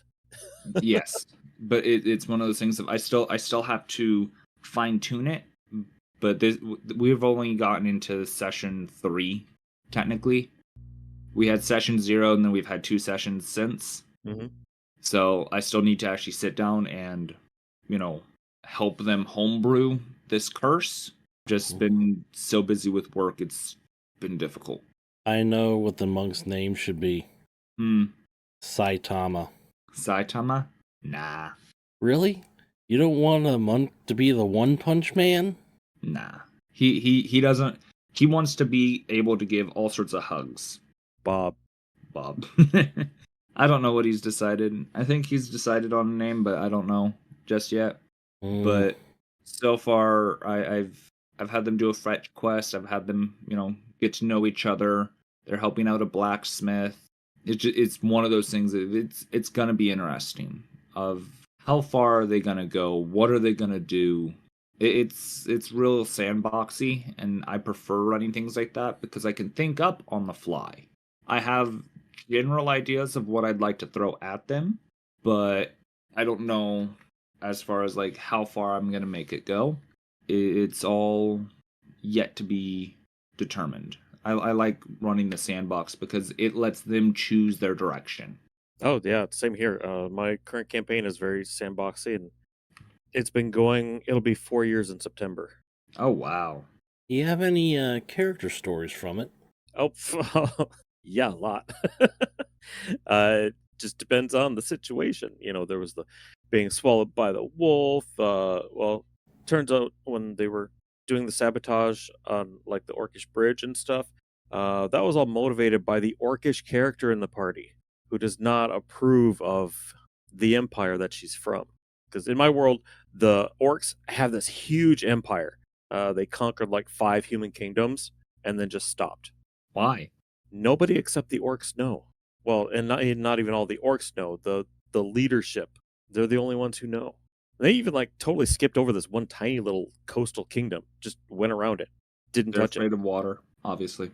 Well, considering how much ocean the rest of the empire borders, that's definitely not it. Not worth their time? I don't know. You made the world, yet you don't know? Okay, I know, but I'm not. That information is not out anywhere for the players to find out. Got it. And you don't want to put it on here to spoil things. Yeah, if they listen, I'm not sharing that sort of information. That's something that can be discovered in the game should they, well, dedicate a lot of time to it, because That's crossing kingdoms and a lot of information. They're not doing that right now. They're on a mission to go to the far north to fight to get rid of a demon that's impersonating an archfey because they made a deal with a hag. The players made a deal with a hag to get rid of this demon who's impersonating an archfey. That's hilarious. Who You should is DM me the reason because I'm genuinely curious. Like, why? okay? I can do that. I'll do that after the show. That's fair. Yeah. So they're on this whole and that's all tied to a backstory for one of the characters who is a warlock of the Winter Archfey, the one that's being impersonated. Because when the player made the character, she's like, "Can I have my patron be the Prince of Frost?" And in my head, I'm thinking, my world doesn't have a character named the Prince of Frost. My world already has a being who is the Archfey of Winter, because she wanted the Winter Archfey subclass that I made for warlocks. And I'm like, well, sure, yeah. Now there is a prince, and he's totally an imposter. I'll make him a That's demon. great for having things tie in with characters. There's almost everything that these players have done long term has been tied somehow to their character backstories. And that's because that's what I wanted to do when I started the campaign. I'm like, I'm not going to do, save the world. No, These first level characters are not destined to save the world. No. And even if they were, they're not going to be told that at the start of the campaign. Yeah. I've been in games like that, and the games were fun, but limiting, because you're like, okay, this is our goal for the entire campaign. This is the only thing we really need to focus on. Anything else is a distraction. We know we're on a time crunch. We gotta say, I'm like, I want for players to explore things. my game, I I really like the idea of the Test of the Starstone, but in order to do it, they need to build a following. They need to help around. They need to spread their names, kind of thing. Oh, there's a bard in the party who is doing her best to spread the party's name that they're not particularly happy with, but they're using it, and they've been using it for like 3 real years now. Beware the murder hobo party. No, it's the Prevengers. Prevengers? It's kind of like the Avengers, except they get the vengeance in ahead of time. Pre-avenging. Don't worry. We don't need to avenge the town. We're gonna kill the bad guy before he destroys the town. We're the pre-avengers. Granted, they were in a way responsible for destroying a part of a large city. For shits and giggles, you need to throw a character that has a revenge thing against them. Oh, Just shits and giggles. there's a couple of them. There's the bad guy from like the first problem that they did, like the first real thing I planned out, because I didn't have the characters' backstories really for the first couple of sessions. Was a wizard who turned himself into a were-rat with delusions of taking over this kingdom. He's still alive. They defeated him. They ruined his plans. He's still alive. He occasionally sends them a sending spell, the mental messages, Yeah. just to taunt them or irritate them or threaten them. And the group's cleric will occasionally do it back. Just Yeah. like, we were thinking of this guy, and you know what? I'm going to send him a message just to make him mad. Just because, like, all the people they wronged, just have them make their own, like, Doom Force kind of thing. Have them all as a group and have them be, we are the people you have wronged. This is our revenge. And call them the Revengers. The thing is, they are actually a heroic group. Like, they're only, people who would want vengeance are bad guys. It's that one wizard, and he's still not powerful. He's not going up in level like the group is. There's a demon that was burning down a forest, and one of the group members cast banishment, and it worked. We'll occasionally cast sending just to let them know he still exists. So this group is like the meme, "We did it, Patrick! We saved the town!" As Bikini Bottom burns around them.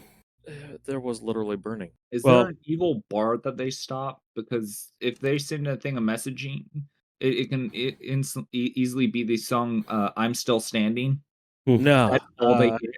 but the bard in the group is interesting because her method of giving bardic inspiration Mhm. to inspire her party members is kind of like demotivation.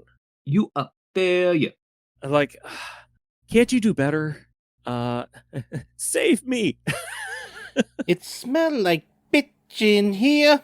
No, not like demeaning, but just like totally not motivating. But it's fun that way, and that's part of You her hit the other character. guy so much harder. Why you fail at hit him harder?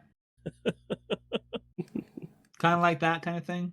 It Minus can the be. accent. I was like, is that the best you can really do? Yeah, sometimes, yeah. Sounds kind of like what Toto would do, except Toto wouldn't inspire his party. He'd just piss them off.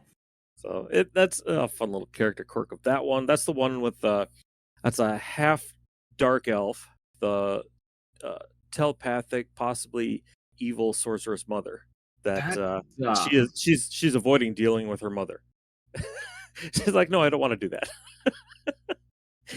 That's fair enough. It's an interesting group. There's there's a human, there's a half wood elf, there's a half dark elf, there's an orc, there's a half demon human. Those are fun in my game. Every time they wake up, you roll a dice, and depending on the dice rolls, they can wake up with horns that they can headbutt with, or a prehensile tail, or wings so they can fly. So these Yeah. half elves, Yes, what's the other half? generally human. So it's half elf, half human.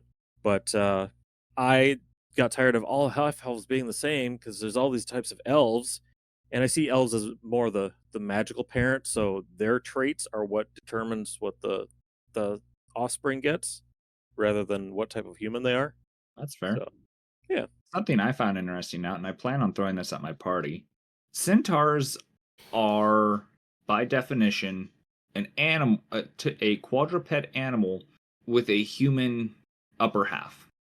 Mhm. So I'm going to throw a centaur that is a goblin and chihuahua. He's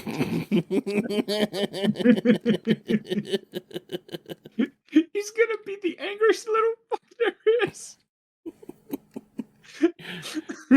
That's funny.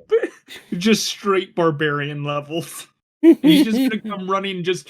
He's gonna do like no damage, but it's gonna be so angry. That's funny. I actually homebrewed new stats for dogs, and they come in various sizes. Your big dog, which is like a medium-sized thing, your regular dog, which is a small creature, and your little dog, which is technically tiny. And the little dogs get advantage on saving throws against fear because they don't realize how small they are and they're fierce. That's fair. The other centaur I'm gonna throw at the party is part moose. Big one. Mm-hmm. So I'm gonna go literally with a chihuahua goblin. And just because I can, a moose centaur with the minotaur upper half. That it is gonna be a terrifying motherfucker. A Minocentaur. Mm-hmm. Or is it a Sin Minotaur? Sin Minotaur? I It's have, literally gonna be an abomination, but it is gonna hit like a freight train. Nice. I'm I have a creature estimating that's it out. It's gonna have like a 30 string. It's gonna be on par with some giants. fun. I have a centaur creature that started as a joke. You know, what do you call a headless centaur? A horse? Headless Horseman? A headless horseman. Horseman. It's an undead centaur that decapitates people. Yeah, I actually like that idea. Mind if I use that? Go right ahead. I can Awesome. send you the link to it if you want. I'll have to transfer it over to Pathfinder, but yeah. I'm just making a note of what I got to send over. And why works didn't attack that king. Okay. Making a note of what I said I'd send you. That's good, because I would have forgotten. Yeah. This group I'm with, every week we've been playing. Occasionally we take a week off for real life things. Yeah. But yeah, it is. Other than that, has been every week since September of 2020. Oh wow. And they were all new or basically new players. They'd never played. I specifically chose a group that hadn't really played before, and they have been so much fun. And it's not a lot of like, I'm going to do wacky things just to do wacky things, or I'm going to try to like disrupt the group, because a lot of like younger, newer players, their idea of fun is to kind of be dicks. These people they're imaginative, they're fun, they get in character, and they like to have fun too. And so I have the world react to what they do or what they don't do. Like the thing when I talked about burning down the part of the city, they didn't really do that, but that Did they was a help dragon. rebuild? What was that? Did they help rebuild? They did not. Ooh, that's not going to look good on the But town. the Yeah, they city helped stop the dragon, but they didn't even help with cleanup. What the fuck kind of hero party is that? Technically, the them. dragon was there to help the city. The group had traveled to this volcano and talked to this dragon and made a deal with the dragon so that it would come and burn its way into this mound of ice that was in the middle of the sea that was frozen because of what the players did. At some point, you should have your party like write some of their favorite stories that they've done and send them into our thing so we could talk about it. Because I'd love to hear some of the stories that you've done in a 4-year-long session. Yeah. Oh, like that's was impressive. I got to give my props to that. Yeah, and that actually goes back to that one character's demonic warlock patron who said, "Hey, there's this big pearl I want. I want you to deliver it to this city.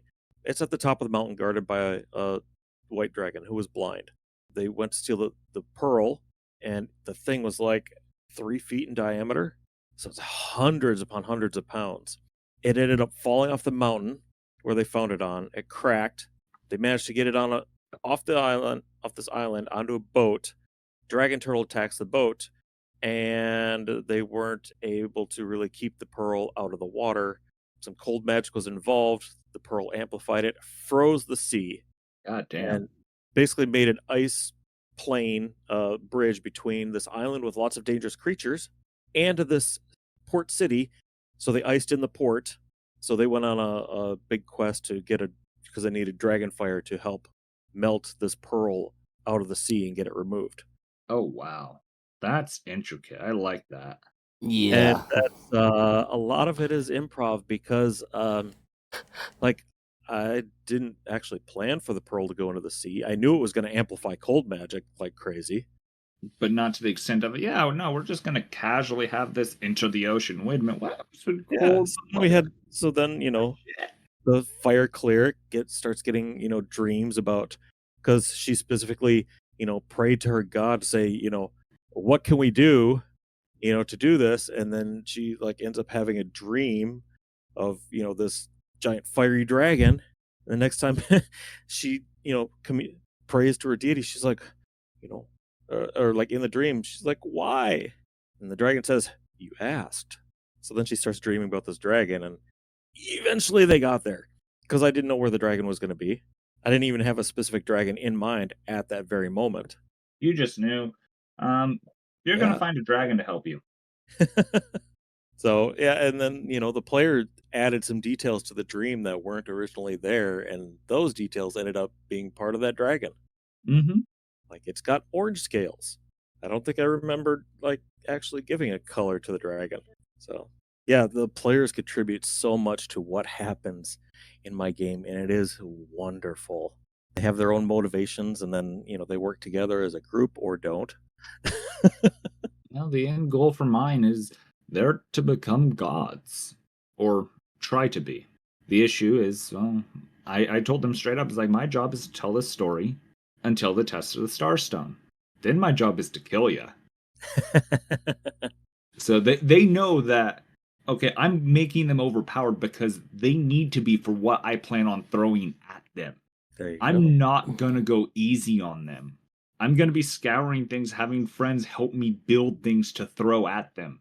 I don't know how much about of Pathfinder, but there are the Sin Wizards, also known as the Rune Lords.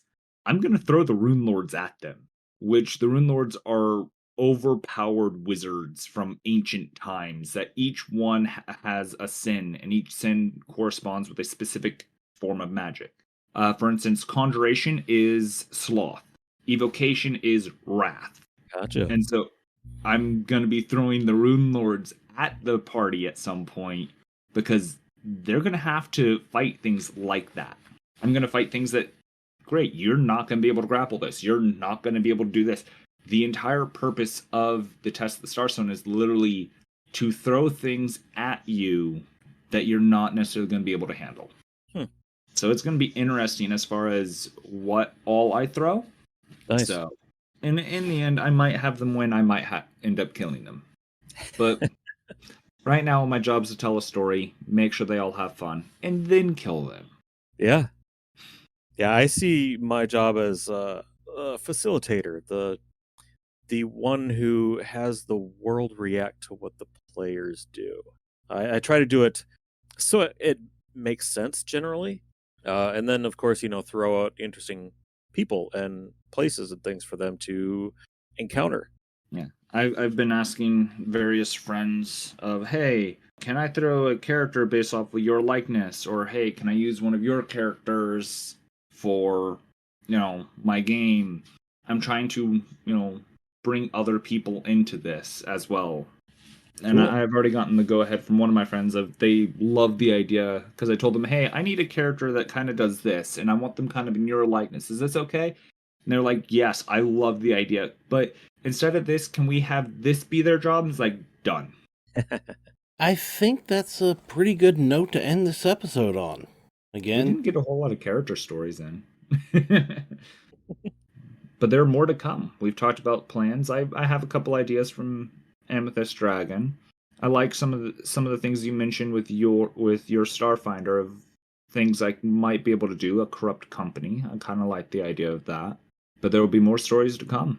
yeah, and Always. of course, Some people might be wondering why character stories in a podcast about the gaming experience. Because these stories are literally gaming experiences. These are your gaming experiences. Hence why we keep asking, send them in. And- It can be something as small as you made a save that your character probably would normally have done, and something really funny happened. We don't care. We want to hear what y'all's gaming experience is. And non-playable characters are still characters.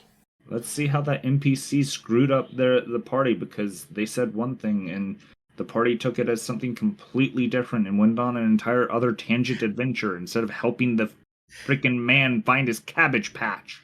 That actually happened in my game with these characters. They were on their way to like a seaport. They're going to get a boat and go around to this other place.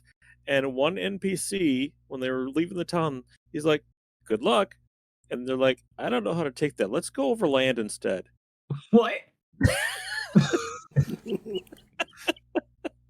Good luck on your sea voyage. You know, The like, we're going to this extras will port, not and go he's through. like, "Well, good luck." Fine. And they're That'll like, take 6 times long. "That We doesn't don't care. sound good." Let's just walk. We're gonna go the opposite direction. We'll take the slightly longer duration trip, and we'll walk there. Damn, and I had a sea encounter and everything, and And again, you can send your stories into gamerspirits@gmail.com or at Gamersperience on X, formerly known as Twitter. Our DMs are open. And or again, you can join our Discord. I believe it's still open. We also have our YouTube, right? yeah, Gamersperience podcast on YouTube. And Gamersperience podcast is the name of our Discord. It should be a permanent invite link on our pinned tweet/post. If not, message us on X. Other options are, I don't know if we've figured this out, but I know our things on Spotify. If there's ways of messaging on Spotify, I don't know. Try on there. If not, you can type in the Gamersperience on YouTube and it should show up. Our the emblem that we have is what'll show most likely. Yeah, I think I've done pretty good using that logo across all of our platforms. Which I like it. And again, I want to thank the Amethyst Dragon for coming back on again. Oh, sure. If anybody's looking for any of my stuff, my homebrews, the book I've written, anything like that, everything of mine is at amethyst-dragon.com. Yeah, remember that dash. Yeah, because if you leave off the dash, you go to like some like essential oils site or something like that.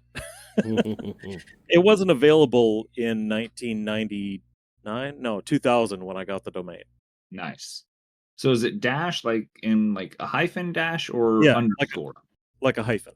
Okay. And again, on that note, I'm Not Much 23. I'm Chaos Assassin. And I'm the this Amethyst is Dragon. and this is Gamersperience. And we invite you to have your own Gamersperience. In the world of gaming, the players mainly have two separate but equally desirable experiences.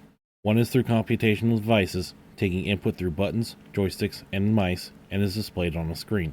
The other is on paper and cardboard, with dice, plastic pieces, and pencils on a table. We represent both. I'm Not Much 23. And I'm Chaos Assassin. And this is Gamersperience. So, believe today's episode you said was going to be about user interface and more so how games just end up How people interact with games. yeah, that's what I was thinking. It just was going through my head backwards. How games interact with people. That would be an interesting concept. So, how did D&D hurt you? Well, the DM made me do all this crazy stuff. Like what? He made me roll dice. Which is, that's actually a good question. Like, I get that, we play games, but I guess that also goes into it. It's like, not only how do we interact with the games, how do the people we play with those games interact with us, kind of thing. Yeah. That's a good question. It's just like one of those things that's like, okay, how does this interact? How does that interact? For me, most part, when I'm interacting with games, I'm interacting for fun. I have to have fun when I'm playing games. All right, hit the brakes. We're probably going to have a lot of new listeners this episode. So let's just briefly talk about maybe a bit about who we are and what this podcast is about. We're actually gonna have new listeners. Yes, and I'll tell you why. Do tell. There's a new gaming store that opened up right near where I lived or live. I hope you didn't live there. That would mean you're either no longer living there or dead. Uh, I'm Uh, hoping you're not doing this podcast from beyond the grave, No, because everybody knows I am not intelligent enough to sit there and make an AI version of you to help me keep this No. broadcast alive, because no, you're the I brains behind totally this. do. But yeah, their hard opening was free RPG day. I was running the Great Toy Heist because Starfinder was previewing second edition. Their entry was just a bunch of monsters. But yes, I did learn Pathfinder second edition just for that. And in the process, I was able to hand out quite a few of my cards. Oh wow. Let's see if any of them will actually listen to us. So It'd be yes, nice. if you're new here, like I said before, this is Gamersperience. We focus mainly on the gaming experience, usually through ours and those of our guests. Oh yeah, we have lots of those. Yeah, Let's see, we've had several friends of ours, a couple of people we've reached out to. We even one of them, I believe we had on last episode, reached out to us. yeah, Amethyst Dragon. Yeah, which threw us for a loop, because like, holy crap, somebody's actually messaging us to be on. Yeah, we We're actually, making it big. we actually had a guest that lives in Beijing. Of course, he's fluent in English, but coordinating that one was not easy. Yeah, But we- that one was a tricky one. Yeah, but we got it done. Speaking of which, we need to get them back on if possible. Yeah, I agree. But we mainly talk about the gaming experience mostly through ours. And, well, we want your input. You can Yeah. email us at gamersperience@gmail.com, all lowercase. That's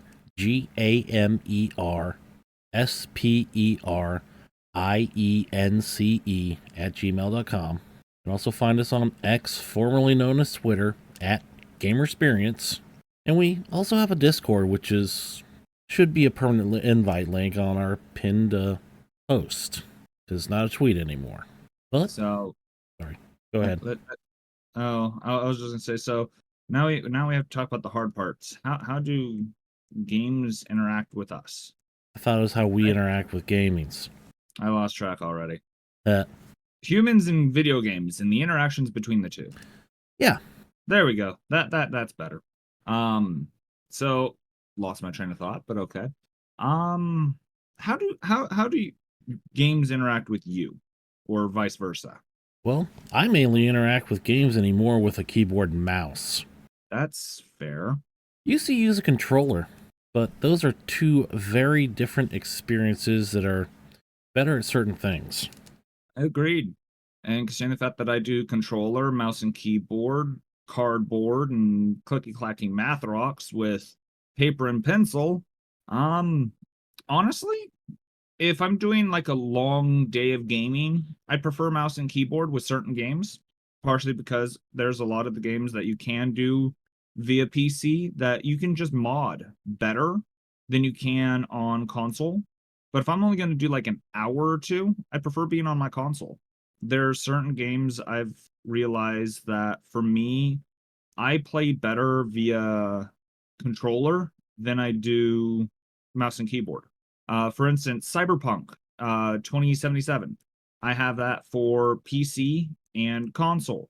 I prefer playing it on console, just more so because it's, for me, it feels better as far as not trying to remember all of the different keys I gotta hit to do things, and it makes it more fluid for me.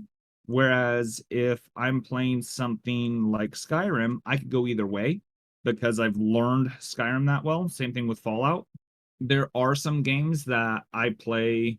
Most of the games I play on PC are for the fact that I can mod, but I can also plug in a controller to some of those. So that makes some of them easier. I do play things like League. So it's one of those things that when it comes to video gaming, I can go either way. I really can. It's not hard for me to go back and forth.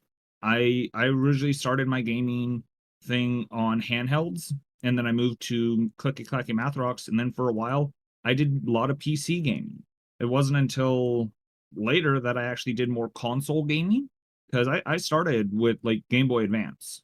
I think that a controller is much better for like faster, more continuous action because you don't have as many inputs, and a lot of those games you don't need as many inputs, and having more inputs is probably an impediment.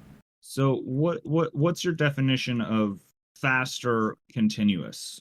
It's like you're always doing something that requires like higher reaction times, like first person shooters, racing games. First person shooters for controllers need a thing called aim assist just to keep up with the micro things that you could do with the mouse.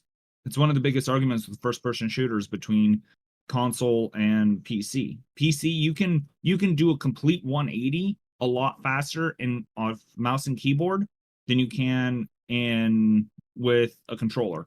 And that's So one. because of that, I think I love cross platform. I do, but I've played against someone that when me and them are both on controller, we're about on par. If either of us are on PC with the game, whoever's on PC is better because it's better reaction. I don't know why. And that's one of the things where mouse shines. It gives you more precise XY control, Mm-hmm. which makes it a lot better for technical games like city builders or simulators, some simulators. I'll admit simulators on a controller is horrendous. I had Yes. a free trial of City Skylines because I tried it because you like that game, Yeah. and it was horrendous trying to play it on the controller. I I did not like it. we actually had SimCity 2000 for the PlayStation 1, and we didn't have the PlayStation mouse. Ooh, Yeah. So I get pretty much what you're talking about. Although that uses SimCity 2000 uses a grid. but that's just the video games. Yeah. If I'm talking about like all my gaming experience, I'd say my favorite tabletop. Oh, I don't blame you, because not only are you interacting with the game, you're interacting with the other people playing the game. And there for a while, up until I ended up getting a job and having to be out and actually socialize more. The only time I came outside to socialize was to play Pathfinder. Yeah.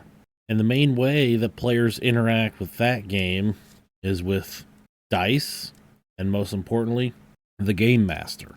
Mm-hmm. There is somebody running the game. Yeah, which I enjoy. I enjoy all the forms of gaming that I do. It's why I'm a gamer. I don't just focus on video gaming. No, I do tabletop. I actually was wondering if you wanted to come over and maybe do some board games at some point again, because I enjoy it's a fun way that people can interact and not just be sitting there on their phones, because that's something I don't like in today's age. Granted, there's a lot of games that you can now do with people on your phone now, because that makes sense. Well, I have to get the upstream oxygen sensors replaced in my car first, but yeah, I miss board gaming. If I'm trying to do some gaming on the go, though, handhelds are pretty good. I prefer handheld over mobile. Although I'd have to say the cardboard crack that I play is well, it's getting a little harder to transport all of my decks now. I am up to, I think it's 22 different Magic decks. Damn, you've been hitting that cardboard crack pipe pretty hard. Mm-hmm. However, the next set that's coming out is the Assassin's Creed set, and after that, I am not buying packs until probably the next year because nothing else really seems good. So and part of the reason I'm buying the Assassin's Creed stuff Is is You love Assassin's Um, Creed so much. yes and no. So I had a friend of mine. We always called him AA Ron. The entire reason I am into Assassin's Creed and Magic is because of him. And sadly, several years ago, he took his own life. Oh, So I am building a deck to commemorate him. It's gonna be literally an assassin's deck. I have one built. I have an assassin's built, but it doesn't feel right. And then when I heard that the Assassin's Creed stuff was coming out, I was like, okay, that's what I'm building the assassins around. He got me into Assassin's Creed. He showed me Black Flag. He bought me my first Assassin's Creed game, which, funny enough, was Assassin's Creed Black Flag for the Wii U. yeah, it is kind of funny. Yeah, a Nintendo player, and that's what he got me. He got me Black Flag. We went to the local GameStop.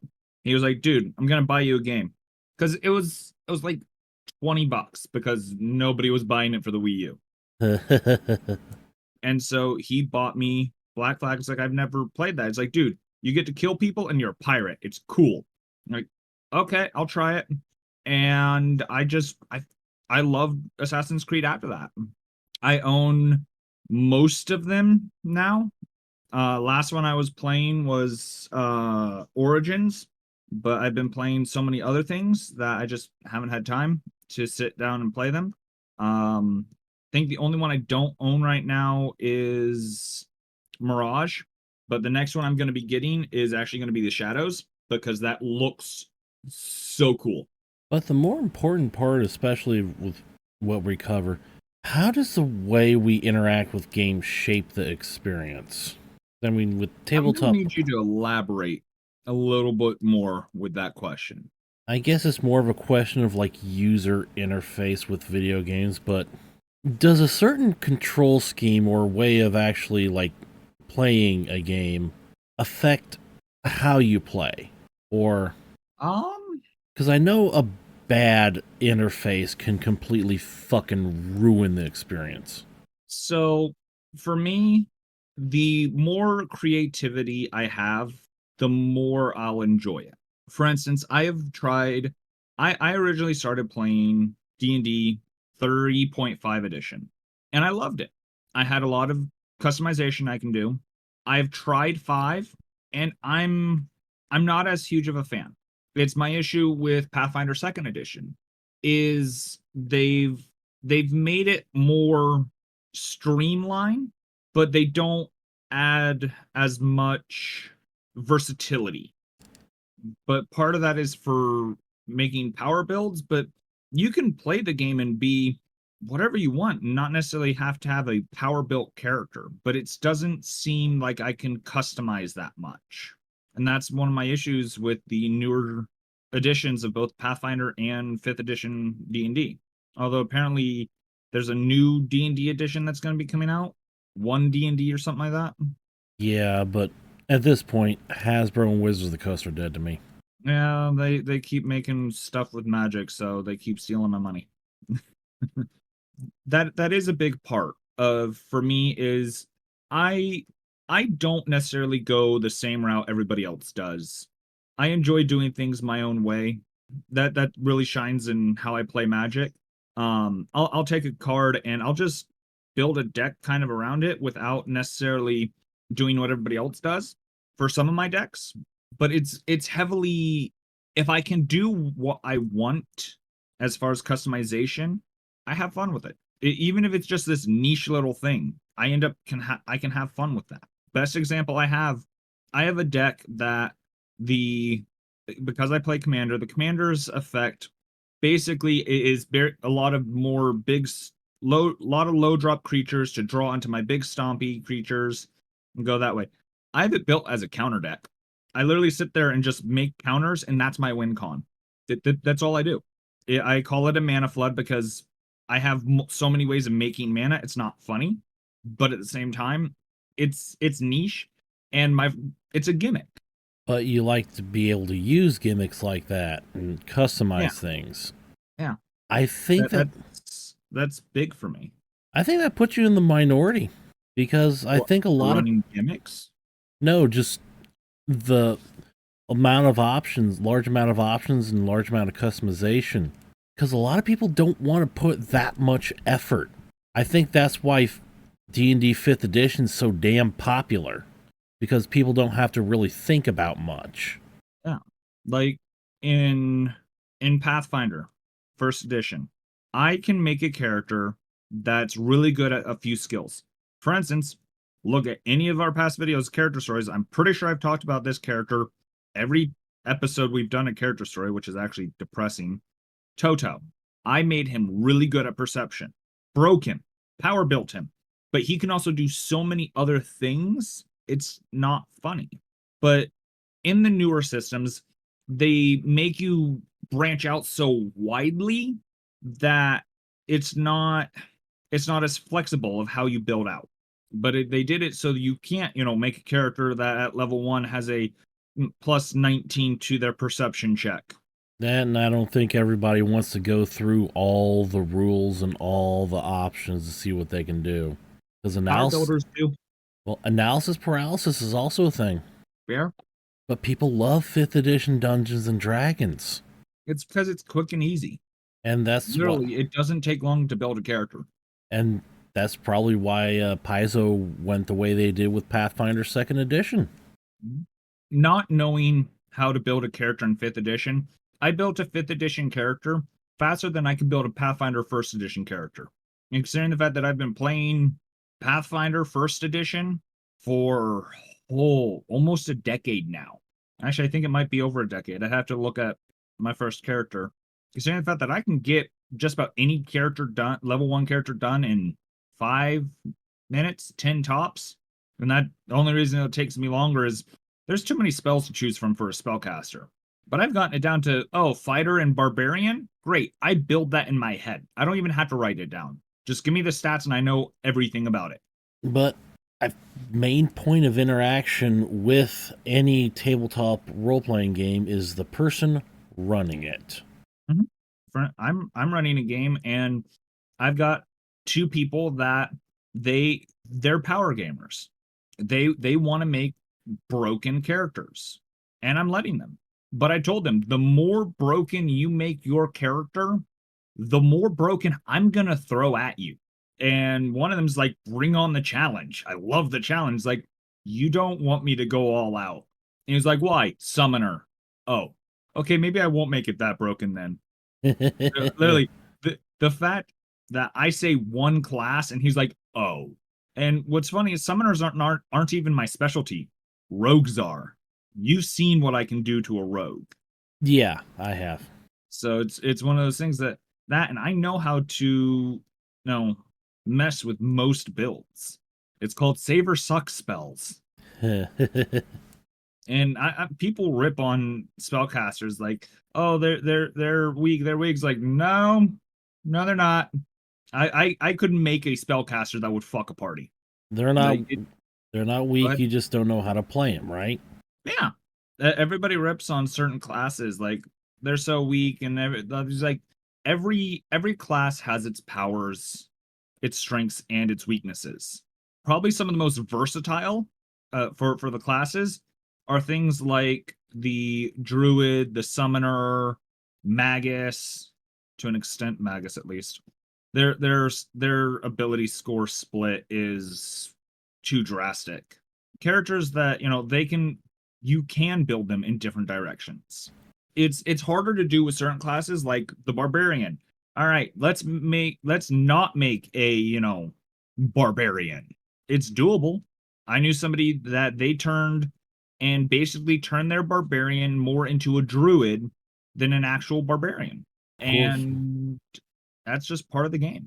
But of course, dice are also part of the game. Yeah, you have shitty dice luck. You need like a 3 or higher on the dice. What do you roll? A 2.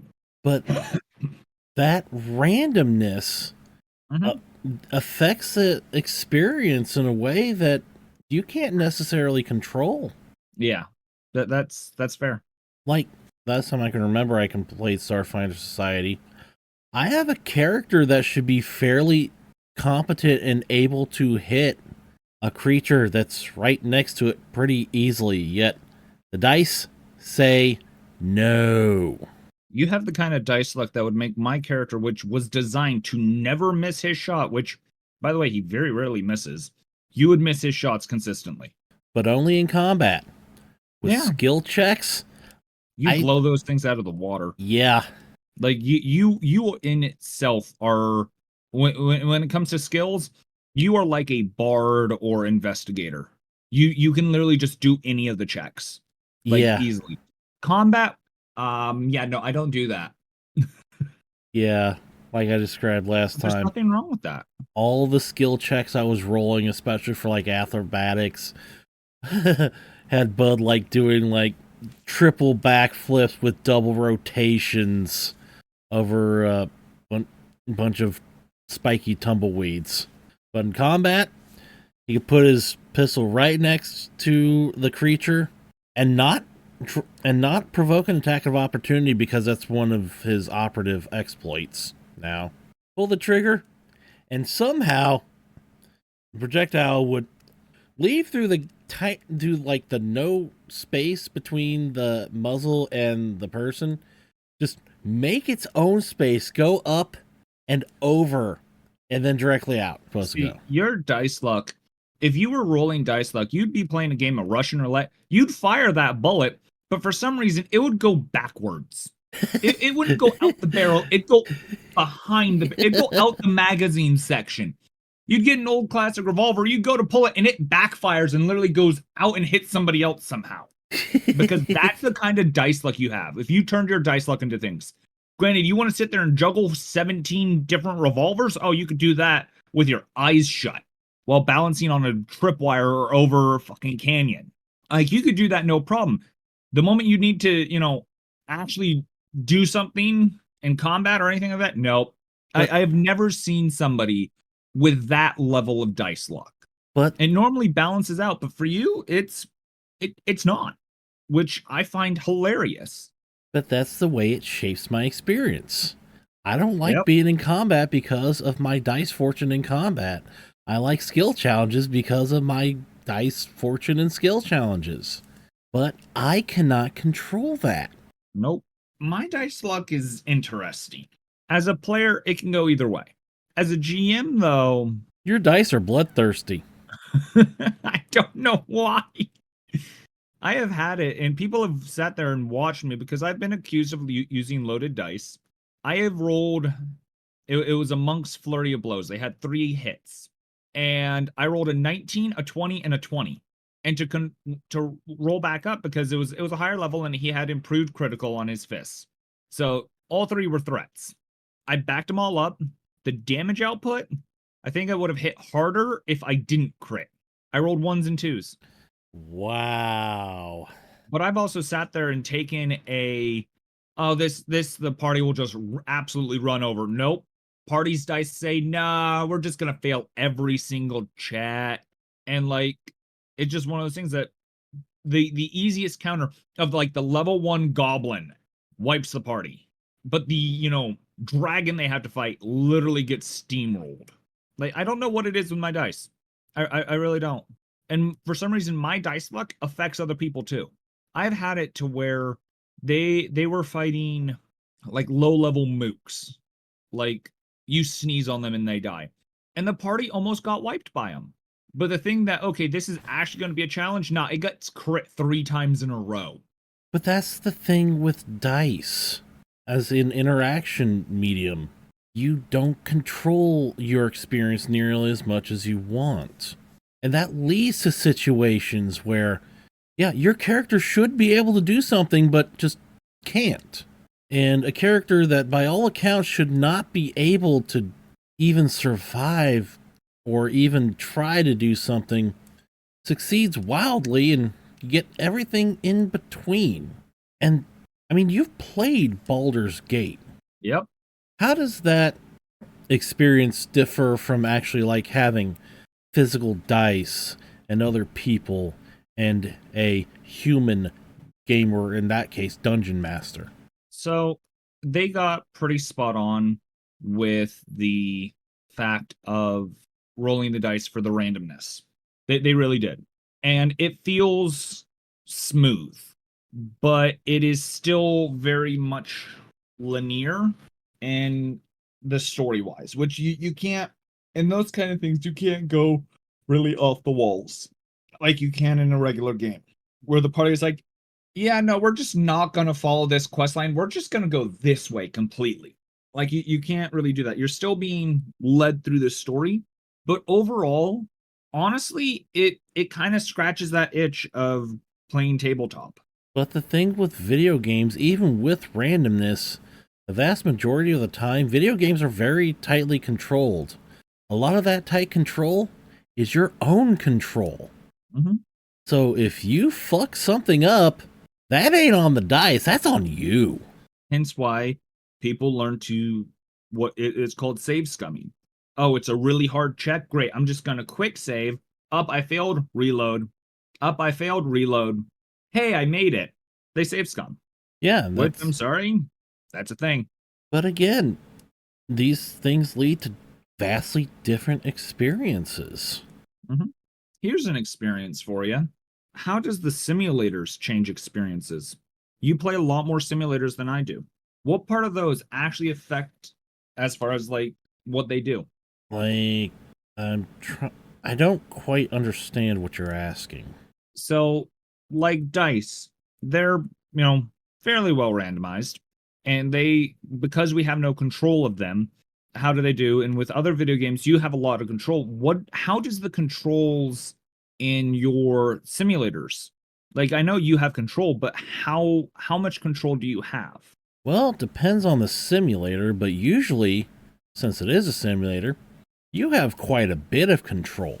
And being like a video game, the rule set is pretty well defined.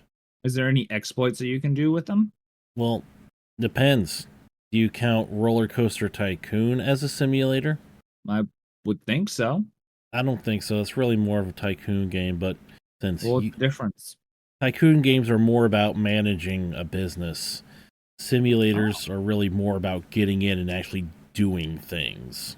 Isn't just Tycoon game a business simulator then? Yeah, but I guess that would be a subset of simulator. Like, well, in Roller Coaster Tycoon, I think I already talked about it in like the bugs, glitches, and exploits episode, but even though there's a tightly controlled rule set, there's ways to exploit it. Like the half-screw launched corkscrew coaster. 2 station pieces, lowest launch speed, goes in a half corkscrew, goes up, goes back down. Actually gets decent stats because of how the rules work, even though there's normally things you need to meet to not get your stats penalized. Vast majority of those are nullified if you have an inversion. There's another exploit you can do for Roller Coaster Tycoon 1, 2, OpenRCT2 called Maze Spam. Basically, you just build a 3-tile maze. That adds to your soft guess cap, and you can just put hundreds down. But that's an exception, because in a vast majority of simulator games, there are no shortcuts. That would seem to make sense. Yeah, like the simulator game I'm playing a lot of right now, Farming Simulator 22. If you want to get a 100% yield bonus, this is how you do it. First, you mulch your stubble. Second, you plow your field. Even if you don't need to plow your field, the game doesn't say you need to plow your field. Plowing gives you adds 15% to your yield bonus. Oh wow. Yeah.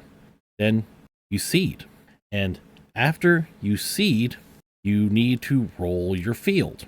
That's another 2.5%, along with mulching. Then you fertilize. That's another 22.5%. After one growth stage, you fertilize again. That's another 22.5%. If you don't do all of those and use a weeder to remove weeds as soon as they come up, because if you use herbicide, which you can get in that game, it'll give you yield penalty. You must go through all those steps if you want a 100% yield bonus. Interesting. Yeah, like in Derail Valley. If you try to take your train too fast around a certain corner, or any corner, it's going to go on the ground. No way around it. That's good to know at least. Yeah, I know the Spiffing Brit has found some things like making money in Farming Simulator 22 without farming, but those are really, really rare exceptions. Yeah, I get that one too. But when an interface, especially with a video game, is good, you don't really notice it. You work with it, it works with you, it works with the controller layout. In all honesty, though, if you think about it, most people don't realize how good things are. Yeah, It's always the bad. yeah, because a good interface doesn't get noticed. No. But a bad interface can fuck everything up. Yeah. And if you want examples of that, there's plenty of Angry Video Game Nerd episodes about bad interfaces. That's the truth. I'm trying to figure out like what other ways there are as far as how things go with that type of stuff.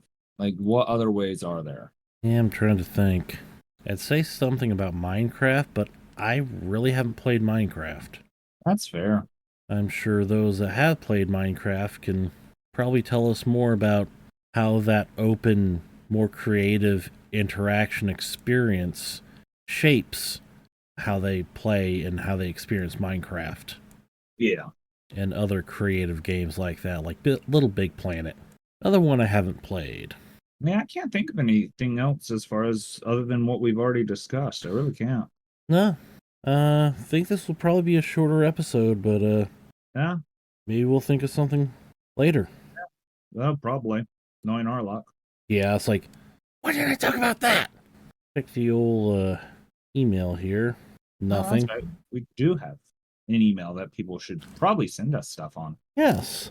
Like I said towards the start of the episode, gamersperience@gmail.com.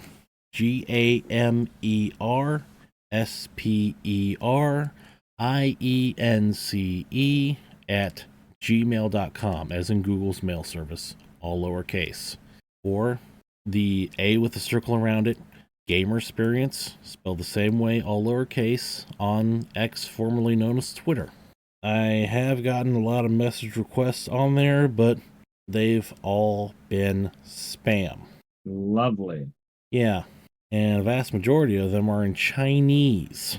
That doesn't make a lot of sense. No, it doesn't. The reason I know they're spam because I had to run them through Google Translate. That makes sense. Yeah, but tell us how different methods of game interaction shaped your experience. Tell us stories about your gaming characters, your custom gaming characters. Tell us how you like this podcast, what we should change. Tell us what pisses you off about gaming. That's another series we have. Oh, yeah. Forgot about that. Yeah, maybe due for a new episode here fairly soon. If I can get Jameson from Bar Silence on, because his availability is kind of wonky. I want to revisit gaming music, or about how it manipulates our emotions as we play. Yeah, good soundtrack makes a difference. Yeah, It's literally one of the reasons that one of my favorite Zelda games is Twilight Princess, which I actually ran into somebody that they too enjoy Twilight Princess and feel that it is slept on due to the fact that, the soundtrack is so gorgeous. yeah, and I really love the Super Mario Galaxy 1 and 2 soundtracks. Mm-hmm. Maybe give us other ideas about other things you want to talk about.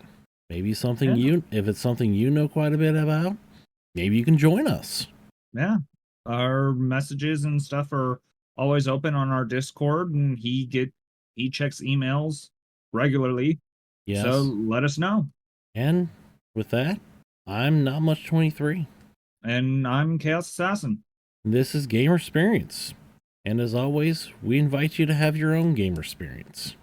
In the world of gaming, the players mainly have two separate but equally desirable experiences.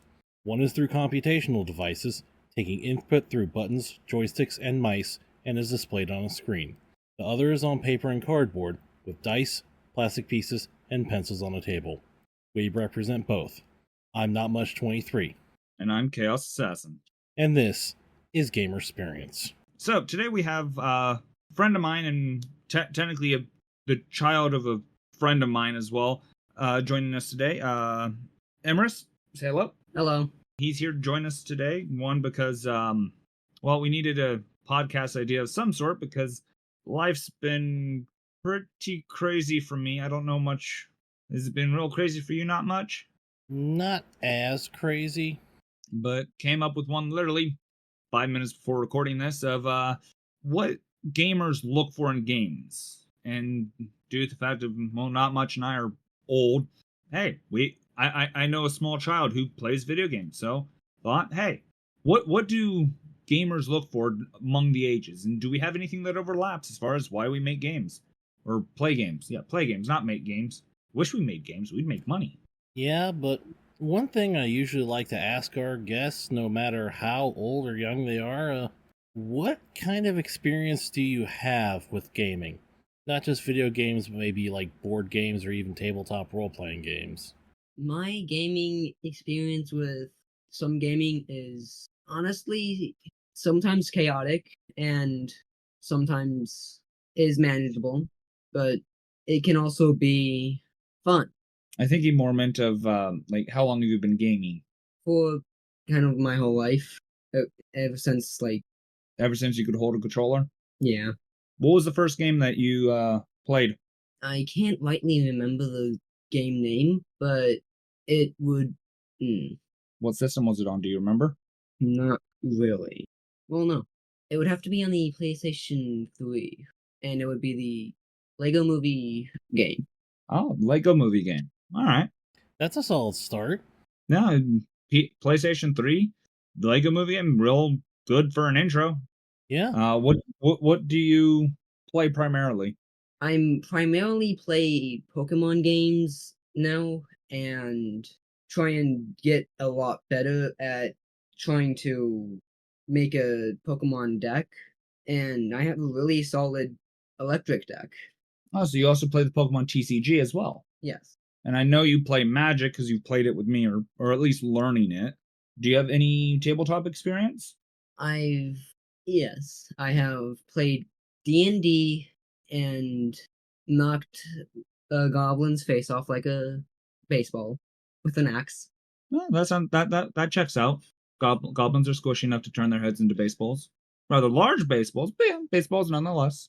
But my experience with gaming has really gone far. For your age, at least. Yes. It's not bad. But to get into our topic, what do you look for when you want to play a game? What I look for to play a game is how the game reacts to my controls and how well I can control the character. So you look for more of the interactive aspect of it, more so than, say, like story or music or plot. More than less. Interesting way of looking at video gaming. Yeah.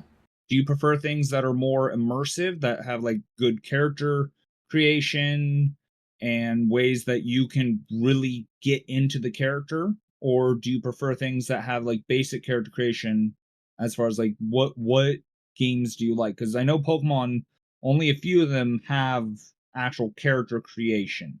Yeah. So what exactly about that draws those games to you? It's the immersive type of games that really draw you into it and actually are able to see how things are going. So you like more immersion. Yes. So a role player. I can really understand that. Yeah. What about you, Not Much? What do you look for when making games or playing games? Damn, I am terrible today. I honestly have a fascination for the mundane and actually like building things. Except I don't really like Minecraft because that's too much construction. But I like simulators. I like constructing things, watching them work, and then adjusting them. That's why I like Factorio so much. However, there are some things that stress me out. Like, especially like first-person shooters and action RPGs, the real possibility of getting surprised. And not a good surprise either, which is why I don't like Satisfactory, even though it's a lot like 3D Factorio. So you don't like jump scares? Oh, I really hate jump scares. So never played the game called Outlast Trials. Wouldn't think well on my radar anyways. I'd say for me, it's more of, can I get out of my own head? So similar to like with Emerus, I like immersion, but I also have that, I love nostalgia. I love playing old school games. Like right now, I'm going through a rival challenge with one of my friends in Pokemon Black and White, where every gym, after the gym, we battle each other. But Oh. I also love playing like Gauntlet Legends because it's just nostalgia for me. I mean, a good game is a good game no matter when it was made. Like Skyrim. Yeah. And Hence why they still re-release it for the umpteenth time, still making money. It's just that good of a game. but if they want to make something new, then you get shit like Starfield. Or things that are so good and that they get overhyped and it turns into a flop, like Borderlands 3. I'm sorry, that's just one of those games. I was really looking forward to it. I loved Borderlands 2. That's what I got into when getting into the Borderlands series. Played Borderlands 1 some, still haven't beaten it. Tried Borderlands 3 and I didn't like it. It didn't have that same aspect that really grabbed me. And speaking of Borderlands, the Borderlands movie's coming out here in a few weeks, and I'm looking forward to that actually. Are we going to have to do an episode about video games and board games making the jump into like movies and TV shows?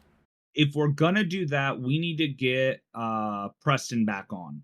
Him and I have had this conversation before, and I would love to get him back on the podcast for that kind of an episode. I don't blame you. Because I'm sorry, there are some games that I'm sorry, their movie adaptations pretty good. Others, not so much. Yeah, I guess pretty good would be Honor Among Thieves, and not so much would be like the first Super Mario Brothers movie. Yep. And then there's some that they're just weird on the scale, like Assassin's Creed. I'm sorry, I actually really liked that movie. It brought an interesting aspect to it. I would have loved for them to have continued, but it didn't go well with other critics. So that's just one of those things that we'll definitely bring that up in the next time we can maybe talk to Preston about making that another episode, because I would love to actually really delve into that. What are things that turn us away from video games? Not much. Trying to think. Well, since I play a lot of simulators and stuff, unrealistic physics and depictions don't really pull me out as much as like absurdly unrealistic or inconsistent. No, you say that. My first thought is, don't you have a glitch or something in Thrillville? Or you mean Roller Coaster Tycoon? Yeah, Roller Coaster Tycoon. Sorry. Yeah, but that's a bug, a consistent bug. So there is consistency. Yes. All right. What about you, Emers? What turns you away from video games? I'd have to say the art and how consistent it is to have fun. It's mainly about the fun you can have with the game, and the art. It have to be a good set of art that is put into the game, and it really just has to have some time and energy to really draw me in. Do you have any suggestions of games that you just don't want to play because you just don't like the art style? Not off the top of my head, but there's quite a few games that on You just know that they're just meh. yeah, it's Sonic Sonic Colors Ultimate, its art design is phenomenal. Don't get me wrong. It's just all of the storyline doesn't fit together as much. But you're still willing to play it because the artwork's good. Yes. So is that something that you would say, as long as the artwork's good enough, as long as it's got a half decent story, you'd still play it? Yes. That's an interesting outlook. For me, I never really look at the artwork of the video games as far as that. But like, best example I have for games that I play that have multiple different types of art styles would be Zelda. My favorite, primarily due to the music score, is Twilight Twilight Princess. We Princess. talked about that in our Gaming music. But artwork wise, I've got to say it's probably one of my favorites, artwork wise as well, because it seems more realistic ish, more so than some of the others. But one thing I have to say about like quote unquote realistic graphics is that they tend to not stand up nearly as well over time. Yeah. Like look at like PS1 and PS2 games that at the time we thought, "Oh, those are so realistic." And now you look back it's like, "Ew." Yeah. I actually have to fix my television because it doesn't want to show the graphics properly for some of my older games on like the N64. It's hilarious. There are some newer TVs that you can't even plug an N64 into. It won't register, even if you get the adapters. Wow. Mm-hmm. I didn't know that. Emerus, have you actually like played some older games like made before your time? I have actually. I was kicking his butt in Pokemon Stadium a few weeks ago. No, I never played Pokemon. I thought we were playing Pokemon Stadium. No, Gabe was. Oh, that's right. Your brother got his ass handed to him. Sorry. But I actually made my brother rage quit in the wrestling game you have. Oh, that's right. Y'all, they were playing SmackDown versus Raw 2008 featuring the ECW, and they actually really liked it. And I actually have a PlayStation 1 at my house, just a really small version. Oh, the So, PS1 Mini or Slim or Yeah. whatever. Is it the mini or is it the slim? Is it one of the reboots? I'm not sure, but it's smaller than the original. That's all Okay. I ironically know. But I've also played some of that one as well. And the graphics just didn't look completely right to me, so I haven't gone back to it quite yet. He's too used to the Roblox stuff.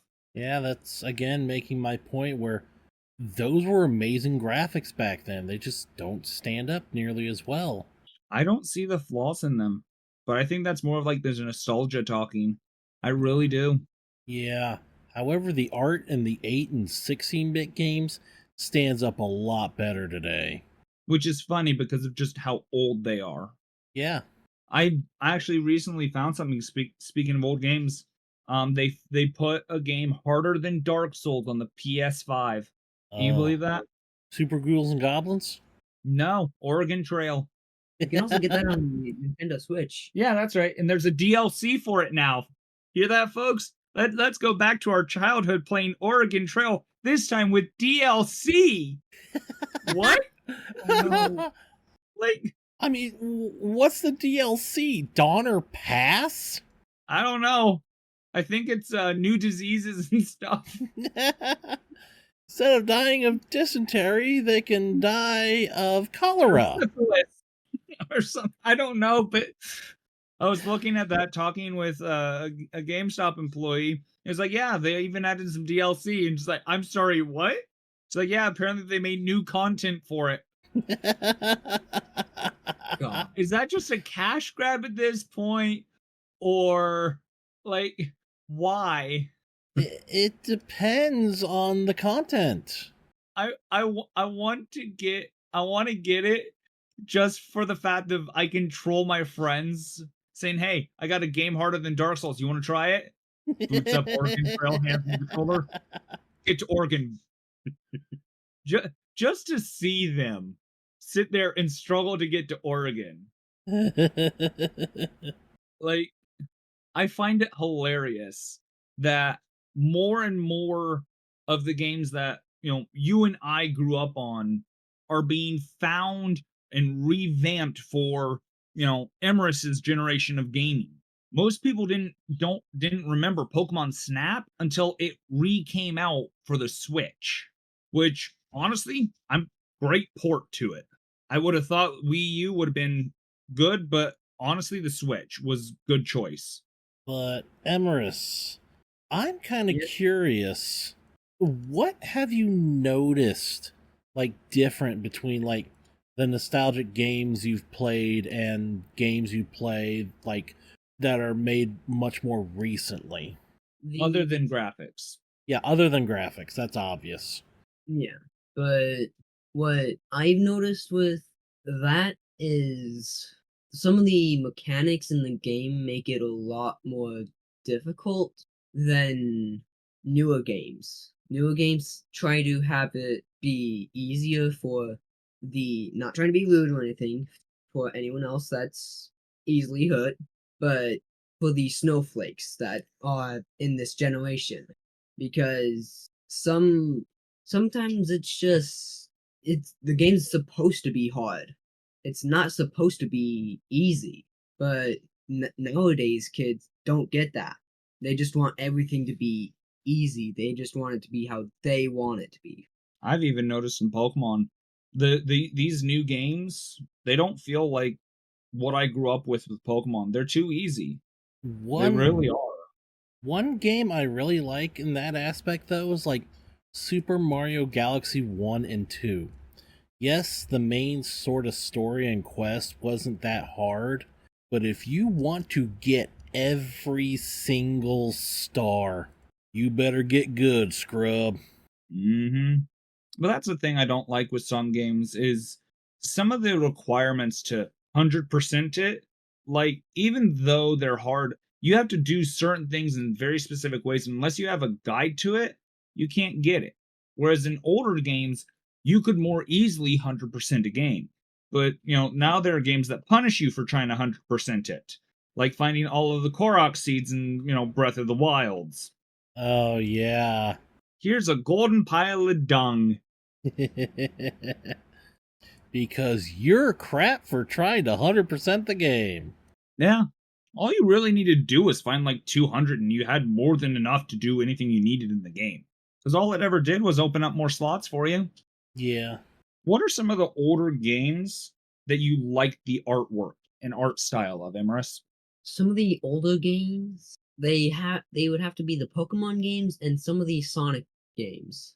3D or Don't get me 2D? wrong, That was my next question.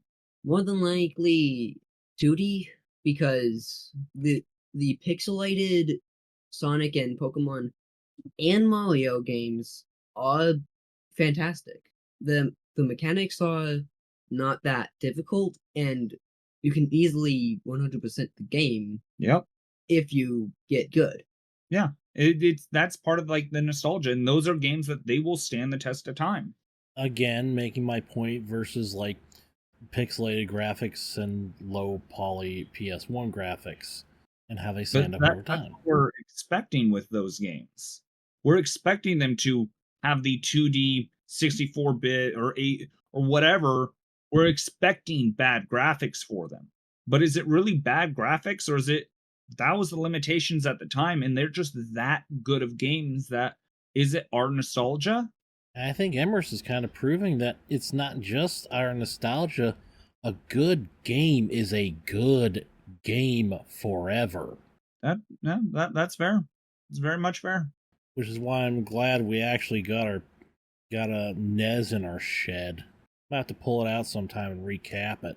You actually have an NES? Yeah, I've been seeing all sorts of games for the NES at pawn shops and stuff, but I don't own one, so I have been acquiring them.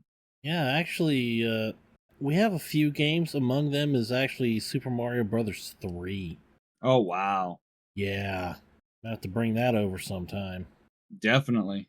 We talked about what we like about games and what draws us to them. Talk about what we dislike.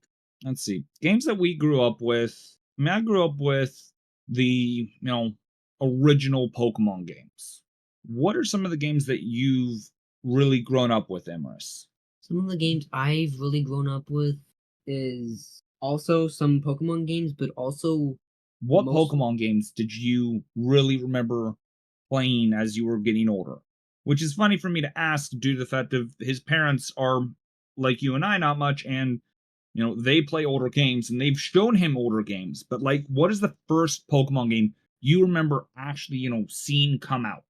seeing come out wise, it'd have to be something. I can't really remember the name, but some of the I can't even remember the name. That's fair. But Do you remember some of the Pokemon in there? Not like we don't have a Pokedex sitting on the podcast. Yeah, I was about to say, like, Emerus, you are talking right next to a living Pokedex. With Pokemon posters on the wall as we speak.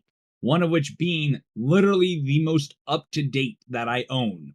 one that was more or less like an older one before the newest ones that So so a remake. yes. Which remake? More than likely Shining Pearl and Brilliant Diamond. I know that's not the oldest remake that has been made, but that's the oldest one that I can think of. That he remembers the Diamond and Pearl remakes. Which I would have thought you... No? Pretty sure...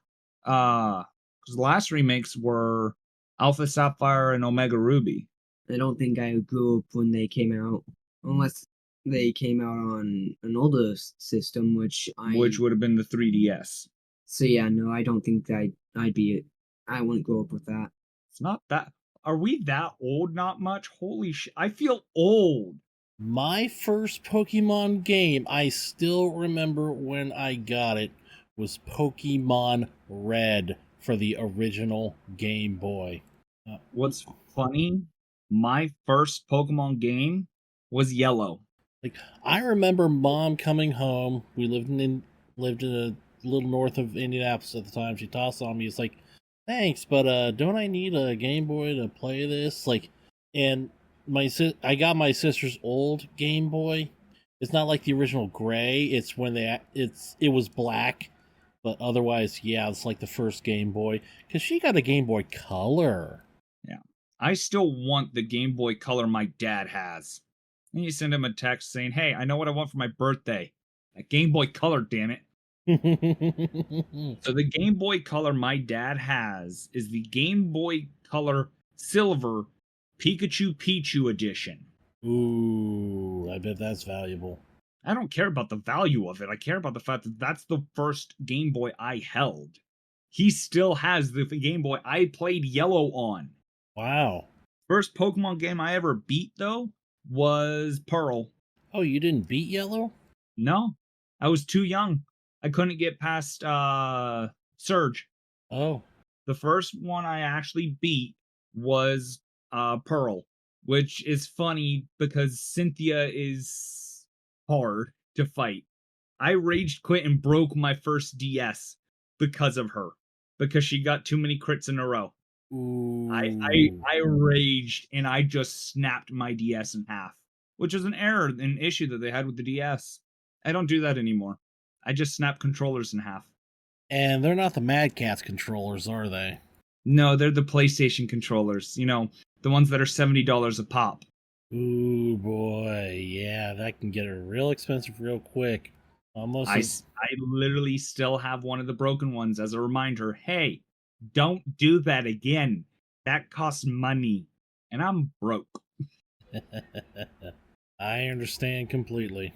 I still find it funny, the fact that we only have a few more episodes before the end of season 3, and we are going to be starting on season 4 of this podcast. Yeah, 4 more episodes. Regular episodes. Yeah. Which means we've been doing this for 3 years now. That's really hard to believe. Yeah. Feel like we've done it longer, but at the same time not. It's really weird because we only have this episode 8 of season 3, so we have 24, 25, 33 episodes technically. Yeah, and season 1 was a little short too. That's right, it was, because we started it a few months after the start of the year, didn't we? Yeah. Amazing how time flies. Yeah. Seems like that's about the end of the episode, which this one will probably be a little shorter, which is a good thing because I don't have much. And get it out. Yeah, because I don't have much time. And that's my fault, and I am sorry. Life happens though. Yeah. But one thing Lord Greyhawk pointed out is that there's far more options in 2nd edition Pathfinder than you thought there were. with the new books and everything that have been coming out. I don't doubt it. I haven't really been keeping up to date with it because I don't have time for it. But I do appreciate that he is letting us know and fact checking us. Yes. I'd like to play, more games, but schedule and gas and money is troublesome. Yeah. Fortunately, I'm actually going to be starting my first home Starfinder game, properly. Oh, well, hopefully you have fun with that. Good luck.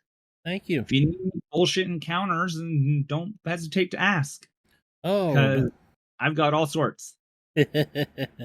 I'm actually going to be throwing one at my party. And yeah. it's going to be fun. Okay, well, I think that's about gonna do it. Thank you, Emerus, for your unique perspective.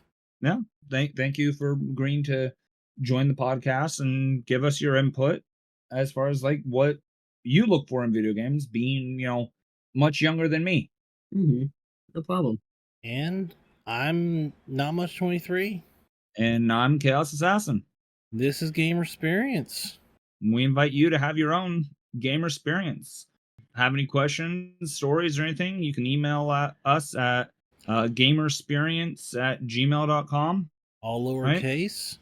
Or Oh. send us a direct message on X, formerly known as Twitter, at Gamersperience, all lowercase. We also have YouTube and Discord that you can find us in. And we look forward to reading or hearing from you. Indeed, we do. I'm Not Much 23. I'm Preston. And this is Gamersperience. And unfortunately, Chaos Assassin couldn't join us this week because he's in deep with moving.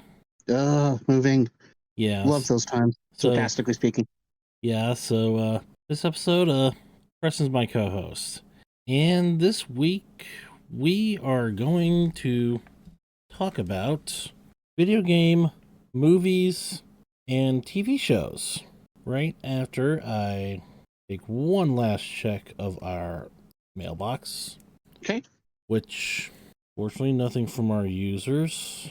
Our email address, of course, is gamersperience@gmail.com. All lowercase, GAMERSPERIENCE@gmail.com.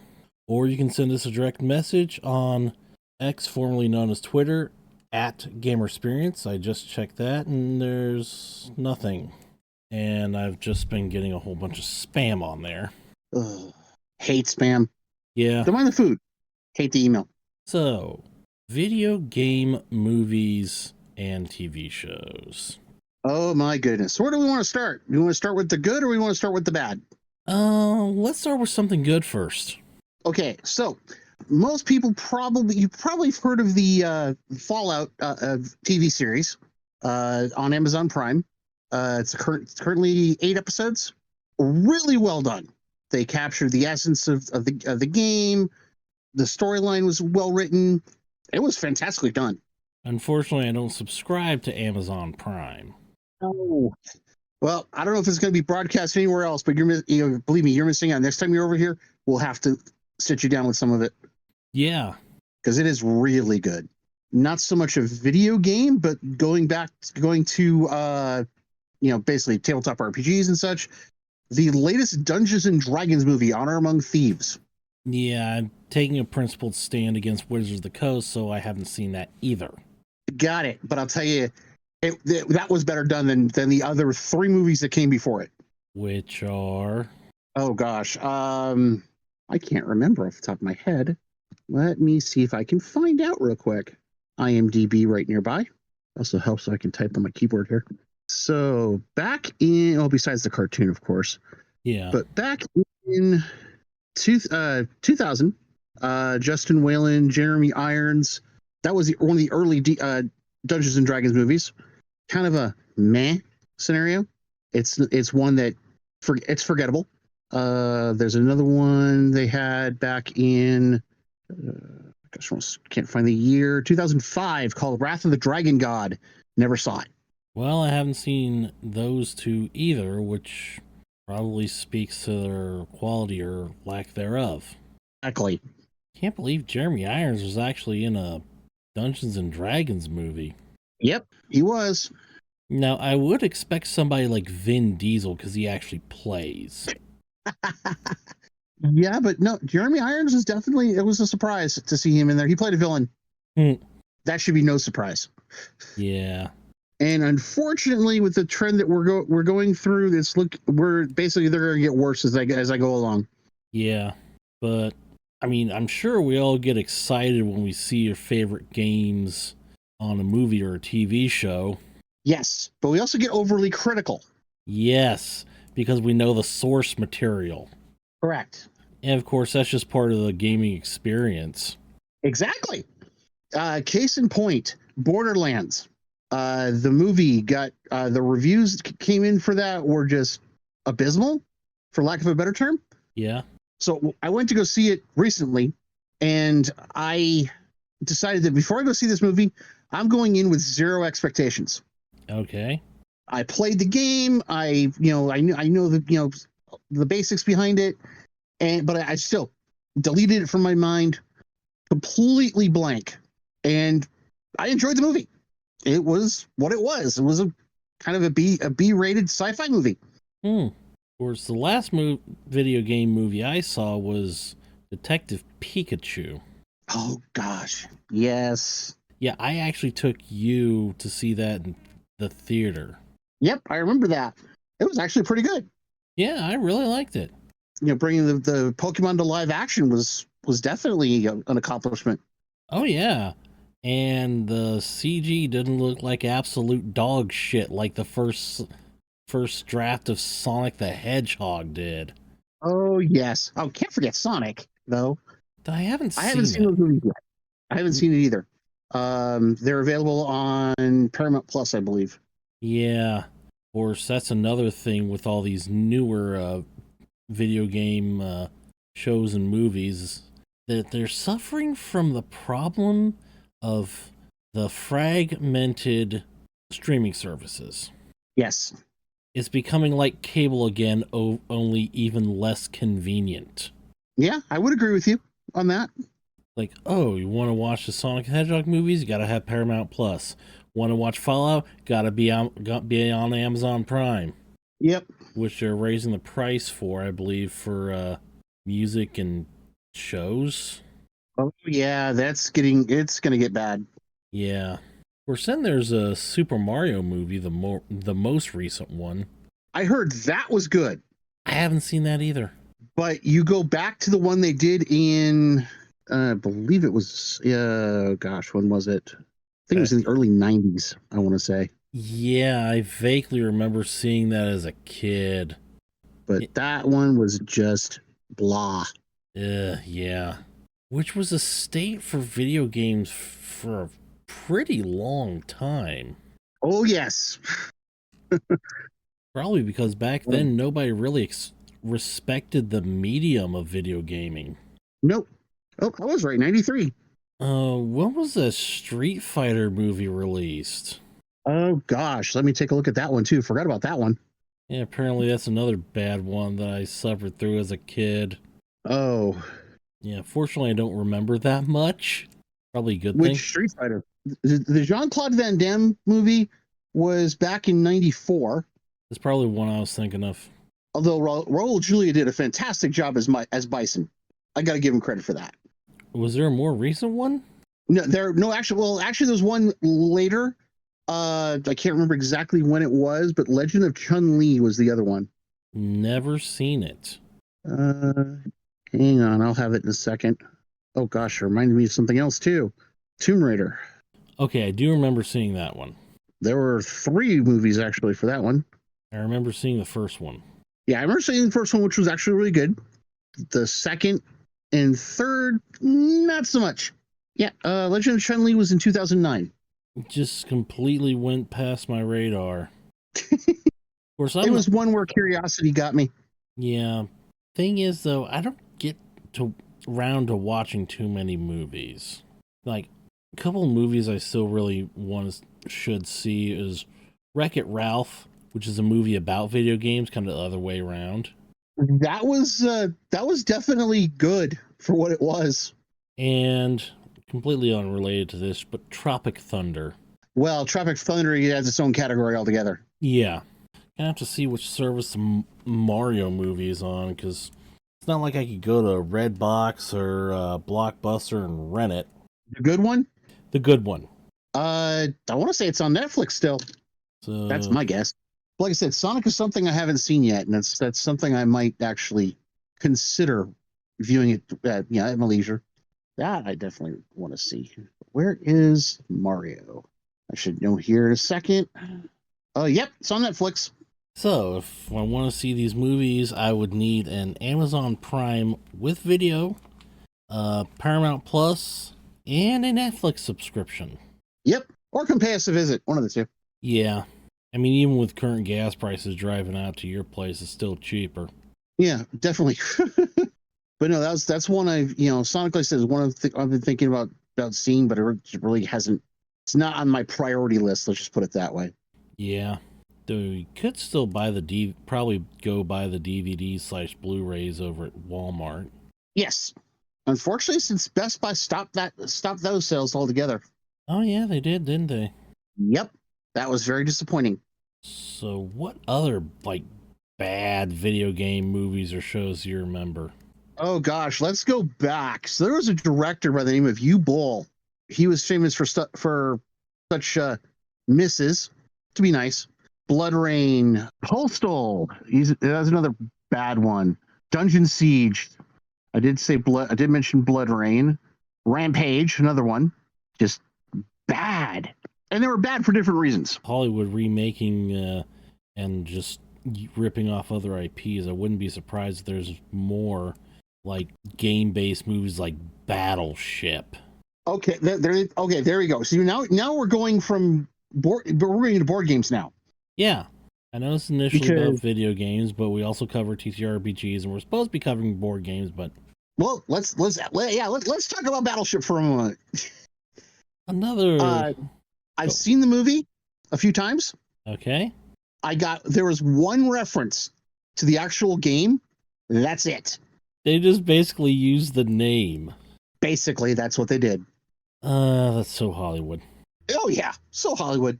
Yeah, they were trying to do an operation game, and I was like, please don't do that. Please don't do that. Please don't do that. And I haven't heard anything back with that, so that's good. Though I wouldn't be surprised one of these streaming services comes like, oh, we're going to make Monopoly, the movie. God, no. Probably be about as bad as, I don't know if you watched Grand Theft Auto, the movie in Grand Theft Auto 5 Meltdown. No. Yeah, you can actually watch it in the theater. Really? Yeah, I actually have. Back when I was playing Grand Theft Auto 5.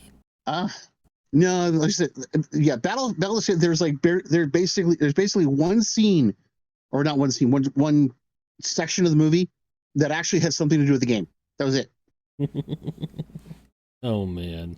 If you were to tell me it was a naval war story, something along those lines, modern day dealing with aliens, I would have been cool with that.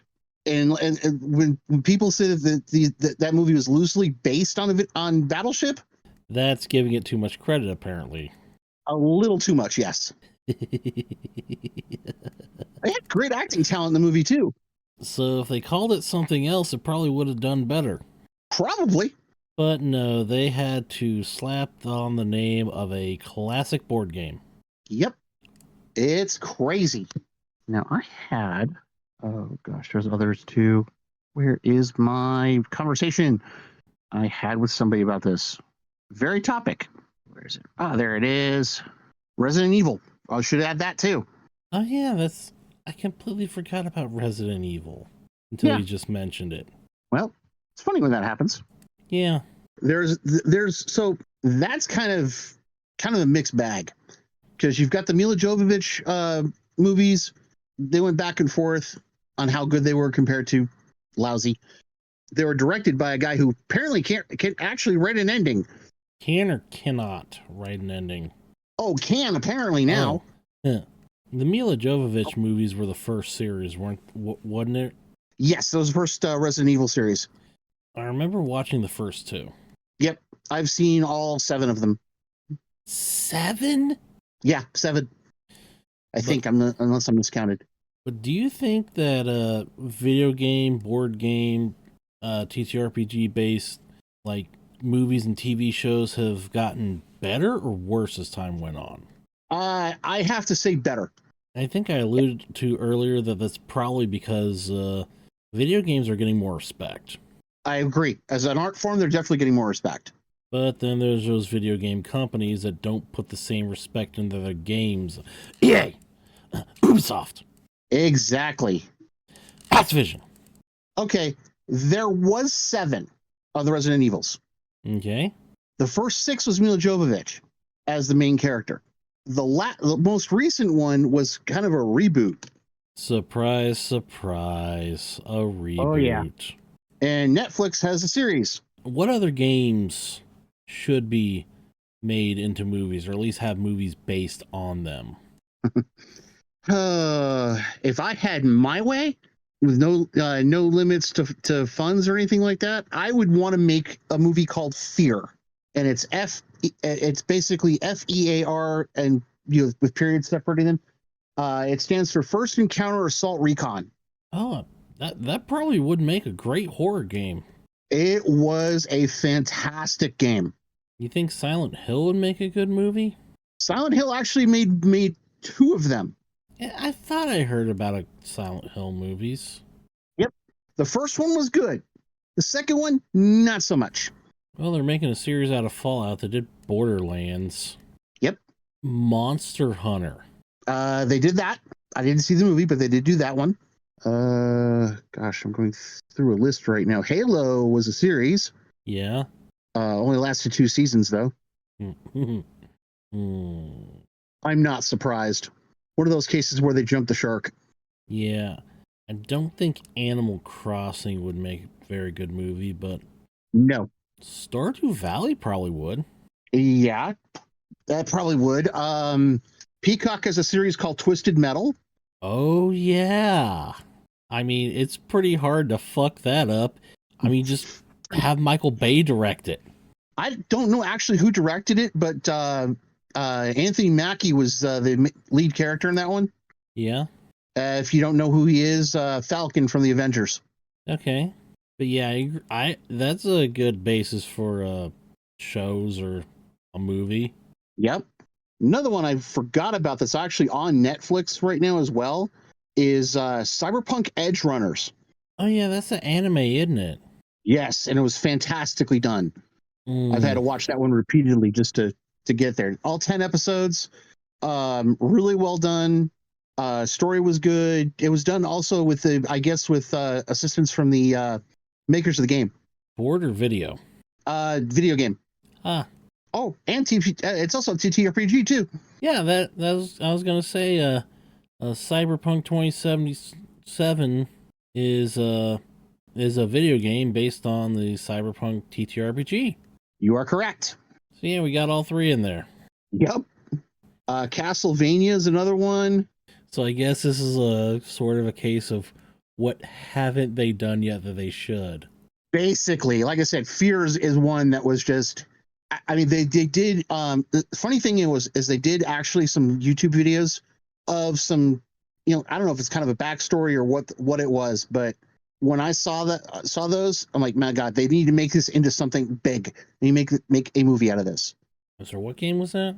It was based off of First Encounter Assault Recon, otherwise known as Fear. Oh yeah, that movie. Game. You're an operative that was brought in to take down a psychic commander. Oh. And you're also dealing with a psychic, basically a woman with extreme paranormal abilities. Okay, because I haven't really played those games before.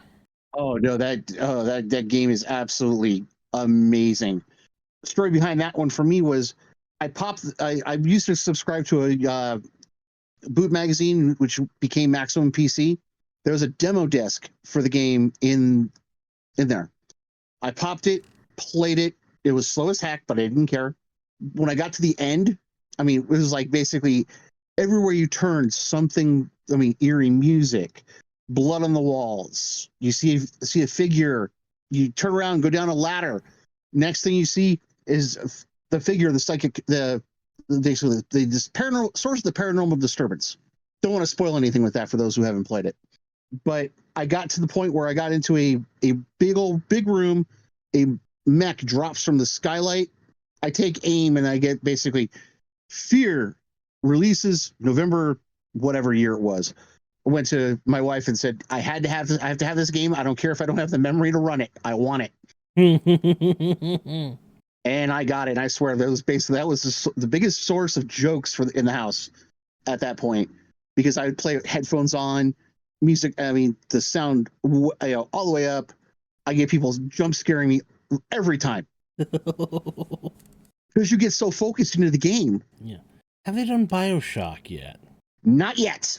That is coming. That is coming. There is a Netflix series in development right now for BioShock. If they hadn't already done Twisted Metal, I'd say Gaslands, but they're so similar that's really... Yeah. They even had an anime based on League of Legends. Oh, yeah. Most toxic group of players probably ever, but... You said it, I didn't. But I was just thinking of it. I think Splat Last of Us is a well-done game turned into a live-action TV series. Splatoon. No, not that I know of anyway. There's a whole animated series about Donkey Kong Country I watched when I was a kid. Oh, I didn't know that. Yeah. Well, Sonic had its own series. Sonic had multiple series. Yes, that's true. Let's see. Burnout? No, probably too similar to Twisted Metal. Yeah, I didn't know about that one. Well, no, I'm thinking like things that maybe should. I think Road Rash would probably make a good TV series. That would. I don't know enough about Road Rash, but that probably would make a good one. It's outlaw motorcycle racing. Oh, that would be perfect. Yeah. Anybody familiar with Road Rash? You agree? What else? Should. Oh, I got one that Chaos would probably strangle me if I didn't mention. Assassin's Creed. Well, besides that one, Pokemon. Well, they already did Detective Pikachu.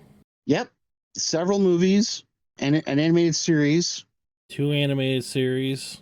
Yeah, 2 animated series. Yeah, actually more than that. Yeah, probably at least like 3 or 4, and so many movies. I remember watching the first Pokemon movie. Yep. And it was titled Pokemon, the first movie, because they knew there were going to be a fuck ton more. Yep. Then, of course, Pokemon 2000. Gosh, I can't remember what the third one was. I don't know. He would know it, though. Yeah. But, it's, and really, honestly, if you summarize video game to movie translations in one statement, they're hit or miss. They're either really excellent or really fucking horrible. You got it. I know D&D got its own movies, but you think Pathfinder or Starfinder would make a good, at least TV series? If it had the right creative team, yes. Of course, preface all of this with the right creative team, the right people to actually make it good. Exactly. Yeah, that is like not Disney. No. I think the Pathfinder community would go, no, never. What else? Well, you mentioned Assassin's Creed. Yeah, I saw that movie. The only thing it had to do with the series or with the games was the name. Like you said, That was it. Either really good or complete shit. Yep. And just like Ubisoft, the Assassin's Creed movie was apparently complete shit. Mm-hmm. Yep. Now, it would have been funnier if they actually included some of the bugs in the games, at least. Yes, I would agree with that. Like, you just the wall pans over, somebody walks to the wall and just randomly starts humping it. But yeah, I mean, basically, if you said that the movie was some random VR title, then I think it would have been probably better. You slap the Assassin's Creed name on it, you got a chance. Not a very big one, but you got a chance. Yeah. But that's the thing with the experience of watching your favorite games as a movie or a TV series. when it's done well, the experience is awesome and probably enhance the universe of the game. Absolutely. But when they fuck it up, They fuck it up. Prime yeah. example. Fallout. Fallout was brilliantly done. I mean, even right down to the rad roaches. But It was so well done. yeah, but then there's stuff like Assassin's Creed Exactly. or the first Street Fighter movie. Yep. Or even the first Mario Brothers movie. Yeah. Yeah. So I think as gamers, we hear that our favorite game is going to be made into a movie or TV show. It kind of gives us a sense of unease. Like, I hope they don't fuck it up, but the probability is Yep. palpable. Please don't suck. Please don't suck. Please don't suck. Please don't suck. But do you think a well-done movie or TV series based on a video game could bring new players into that game franchise that maybe never heard of it before? Interesting that you mentioned that. Fallout. They actually did see an increase in players and people looking for the game as a result of the TV series. I knew that would happen. Yep. I wonder if the opposite is true. Depends. Yeah, like a bad movie turns people away from the game. Not so much. Me personally, I don't look at it as a bad movie. Okay, they should never have made this. If I enjoyed the video game, I'll go back to it. Yeah, I mean, ultimately, a good game is a good game. Yep, exactly. But I'm wondering about a scenario where they make a really well done movie about a horrible game. Might have to be on the lookout for that one. And not movies made into bad games. There's already plenty of those. A lot of them on way too many of those. A lot of them on the NES, made by LJN Toys. Mm-hmm. Fortunately, I haven't really had the misfortune to play any of those. Blood Rain. Did you say that was There was a series of those games. What? Blood Rain. What? Did you say that was a good or bad movie? That one's bad, but I heard the games were good. Yeah, but yeah, that's the Or thing. bad.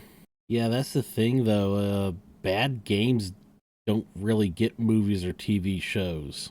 True. I'm waiting for somebody to try to adapt Starfield or Skyrim into a movie.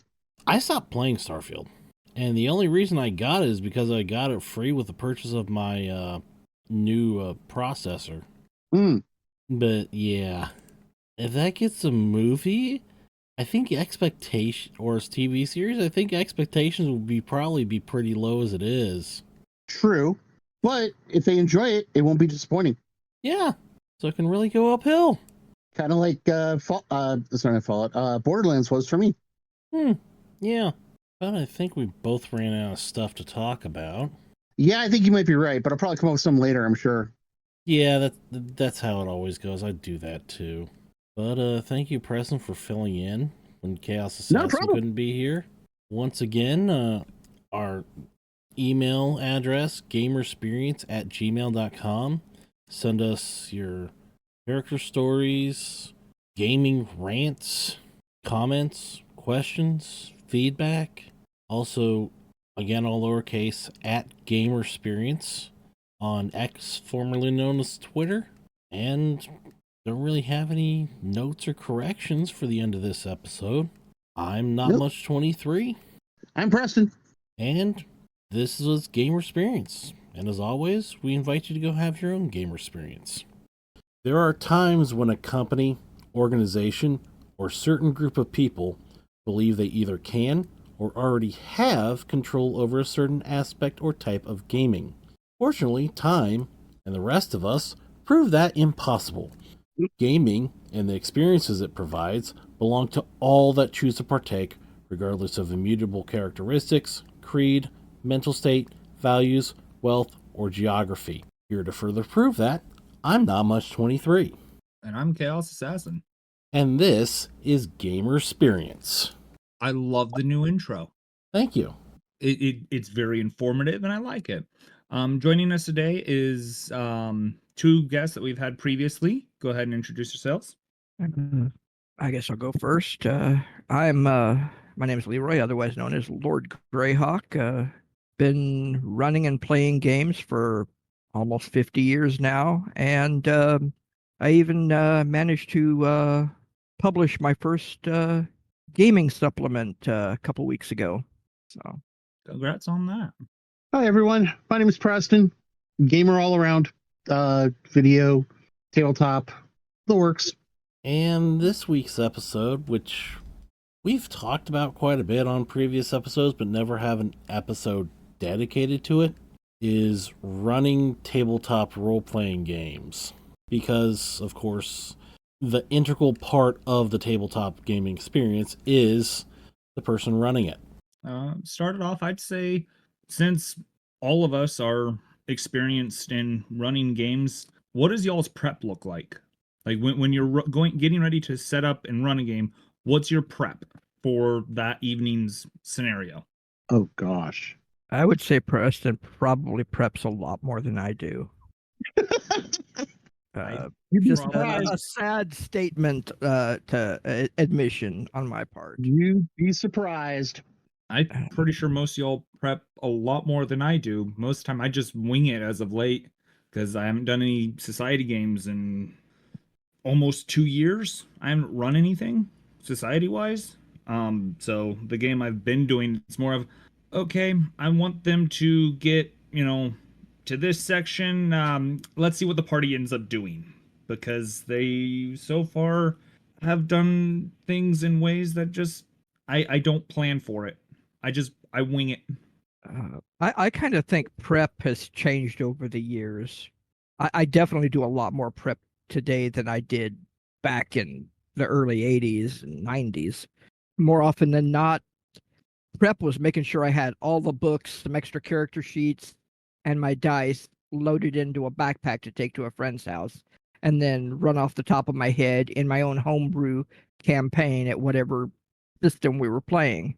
And we hated the idea of running modules at the time because, unfortunately, modules in first and second edition AD&D, lots of combat and very little fluff. So we got bored. We made our own stuff.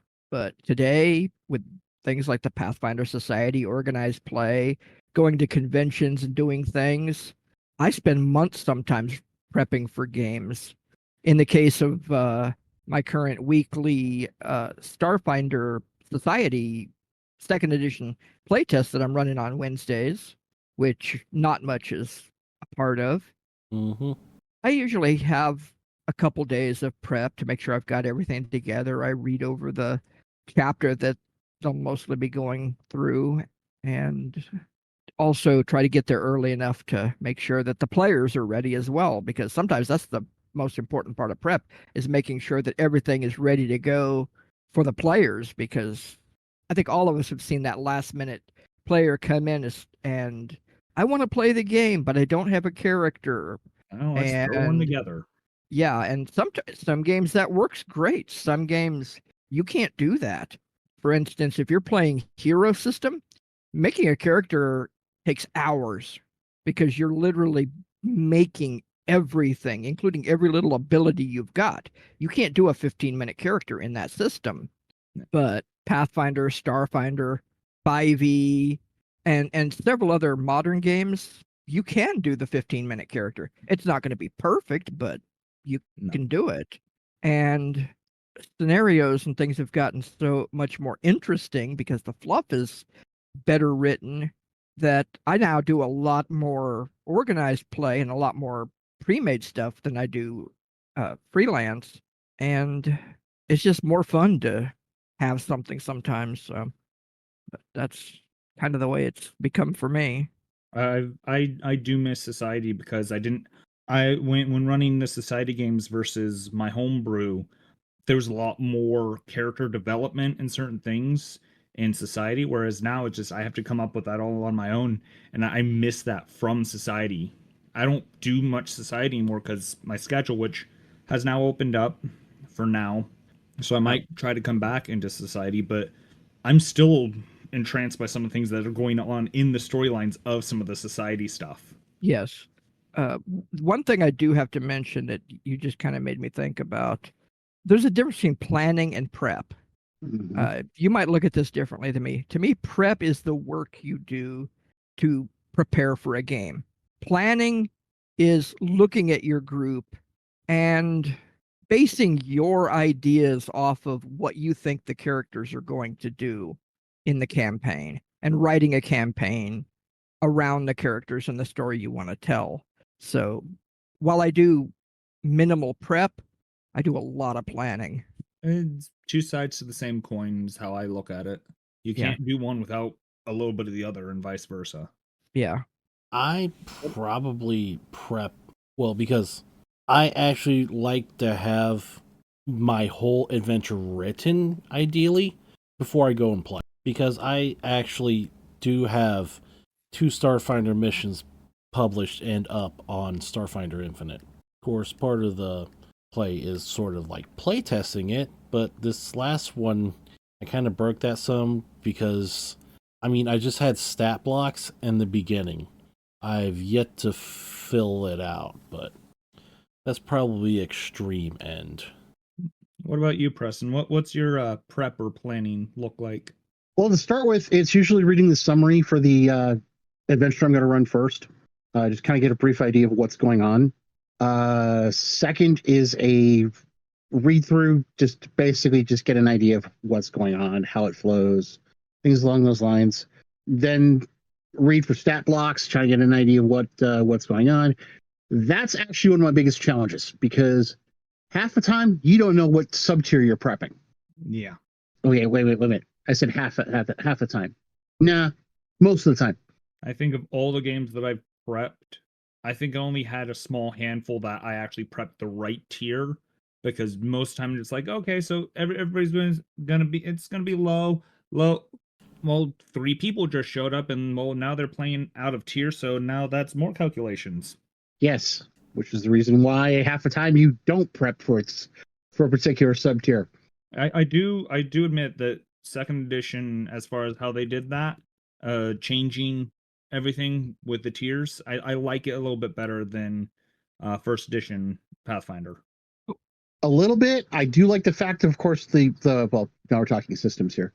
I do like the 3 action system. It is fantastic. It gives you more versatility on what you want to do. The character creation is even better. Oh, far more streamlined. Oh yes. I like the streamline, but at the same time, I don't.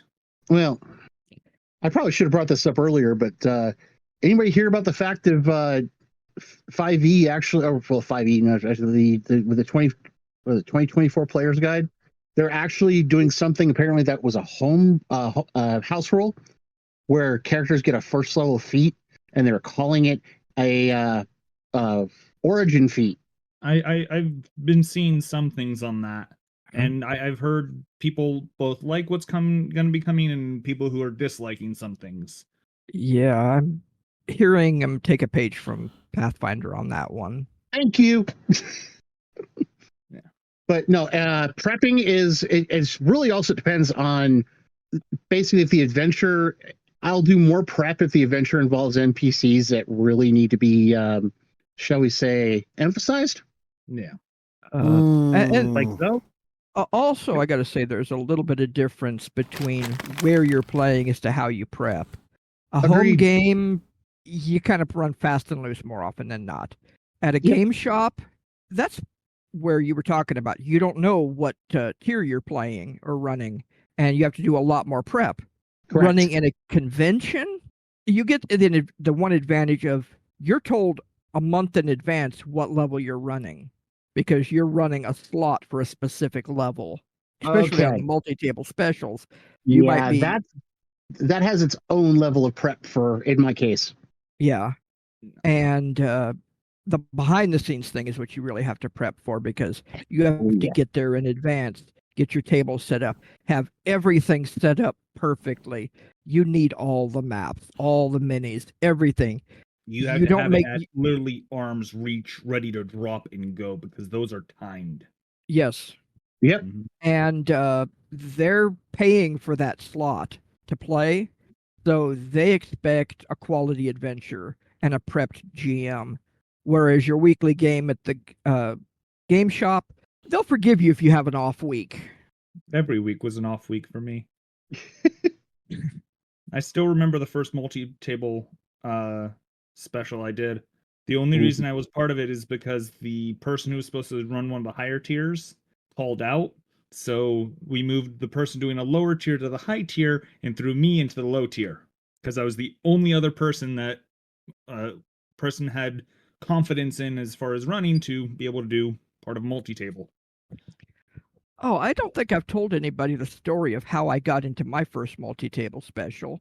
I was going to Gen Con, and I had been a volunteer for WotC, but in 2012, or it was 2013, I forget the first year I ran, but I was a volunteer for the True Dungeon, and I decided to also volunteer to run games for Pathfinder Society, which I had just gotten into.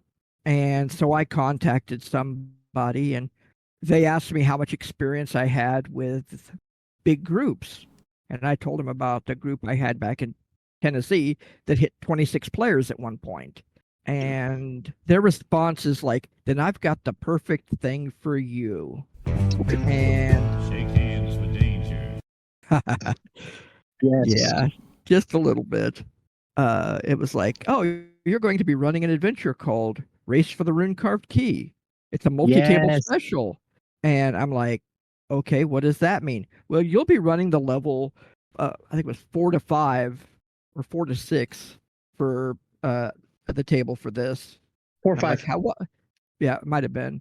But I asked, well, 4 or 5, what level does this go to? They're like 1 to 12. Oh. And when I came in there, it was an entire ballroom with 150 tables. Every table had a GM and 6 players, and it was Yep. all one game.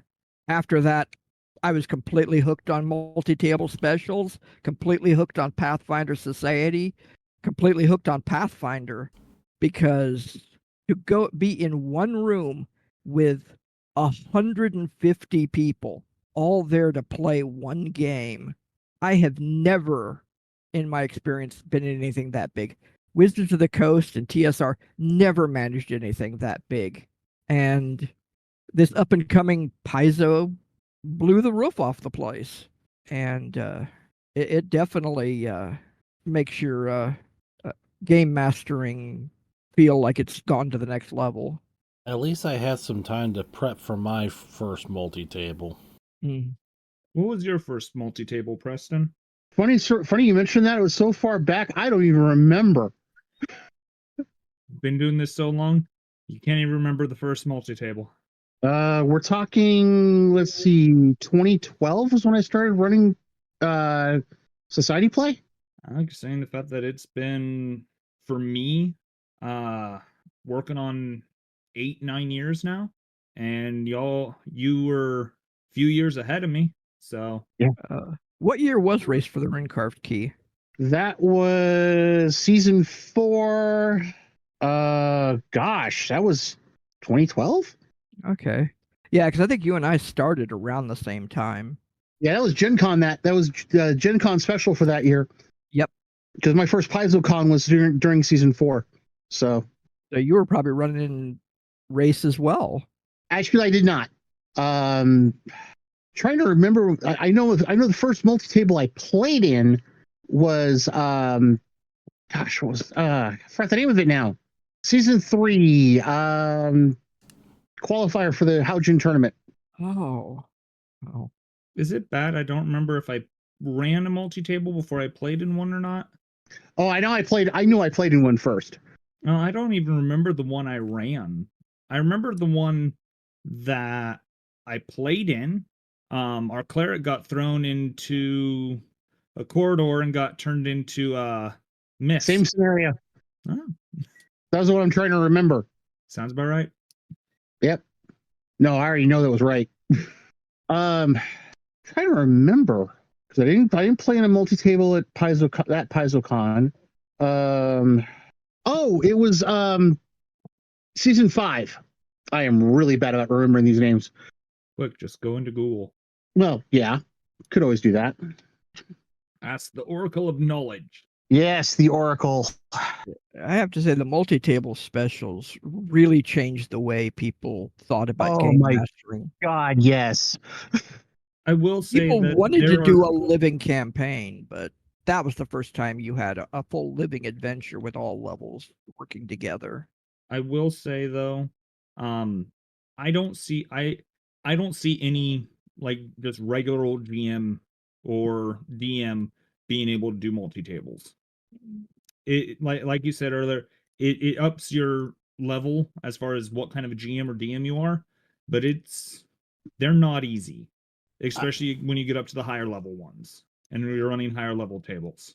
That's where I like to level things. Yeah. You can put newer GMs on the level 1, level 2 tables. Yep. And for them it's like running any other organized play game.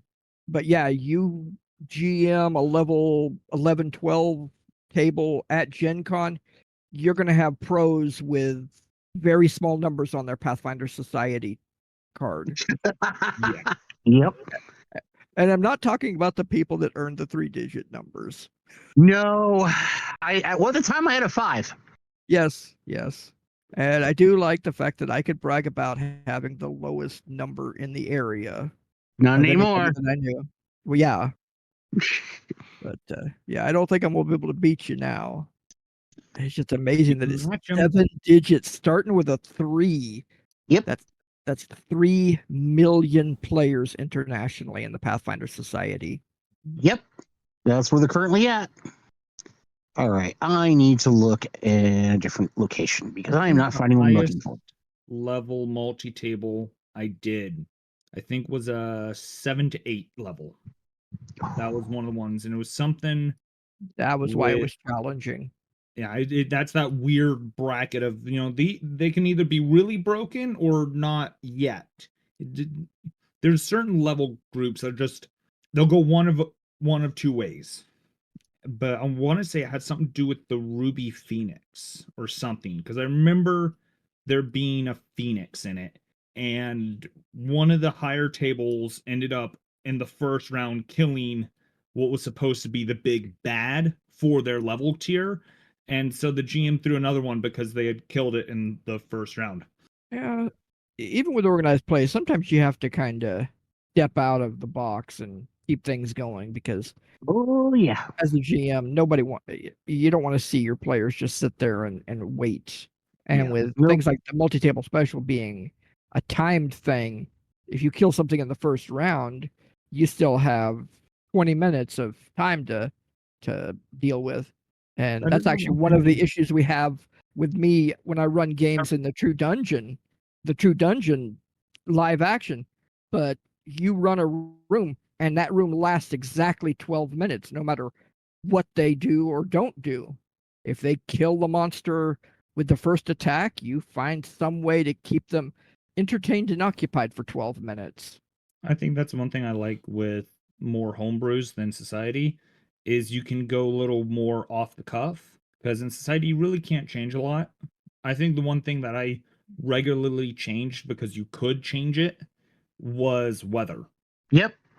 There was one of the ones that I rolled and it was they were going up a mountain heading into a valley and just like let's make it a thunderstorm. So they had to trek through the mountain in a thunderstorm, which was hilarious because one of the monsters came up and there was a druid in the party with call lightning.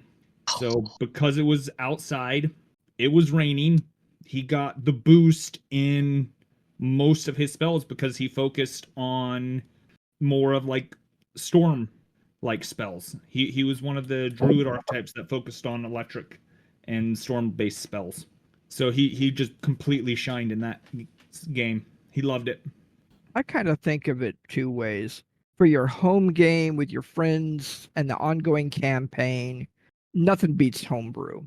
But there's also something to be said for organized play, and Pathfinder Society is the top of the litter Yeah. because you could be anywhere in the world, even the International Space Station, apparently. Wait, what? Yeah, Yes. I would love to see how they rolled that D20. it's magnetic, Hey.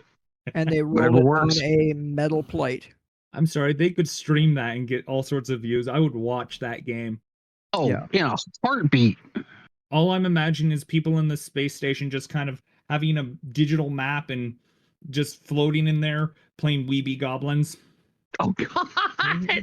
Oh, You like that's, Goblins that'd on be so funny. National Space Center? I don't know. I'm kind of thinking Starfinder might be the way to go. Oh, that I would be agree with that. in Starfinder.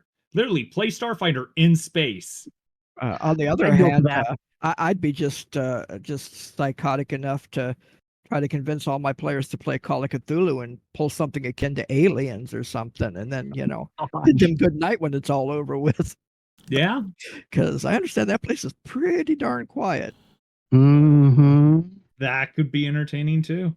But is there anything you don't like about running? Yes and no.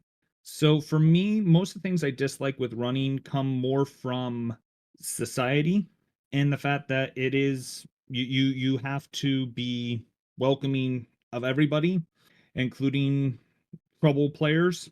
Good point. We all know people like that. Players that basically ruin the game. You have to, count things out before you're either playing under them or with them. My issues I'm having with homebrew because I'm working on my party just hit level 4 because I kind of made a mistake. They were supposed to fight an enemy at level 4 and I accidentally threw that enemy at them at level 3. So to make amends, I made them level 4 because I told them they'd level up after they fought that enemy.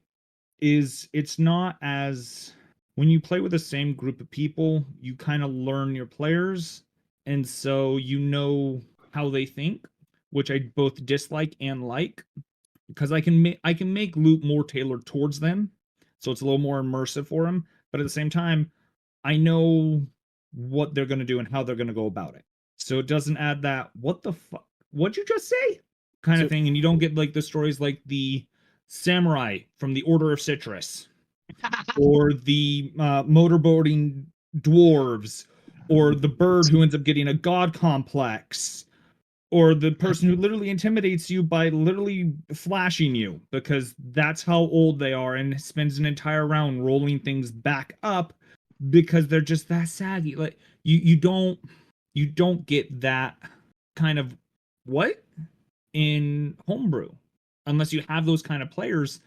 But at the same time, after so long, it's not as much of a wow of, okay, yeah, I kind of figured you'd do that kind of thing. So it gets boring with the same group of players. Yeah. Yes and no. I mean, my original gaming group that I started with in 1981, I'm still friends with a few of them that I still keep contact with, and we still game. 2 of them refuse to play anything newer than first edition AD&D, but that's all cool. And we were able to play for so long because we were all good friends inside and outside the game. We did everything together. We were a little clique of guys that just kind of did everything together. And we all knew each other better than anybody.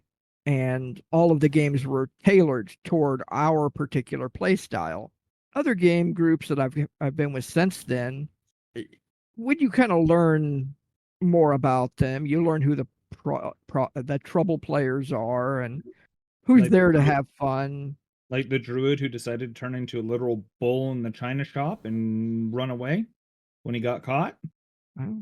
Yeah, but that's another thing is, I guess the first thing to take into account as a GM is what you're going to do with trouble players, because that's my number one issue as a GM is not being able to handle trouble players in manners that I want to.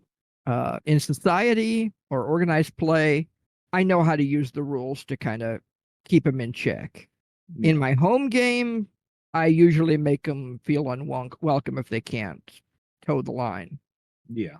And I know some people are probably think, oh, you're just throwing people out and not allowing them to play. It's like, no, everybody's Nope. welcome to play. However, there are rules. And as the GM, you're the storyteller. You're a member of the team. You're a member of the party. You're also the referee, judge, jury, and executioner. If you're hosting in your own home as the host, that gives you even more. if you're doing organized play, the GM is the person responsible for the table. So more often than not, if there's a problem at a game shop with one of your players, they don't come to the player, they come to the GM. Mm-hmm. And sometimes that's something you can handle. Sometimes you have to talk to the game shop owner and say, hey, yeah, this is out of my hands. You know, it's up to you. And you go by what they choose. On the other hand, if you have problems with another player or even a GM, if you can't work it out with the person, you go to the locale owner. If it's a private location, well, that's when you start looking into the possibility of playing somewhere else Or trying to booting talk players. with the GM or other players. Yeah. Well, like I said, if the private talk is one of the steps in it, but if that doesn't work, there's just some people that just aren't going to work together. Yeah. I got one for y'all. Difference between GMing games that have experienced and veteran players versus newbie players. How do you guys go about it? I'll let Preston go first on that one. I just want to say, it's like, who's this one? I guess I will. So a lot of times, so basically, with organized play, you have to be prepared for stuff like that. Agreed. And one of the things I tell newer players is, don't ask your fellow players. If you have a question, ask me as a GM. Do not bother, because players will have their own characters, their own complexities, things like that. It's like, I'll get the questions like, what should I do? What do you want to do? Does this work? Can we do it in the rules? Sometimes you have to improvise. Hence the stories that Chaos mentioned earlier about the motorboating dwarves and then the Order of the Citrus Samurai. There we go. Yeah, I had to improvise. Yeah, my Tennessee group had that thing. Like I said, at one point we hit the 26 players, and we had the youngest player we had was somebody's 6-year-old daughter that they couldn't pay for a babysitter that night. So we gave her a quickly rolled up character sheet for her mom's spider familiar and just kind of let her wing it with that. She had a hell of a time playing because she loved it. She was part of the thing. She got to play with her mom. She got to be a silly giggling spider. That didn't hurt the game any. On the other hand, I had people at the tables that had been playing as long as I had that had just immense backstories with their characters. And with them, you just kind of let them have the free reign to kind of run their character and be their character and just take notes of where that character's going, what they're doing, what they want to do. You write it down in your notes and you make sure to include stuff that ties into that. And then we had another player who was she was also very much into the mature adult thing. She had gotten a copy of the Book of Erotic Fantasy, one of the three adult only books, asking if she could play. Well, she happened to bring her character the same week we had the 6-year-old start. And she literally had a priestess that gained her spells by performing sexual acts. Shake hands for danger. Especially in a public setting. No, this was at my mom's apartment. My mom was actually the host for our game. I was the one running. 26 people in Yes. your home? Yes. What did you live in, a barn? No, it was a 2-bedroom apartment with the living room and the dining room were attached, and my table was 12 by 4, and then we also had another secondary table set up in the living room where some people were sitting at the couch, and then there were some people sitting at the bar in the kitchen, the pass through. So I was completely surrounded by just tons of people. It was a blast. I'm looking around in our new apartment. I cannot imagine trying to run a game with 26 people in this area, and it's a fairly open floor plan. Yeah. Like, how? Oh yeah. But to kind of get back to the adult, the mature player, I wanted to call the player herself mature, but her flavor was mature. I had to call her aside, her and her husband, who was reluctantly allowing her to play this nymphomaniac priestess. And I told them, I was like, there's a 6-year-old in there, and we've got a couple that are under 16 that are playing. So you knew this when you came here. And we were going to let it slide a little bit because the youngest player we had, I think, was like 15 at that point. I'm like, when anybody under, I told him I was going to institute a rule. Anytime there's anybody in the apartment under the age of 13, instead of describing the act you want to perform, your character's baking cookies. Everybody in the party knew what she meant by baking cookies, but the 6-year-old thought it was the most hilarious thing. And at one point, she Baking did kind of priest. panic her mom because the spider at one point wanted to bake cookies. Oh, no. Shake hands for danger. Fortunately, I like to hope the child never learned. So yeah. I've in the game I'm doing, my other half, Elfney, is she decided she was actually going to make the cleric, so she had me come up with we've talked about it before on the channel, the Waffle God. Oh yes. So she is a cleric of the Waffle God. And part of the tenets is to every morning she has to feed those who want it a good breakfast. The first time she rolled, she got a 24 Dang. at level 2. Pretty impressive. Yeah. And so I was describing just how good it smelled, and one of my players like, "Oh, do our clothes blow off like they do in Food Wars?" And so, me being me and as mischievous as I am, yes, I need a fort save.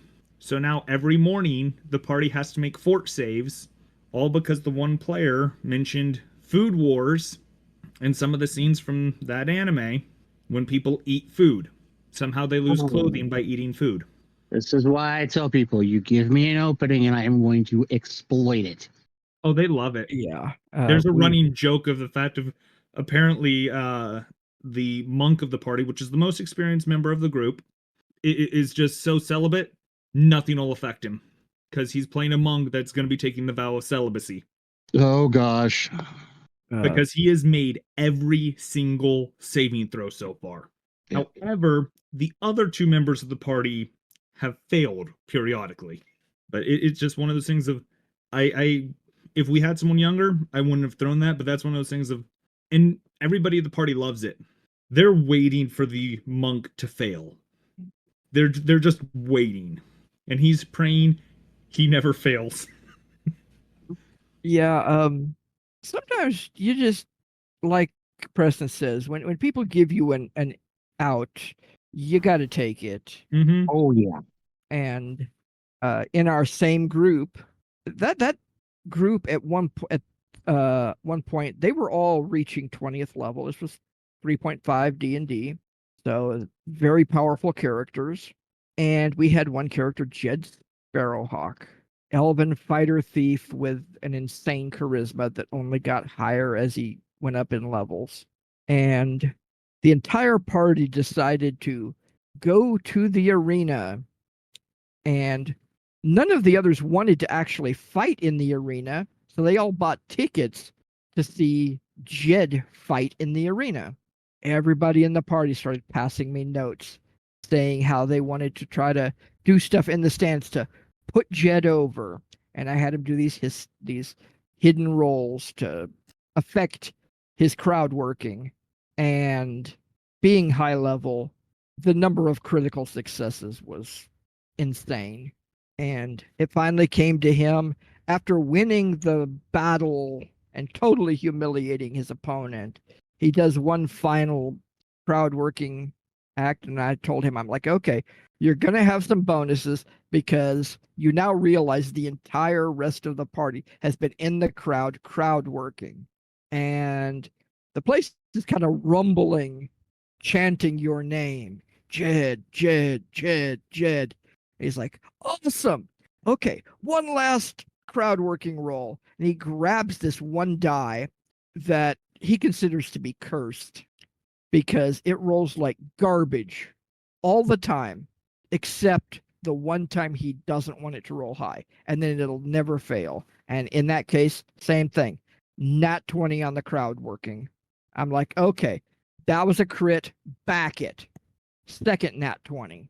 I'm like, okay, with all the 2.5% bonuses, chance. your critical success pretty much broke the DCs of epic level crowd working. He started a riot of people coming out of the stands to touch the legendary hero that is Jed Sparrowhawk. People were dying, being trampled as everybody was trying to get to him. The rest of the party, all they could do was escape because there was nothing they could do to stop the crowd. He beat a path out the door, and it ends up with the entire group fleeing town and hiding because the entirety of this massive arena all wanted to find Jed Sparrowhawk and praise him as being the great warrior that he was. Task failed successfully. Well, no, Task succeeded in the worst possible way. He was trying to work the crowd, but he figured if he rolled the cursed dice, it wouldn't roll very high, and he could ride on all the bonuses. But no, that double 20 crit, backed by like 30, it was like plus 30 between everybody else. Oh, And wow. so it was 50 something plus his bonuses. I think it came out to like a 75 charisma check for crowd working. He actually had perform crowd working as a skill, and it was just so insane that it was the DC to take people from hostile to helpful. And he Oh, just wow. blew it out of the water. So those that weren't, and since they weren't hostile, basically everybody went to fanatic in the arena. Blink of an eye. Yeah. After that, the character bought a mithril mask and refused to go out in public without the mask because he had deemed that his charisma was too high and it was dangerous to the public. And as a GM, I'm just letting them go with it and having fun and just adding it all up and getting everybody into the thing. Everybody is loving it and just having a great time until that last roll hit. And then it just turned on them 180 because they were at the top of the top, and then it all came crashing down right there. And they did not realize that you could do too good at something. And most of them that I've talked to all remember the die, which they take to calling the crowd killer. It was this pumpkin orange D20, and that was its nickname because it was the crowd killer. But as GMs, DMs, storytellers, whatever the game calls you, how much influence do you have over that gaming experience at your table? I'd say that heavily depends on if it's homebrew or society. I'm gonna have to correct you on that one, Chaos. There are times where I've actually had society games where I've not broken the rules, but bent them pretty extremely. And players have come up to me afterwards and said they had an amazing time. I'd say there's merit to both. My thought is in society, there are still more rules you have to follow. There are things you still have to do. But all in all, as far as control over the game and their experience, for me, I always prefer more off the cuff things, more so than written. So for me, I'd say I have more control in more of a homebrew setting than a society, because you could have an entire party turn evil and manipulate them to where what they're end up doing is actually evil. Whereas in society, you know you're going to be with a bunch of goods or a bunch of neutrals. Y'all are the good guys. Y'all aren't the bad guys. So that's the way I see it, at least.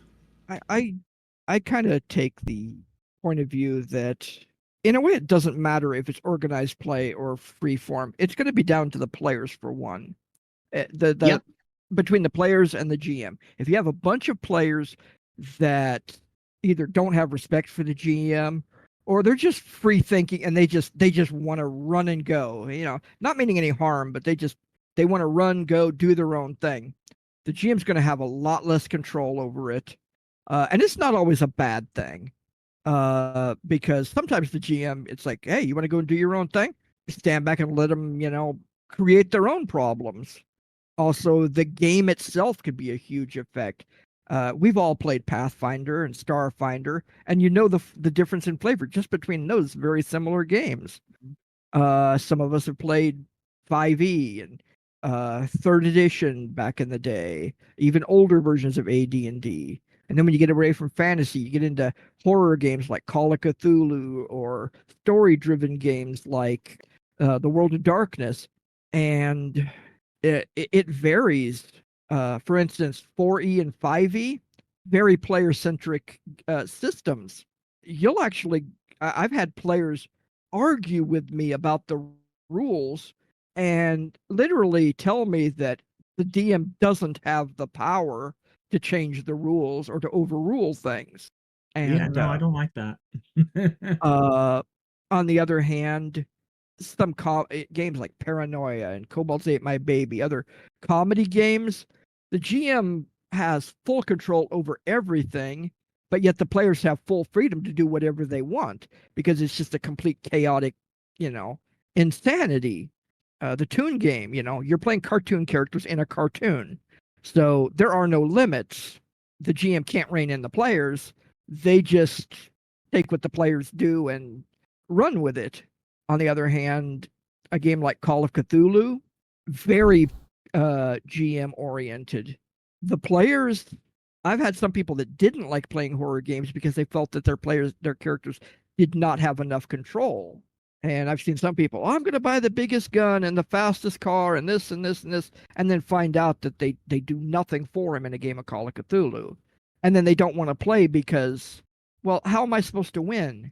Well, in some games, you don't. And that's another thing is the term role-playing game is a misnomer. It's not a game. It's an interactive story with elements of randomness. You don't win or lose a role-playing game. I agree with that. It's why I keep telling my players in my game, because the premise of my game is Test of the Starstone. I don't know why I'm so hooked on it. I like the idea of trying to become a god.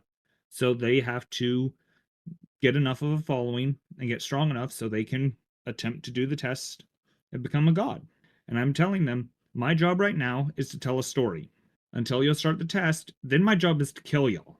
Yep. Because it's not just going to be a walk in the park. No, my goal is to try and kill you when you start the test. At that point, I'm not holding back. I gotta say, I have never made it my goal to kill a party in a game, any game. That's never been the goal. Do that is slim. Now, I do have games like Call of Cthulhu. I've had many TPKs in that. But the goal, again, just like any other game, D&D or something else, it's all about telling the story. With a horror game, you're telling a horror story, and not everybody survives. Sometimes nobody survives, but that's the story. No, it's why when we went to do it, I asked my party, hey, what kind of story do y'all want? And I threw out some things. Y'all want to try to become gods?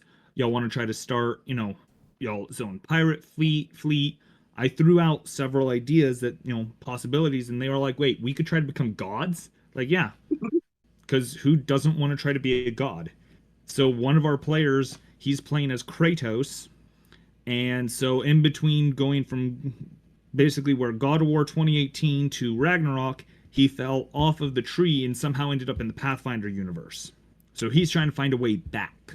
But in the process of falling, he lost all of his, godlike powers and gear. So now he's trying to, start fresh in this new world. I have the person who they literally want to become the avatar for the waffle god.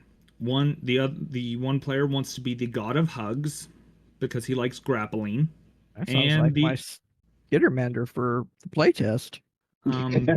Yep. And the fourth player, I don't think she knows what she wants, but she's there with her friend who worships a god that just happens to be a waffle. She's there for moral support. So far, it's fun. We've all been having fun with it. For that game, I would actually like y'all, as well as any of our listeners, if y'all have character ideas y'all want to make and throw at my party, send them in. definitely send them in. The more the merrier. I would love to get other people's ideas and characters just as other adventurers, because So, what system are you running? Pathfinder First Edition. Ah. It's the one I know the best. If you want them to be a rival team, you can roll your own stat block, or you can just make up numbers on the fly. I don't care. It's a no holds bar. Like it's been known across the world that the gods have made it to where you can do it as a group to all try to become gods. So it's I'm having fun with it. They're having fun with it. I would love to get input from other players, other people. If you want to design a full party, go for it. There's an old trio that I was part of that might be interesting to introduce to those people. Right If now they could my ever party is find their level way off 4. oh, well, yeah, this party would these three guys would kind of be a little above their pay grade. Well, they're level 4 right now. So if it's a group that they have to take on later on, great. Yeah, I'll have to show it to you because we had an all evil campaign that ended up kind of going belly up because one character was too insane, one character was too evil, and the third one was an annoying drow. Well, they need more villains and rivals, so Yeah. the more the merrier. But I think we're getting towards the end now.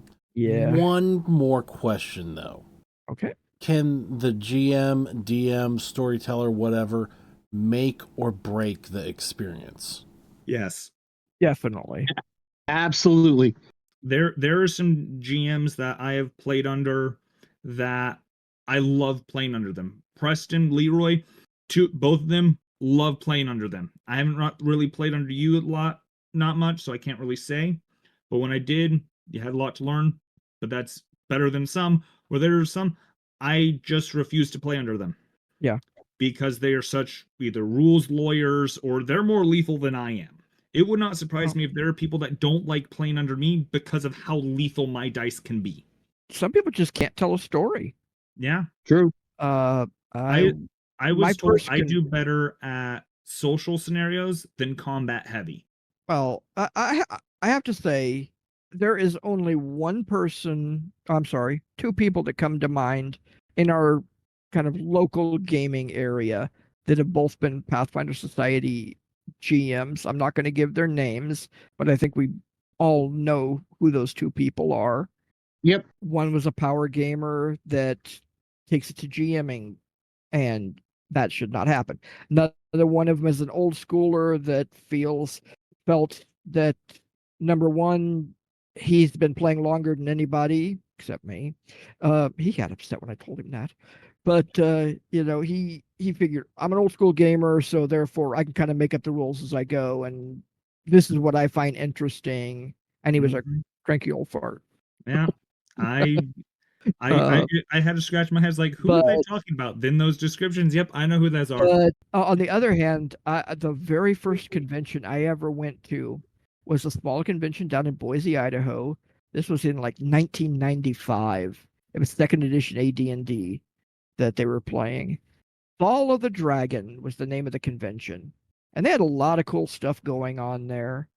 But the one sour point to that whole thing was somebody was doing a homebrew game with pre-gens, because back then, it was first and second edition, you could not make a character on the fly. You basically, at a convention, you tended to play pre-gens unless you belonged to the RPGA, which was kind of a weak version of what the Pathfinder Society is today. But we had these crappy generic pre-gens that didn't even have names. You could tell they'd been reused. They weren't completed. The GM did minimal prep and was dry as a bone when he ran the game. Oh God, that just sounds horrible. The game ended with each one of us being teleported to the top of this giant pillar with bottomless pits on all sides, and literally the battlefield was the top surface of the pillar, and that person had to fight a gnoll. a fuzzy dog-like gnoll. But I got bored. I was like, I've got this low-level character. I'm running a wizard with 3 spells that aren't even written on the character sheet. The guy's like, God, just pick some spells and go with it. And I just stood in the back for the whole time, just watching the battles and almost falling asleep at the table. But it got to this thing where I had to go by myself, and I'm like, to heck with it. The dwarf is badly injured. He can't take on a gnoll, so I'll just take on his and mine together. And everybody's thinking, yeah, this guy's just trying to get himself killed. And they kind of, oh man. And then the GM's like, are you sure? Like, yeah, sure. Let's go for it. And he lines up 2 gnolls against me. And I'm like, okay, are they upset? He's like, oh, they're pretty pissed off. I'm like, okay. I cast taunt on them. It's like, you cast taunt? Everybody's like, what are you doing? You're a wizard. You have 3 spells and you wasted one of them to piss them off. I shrug. And I'm like, yeah, I cast taunt. And they're like, well, they both failed their save versus spells and they're charging at you. Like, okay, what are you going to do? I'm going to wait until they're just about to me. And then I'm going to cast grease and step to the side. And at that, the party stopped. Like, what? I'm like, yeah, I cast grease and step to the side. As you're stepping aside, Grease comes, and it's a cartoon thing. If they go see you, look at you as they keep going and off the cliff. Yep. And at that point, the DM completely was flabbergasted at the fact that this wizard just used 2 non-damaging spells to outsmart his 2 gnolls and kill them because they fell off the bottomless pit. And everybody else just thought that was the most hilarious thing ever. At that point, the GM could not get control of the game again because everybody was just like, yeah, that's the high point of the game. There's no use in going any further, doing anything else. And they just basically just hammed it up, and the GM never got control of the game again. Yeah. And in that case, it was the GM. The players got bored, and we kind of took things into our own hands when we saw we had a chance to do something. And sometimes that comes out hilarious. Other times it's a mess. But yeah, that's as bad as cheating DMs. There's no reason for a DM to go out of their way to screw over players and cheat them. My opinion, GM is a member of the team, and just like any other member of the team, they can break the game. Yep. Okay, I think we've had enough of the Lord Greyhawk show. Sorry. Well, I hate to rehash a topic, but you were. I was trying to remember what, as far as multi-table specials. Yeah. My first one was Blood Under Absalom. That is my first one as a player. My first one as a GM was Siege of the Diamond City. That was season 5. And I've got to throw in the most epic multi-table was PaizoCon 2019, level 15 champion tier, where we took on a CR33 creature as the final boss. Wow. I remember the stories about that. I want to look at that stat block at some point. That would be interesting. That was an epic run. Okay, but I think that's enough for this episode. So, once again, Chaos Assassin has invited y'all to submit characters for his campaign for the party to become literal deities. Of course, you can do that at gamersperience@gmail.com, all lowercase, spelled the same as the podcast. GamerSperience @gmail.com, as in Google's mail service. Or you can send us a direct message on X, formerly known as Twitter, @Gamersperience. Or if you're even on our Discord, you can just post it.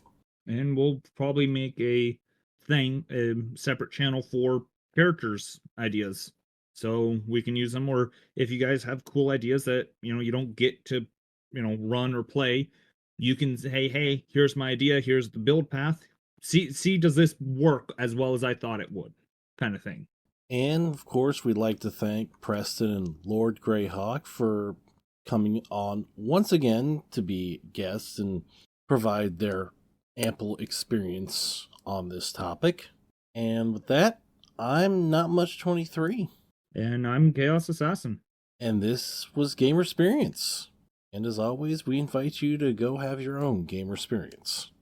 In the world of gaming, the players mainly have two separate but equally desirable experiences. One is through computational devices taking input through buttons, joysticks, and mice and is displayed on a screen. The other is on paper and cardboard with dice, plastic pieces, and pencils on a table. We represent both. I'm Not Much 23. And I'm Chaos Assassin. And this is Gamersperience. And I know we've introduced a few series already, a couple of which are designed to be recurring to bring back to whenever we have content. The memory of what they are? Gaming pet peeves and character stories. Which, I'd love to do more character stories, but we're not getting any sent in to us. Which No. kind of sucks, because I know we have some listeners out there who have stories. Yes. Maybe they don't know how to reach us. Well, how do they send their stories in again? Gamersperience@gmail.com. That's GamerSperience@gmail.com, as in Google's mail service. What else could it be? Sorry. Now I'm thinking of other things that could be Gmail. Grocery mail. Yeah, but G sounds a lot like B, C, D, E, and That V. is fair. Yeah. That is very much fair. Which is why I actually did it in phonetic, NATO phonetic at one point. Oh, yeah, I remember that. If memory serves, we were going to be doing something to do with settings and how they affect the gaming, right? Yes. This is going to be a recurring series upon different types of settings, how they affect the experience, and of course, when I say settings, things mean things like science fiction, science fantasy, post-apocalyptic, medieval/Renaissance fantasy, modern, mid-century, stuff like that. Okay. So my thought with it is, obviously there's high fantasy, there's sci-fi and things like that, but how many games that are set in one scenario could also be set in another? That's a very good point. Because there's certain things you can't do. Like, first thing that pops in my head, you couldn't send, the group from Baldur's Gate 3 into Cyberpunk 2077. Granted, it'd be hilarious to see how Lae'zel would handle all of the cybernetics and stuff, because that'd just be entertaining. But I like the idea of us actually going more in depth as far as the games, as far as the settings and everything that goes in with them. Yeah, I think the most popular ones you like are like high medieval fantasy and maybe post-apocalyptic. Yeah, high fantasy or like some of the post-apocalyptic. Yeah, that'd fall under Skyrim, Fallout 4, Baldur's Gate. Pathfinder. Mainly it's high fantasy. Like that's like my bread and butter. Yeah, Pathfinder, Legends of Zelda. Yep. Of course, we could do a series about different genres like action, platformer, puzzle, simulation, stuff like that. Well, I would think that those things, like the genres fall under the same type of style as far as settings, because they're part of the setting. Yeah, but there's more. I mean, they're two different things. They're very similar, but they're actually separate types of categories. Like I'd say let's just put them in with this series that we're doing. Because when I think platformer, first thing I think of is Mario. Yeah, and that's setting kind of more like a modern fantasy. Mm-hmm. But I've yet to see a post-apocalyptic platformer. Everything I see post-apocalyptic typically is some sort of like FPS or survival. Yeah, except I do know of like a sci-fi factory builder. Yeah, which that's a category as well, because those are simulation games. Yeah. And there's some post-apocalyptic simulation games or simulation games as well. Yeah, I know there is. Now, due to the fact that high fantasy is my bread and butter, I'd say what makes it as good as it is the fact that it's its own world without any sort of ties to this world. It's Yeah. why I like those as much as they are. But if memory serves, the definition of high fantasy would be similar to our worlds that have more medieval thinking, but it's not because there's a lot of things that could go into it. Mainly But magic. magic, dragons, different races like elves, orc, half orc, those would be fantasy or high fantasy. We'll actually have to look into the actual definition of the difference between fantasy and high fantasy because I actually don't know the difference, and I'm pretty sure there is one. I'm actually curious on that. Fantasy, though, is actually very broad. That is true. Well, the term at least. Because isn't sci-fi science fiction fantasy? Yes, that actually is a type of fantasy. Yeah. So that's just one of those things that I enjoy.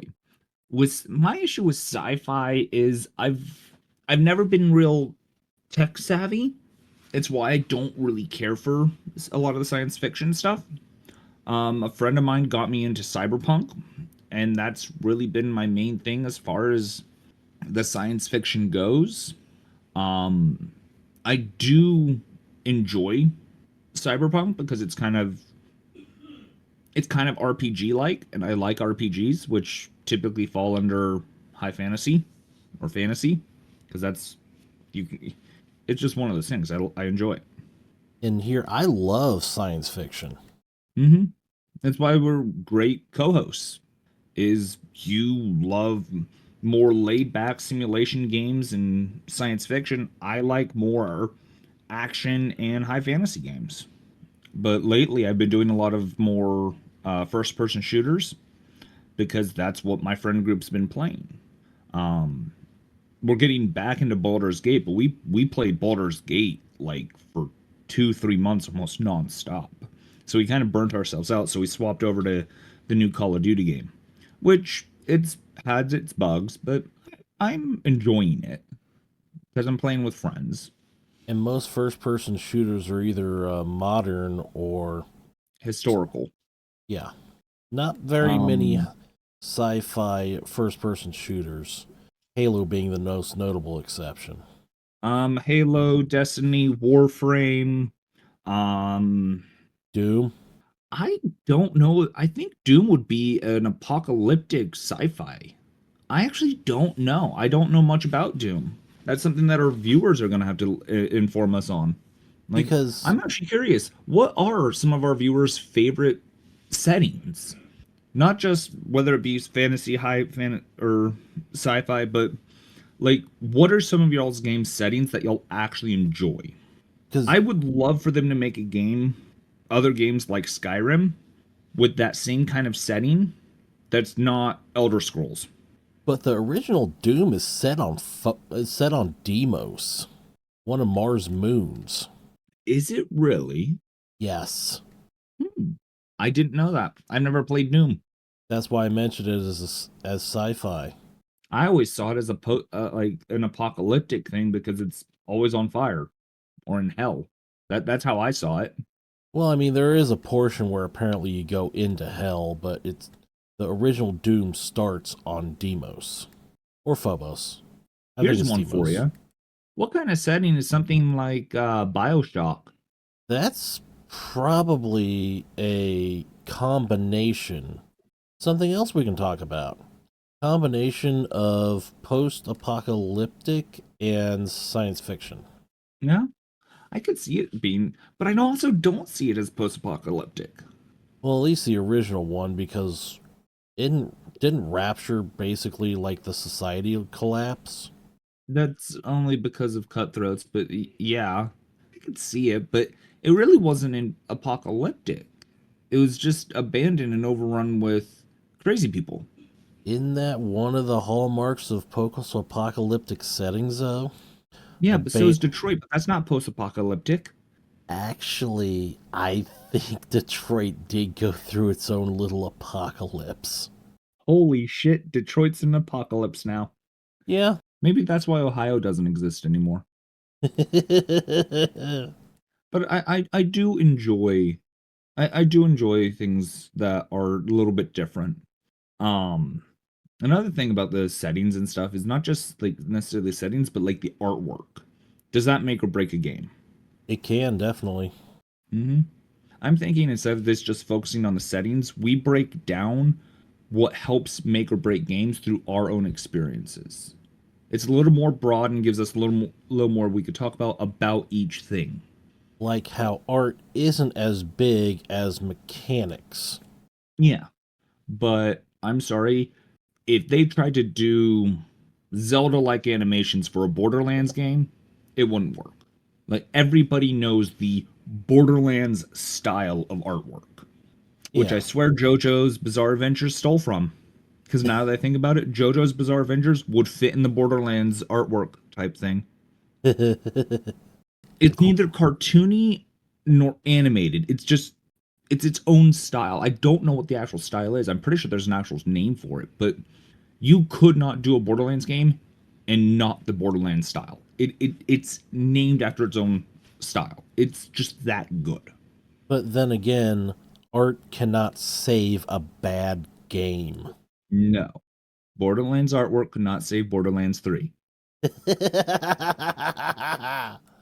There are people that are like, it's a good game, it's a good game. It's like, now, that's like saying Cyberpunk was a good game when it first came out. To be fair, fans kind of force the Yeah. developers to release it early. I know that. Now, Cyberpunk's phenomenal. Borderlands 3, okay, I'll give it to you. It's an alright game. Is it as good as Borderlands 2 or Borderlands 1? No. Is it better than the pre-sequel? Debatable. But that's just one of those things that I didn't care for it because I got it on release day. They had hyped it up and it flopped. That's my biggest issue with Borderlands 3. I'm trying to think of like other parts of settings that we could talk about because I know we don't want to really go in depth in this episode. We're just talking about what we kind of can do with this episode, right? More how what mechanics lend themselves better to what settings. Like magic mechanics lend themselves much better to medieval fantasy settings. That's fair. Magic would not work in a high fantasy post-apocalyptic. It really wouldn't. But I could see magic working in a sci-fi kind of thing. Yeah, I mean, Starfinder does it. Yeah. Starfield tried. But that's also one of those things that's really hard to do. Yeah.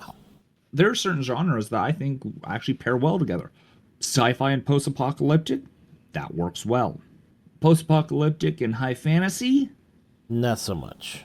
I'm trying to think of a game that's like that. Elden Ring and the Souls games, Dark Souls games. I mean, they're a high fantasy, but they're also set in like an apocalyptic type of time. But I think that's a stretch. Yeah, that really is a stretch. But I could see it. What else pairs well? And just about anything, I think, could pair with an FPS. Like, I can't think of any genre that wouldn't work with first-person shooters. High fantasy has trouble. Yeah, but Stealth Archer for Skyrim. Or Heretic. That's another thing. The difference between being in first person versus third person. How does that affect games? Because technically, the Metal Gear games are considered a FPS, but they have you in third person. But that's also espionage and stealth games. Yeah, but that's a third person shooter. If you actually look it up, it does not fall under the third person category. How can it be a first person shooter that keeps you in third person? No clue. Probably because you can actually go into third person. Or first person, sorry. To actually shoot. Grand Theft Auto 5 then would also be a first person shooter. Because in certain Which I versions think is classified as a third person. Yeah. I don't know.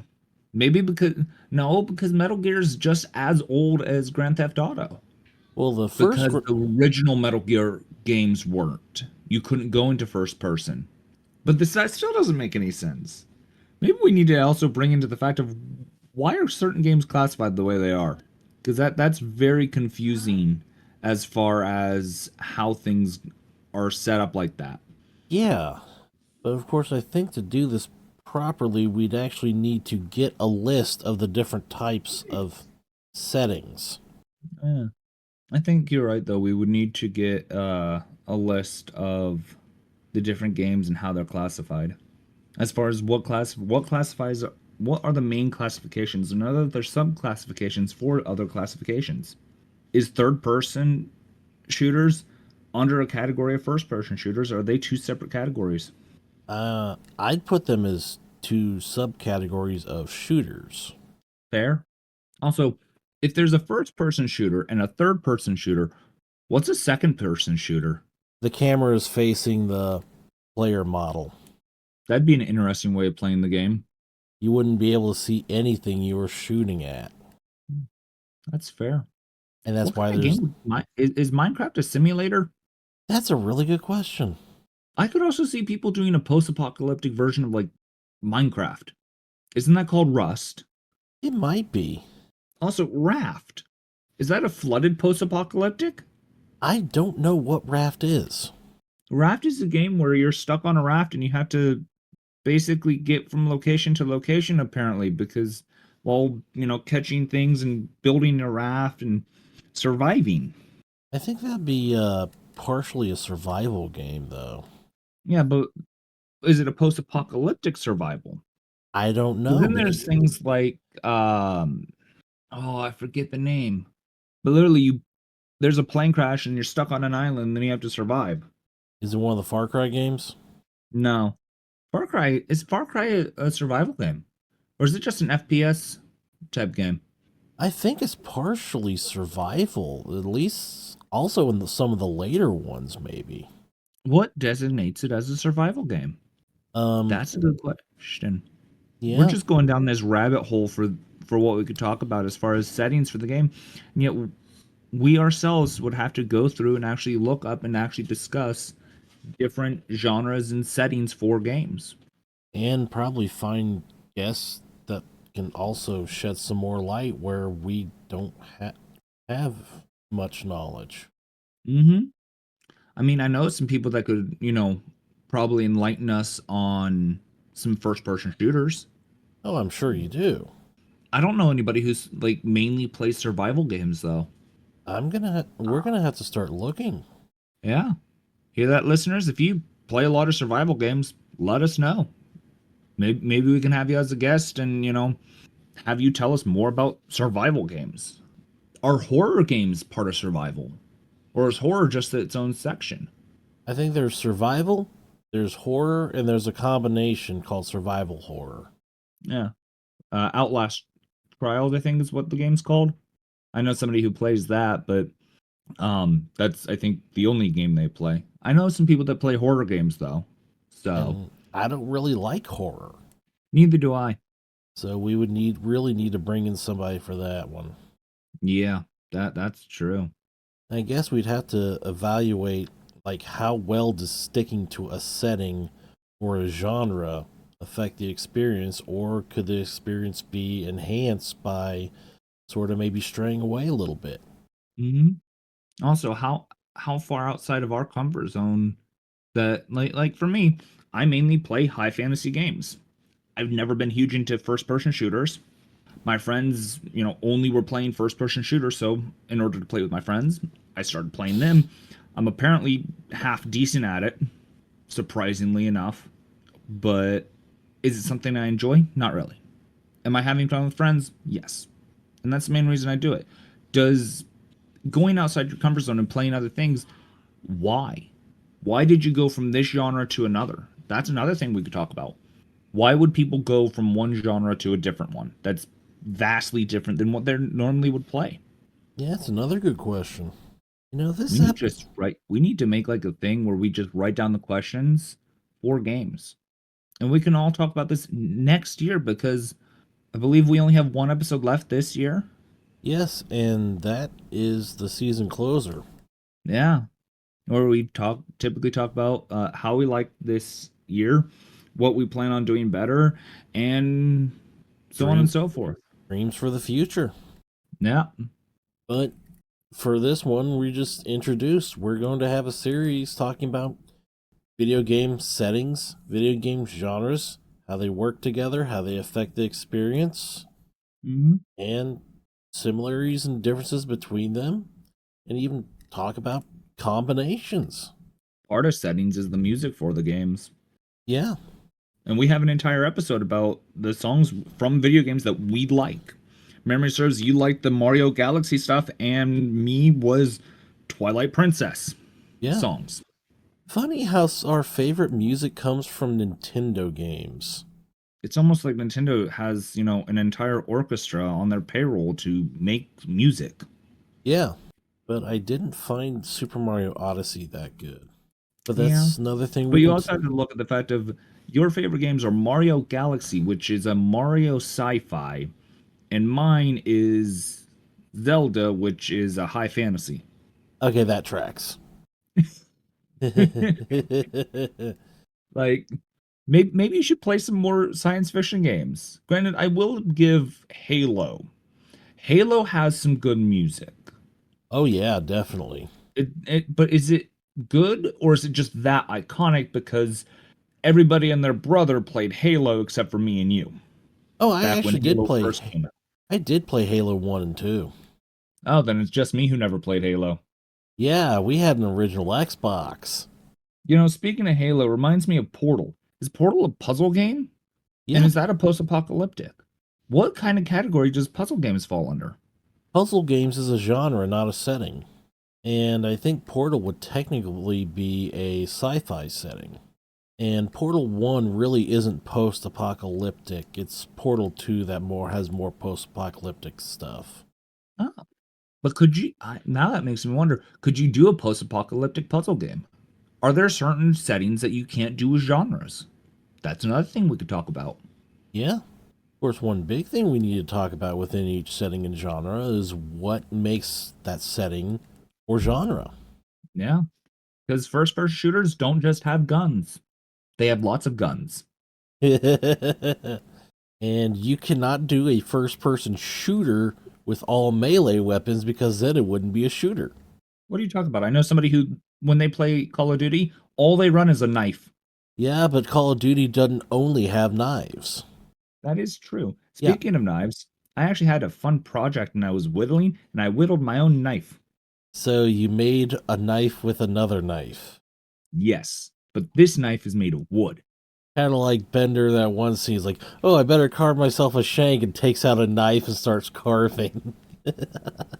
No, I was just whittling because I was practicing my feathering, and turned out making a knife. That's another thing we could talk about. Certain games that you have to have certain aspects. Like you said, you can't run a bunch of guns and melees, and you have to have both in a first-person shooter. But could you do guns in like a melee-focused game, like Dark Souls? That'd be kind of a stretch. Yeah, but at the same time, how does that differ for like the combat in some of the games? Because there are mods that you can actually add guns into the Souls games, but guns in Dark Souls is Bloodborne, so I guess it works. But that's a post-apocalyptic. I'd say Bloodborne's more post-apocalyptic than Dark Souls. Of course, I've never played any of them. I know somebody who's played a lot of them. When we bring those games up, that's another thing as far as like difficulty. Like Dark Souls games are known for being difficult. Not as difficult as some Nintendo games, though. Yeah, like, the Super Mario Dark World or Lost Levels. Yeah, that one. Thank you. Otherwise known as Japanese Super Mario Brothers 2. Exactly.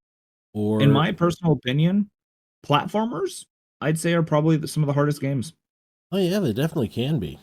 Especially older platformers. Yeah. Castlevania is a high fantasy platformer. There you go. You thought of one. Yeah, took me a while. Because I was thinking back to my days where I was playing, OG emulators, like playing like the original Sonic games. Ooh. I don't know. Yeah, I had a computer that had a bunch of emulators and stuff, but that's long time ago. And one of the games I tried playing on there was Castlevania, and that was a platformer because it was 2D. That's another thing, 2D platformers versus 3D platformers. Yes. And then there's the Dark Souls version of platformers, which is Getting Over It, I think is the name of the game. With the guy in the cauldron with the pick, I think it's a sledgehammer. sledgehammer, whatever. I don't know. But yeah. And then there's like apparently a 3D version of that with teammates.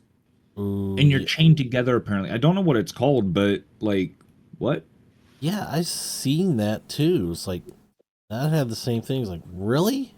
I don't know what it is. If any of our viewers know, please let us know because I'm actually intrigued by it and kind of want to get me and Not Much to try to maybe stream that.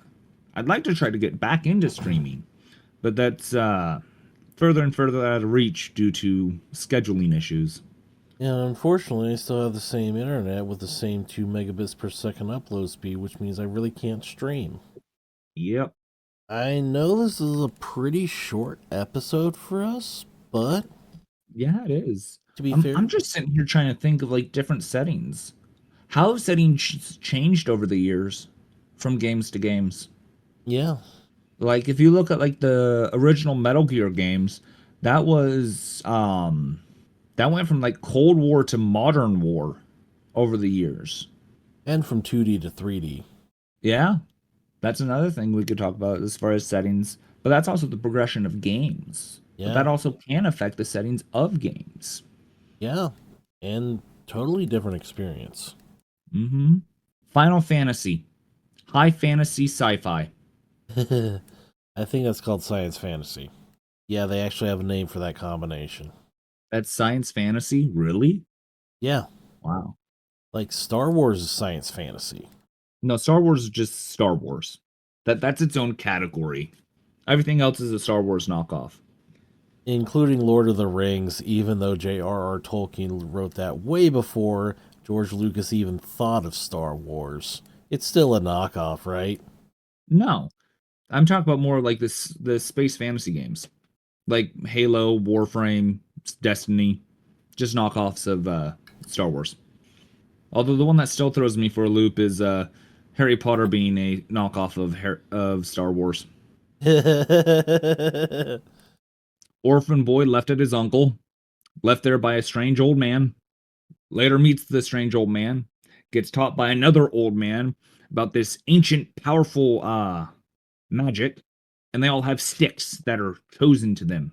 But Luke's aunt and uncle didn't abuse him like the Dursleys did Harry. While that is true, that's just a slight difference so there's no copyright issues. You ever wonder if anybody like that we rip on is ever actually going to see our podcasts and try to get us canceled? How can you cancel something which barely even exists? That's a valid point. Now, if we get more listeners and more followers, we'll try to do more episodes, right? Well, yeah. The issue comes down to scheduling. Yeah. My schedule's pretty open, but yours is more I restricted. could be open one day, completely slam the next. Yeah. But I think that's about all we have for this series introduction. Yeah. If- If any of our viewers have ideas as far as, hey, can y'all talk about this kind of setting and or anything, send it in. We're on X, formerly known as Twitter. At We have our own Gamersperience. Discord. Email us. Gamersperience at gmail.com. We have a YouTube channel too. I forgot about that. And a Patreon. Oh, we got a Patreon now? Yeah, I actually made us a Patreon. Wow. So y'all can support us on Patreon now, apparently. Yes. Right And now, with that, I have no idea what we give you. A thumbs up. I actually can look it up real quick. I mean, I can't remember everything off the top of my head. I do know we only have 2 tiers because we don't really have all that much to offer right now. Yeah. I'm pretty sure we could do probably like a Q&A. where they can join us in the podcast thing and ask us actual questions. I'm getting it's by the way, it's patreon.com/gamersperience. G's actually capitalized. Nice. Of course, first setting is a supporter at $1 a month. All supporters get access to audio that only has loudness normalization, so you don't have to crank the volume, and graphic EQ bass boost, so it doesn't quite sound quite as annoying because Discord likes to cut the bass, but nothing else. Like an uncut episode, you can listen to that $1 a month, and I'm going to be putting back episodes on when I remember to. Yeah. Except episode 1, because I kind of lost that one. Yeah. And then you get to hear the unedited things where, he'll cut half of my tangents off. Yeah, because they get a little too long, or I cough, or say something that's not completely related, or Elfness Yeah. comes in talking about the pets. Yeah. Also, get the supporter role on our Discord, which gives you access to a supporters only text and voice channel. Oh, yeah. Postcard tier at $5 a month gives you all that, plus we will actually send you a postcard once a month with handwritten messages from us. That means you have to come and see me. Yeah, I know. Hey, that's a reason for you to come into town and say hi. Yeah, definitely. Because maybe Please, actually, somebody become a supporter so he has to see me. yeah, at the postcard tier. That's what, tier 2? Yeah, the second tier. How much is that? $5 a month. That might be pushing some of our wallets. Yeah, but I've already got If somebody has postcards. it, great. By the way, all money that goes to the Patreon and everything goes to help us as far as to help the podcast itself. Yes. For instance, paying for Patreon, because apparently we have to pay for that. Better mic equipment. Well, I'm pretty sure Patreon takes a cut of whatever we get. Oh, is that their payment, or do we actually still have to pay? I didn't have to. They didn't ask for me for payment information when I set it up, so they're taking a cut. Oh, well, then it's for better mics. Buying the postcards. Yeah. If we get enough, we were talking about maybe making dice for our viewers, like birthdays or something. And for guest gifts, but yeah, any money that we end up getting after all the fees and stuff is going to go towards improving the podcast with like equipment, software licenses, whether they're subscriptions or just buy once, promoting Gamersperience, like ad campaigns and maybe a paid tier on X or something, and fulfilling Patreon rewards. It just dawned on me. Next month will be the end of our 3rd year doing this podcast. Yeah, it will. And we're still tiny. Yeah. Oh, that's because we're both broke and have no way of actually really promoting. Which is kind of why I started the Patreon. So maybe we can actually start promoting. If we can actually get some paid memberships. Yep. So please. I've been passing out the cards you gave me. I have as well, whenever I can. Mm-hmm. Somebody who may be interested. I mean, if you really our biggest thing is word of mouth. If y'all have friends or family that like listening to two guys just bullshit and talk about games, tell them about us. I still find it funny. Who was it? One of our guests found us and liked us because we weren't like all the other gaming podcasts where we and whatnot.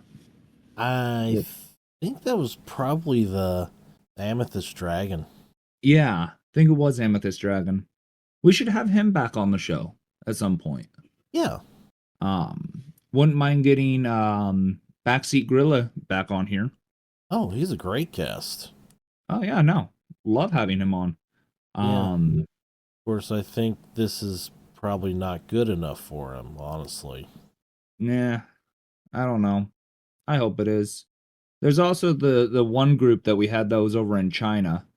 Oh yeah, Ryan. He lives in from the Encounter Table podcast, which Yeah. is hasn't uploaded an episode in a really long time. Really?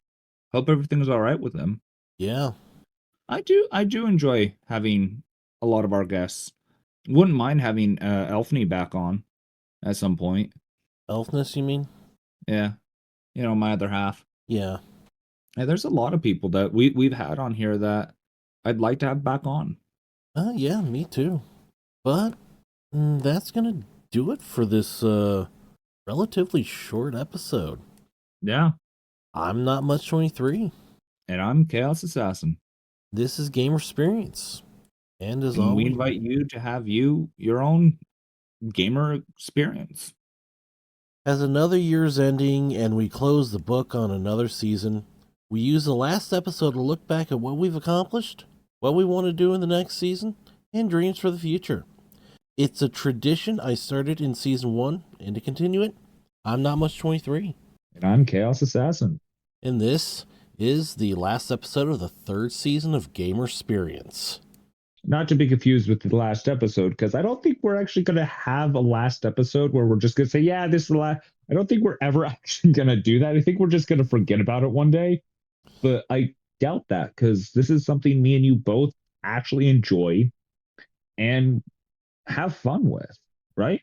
Yeah, and we have a pace that's actually sustainable.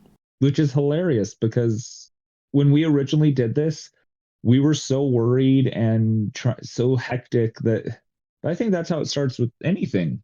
When you first start things, it's a little hectic. You got to work out all the bumps. But like compared to where we started, we've gotten a lot better. We have a proper opening, which is something that we started this season, which we mentioned, which, yeah, it was either me or you. I don't remember. One of us mentioned, last season that, we wanted a proper opening. We started doing a proper opening. We got more guests on. That was another thing we wanted. But 3 years, because we do a season a year, only 12 episodes. Except for season 1, but that was a weird one. That was a first. That's when we started. Like no first season has a set number. It either has way too few because pilot episodes, or like way more than a normal season. It's weird. Yeah. But I think we've done really well as far as the fact that we started this back and talked about this back around in around COVID times as a way to do something because we were bored. Yeah. I never thought we would get this far doing it for this long, because it honestly does not seem like we've actually been doing this for 3 years now. It really doesn't. And I love it. I love being able to sit and just talk and just bullshit about, something I'm passionate about. Now, if we can get some more people to listen, that'd be nice. Hear that, viewers? When you think your friends or whatever would like it, please tell them about us. If anything, say, hey, I thought this story was funny. Let me show you. Let them hear some of our stories. Let them hear some of my tangents or our banter or whatever. The only way we're going to get more viewers is by word of mouth. And we're struggling. We want some more viewers. We want y'all to actually be able to interact with us. Don't you mean listeners? Yeah, viewers, listeners. We have a YouTube channel, don't we? Yeah, but it's really just a waveform of the audio, because you don't want to show your face online. Nope. I'm afraid people will run in terror from me. Yeah, I prefer kind of staying anonymous. Granted, I think most of our listeners kind of know who I am personally, so yeah, kind of throws that out the window. What's funny is I don't think even my own father listens to our podcast, which actually kind of upsets me. To be fair, I don't even listen to my own podcast because I hate the way my voice sounds. I've gotten over it because I have to. You do all the editing. Yeah, and as I listen to my own voice recorded back more and more, I just get like, this is my voice. Fair. I'm like Bill Gates, and you're like, I just spaced on his name, Wozniak. Forget his first name, right? Steve Wozniak. Yeah, you do all the work, but I take all the credit, right? Don't you mean Steve Jobs? Who'd I say? Bill Gates. See, I'm not tech savvy. I'm not. Yeah, Bill Gates was one of the founders of Microsoft. Steve Jobs and Steve Wozniak founded Apple. But you're not an asshole like Steve Jobs. I'm an asshole. Don't get me wrong. I am an asshole. I'm just not that kind of asshole. Exactly. Back to the topic at hand. Things we want to try to do better for next year, the next season 4. Any ideas? Especially for our series that we introduced last episode, I actually want to do more planning and research. You're gonna give me homework? Ugh. Thought we were having fun with this, not homework. Nah, I don't mind a little bit of research. I actually miss it. I miss sitting down and actually researching things and looking things up. And if everything goes how I want, my schedule should be balancing out. And so I actually might be able to start streaming again, as well as being able to have time for said research. I actually have a friend of mine who's trying to help me get my computer fixed because it's on the fritz, as well as the fact of the mods and stuff. I'm going to try and start streaming again. He helped me download Pokemon Radical Red, which is renowned as a very hard Pokemon ROM hack. I've tried a little bit of it, but I want to try and stream that because I've been playing Pokemon for 20 something years. I could go competitive if I wanted to, but it takes the fun out of it, so I don't. So why not? Why not try a hard ROM hack that so many people can't beat? Okay, but I think the main reason that I don't even bother researching or planning is because you always throw the conversation off the rails. You know, that's fair. I'm good at that.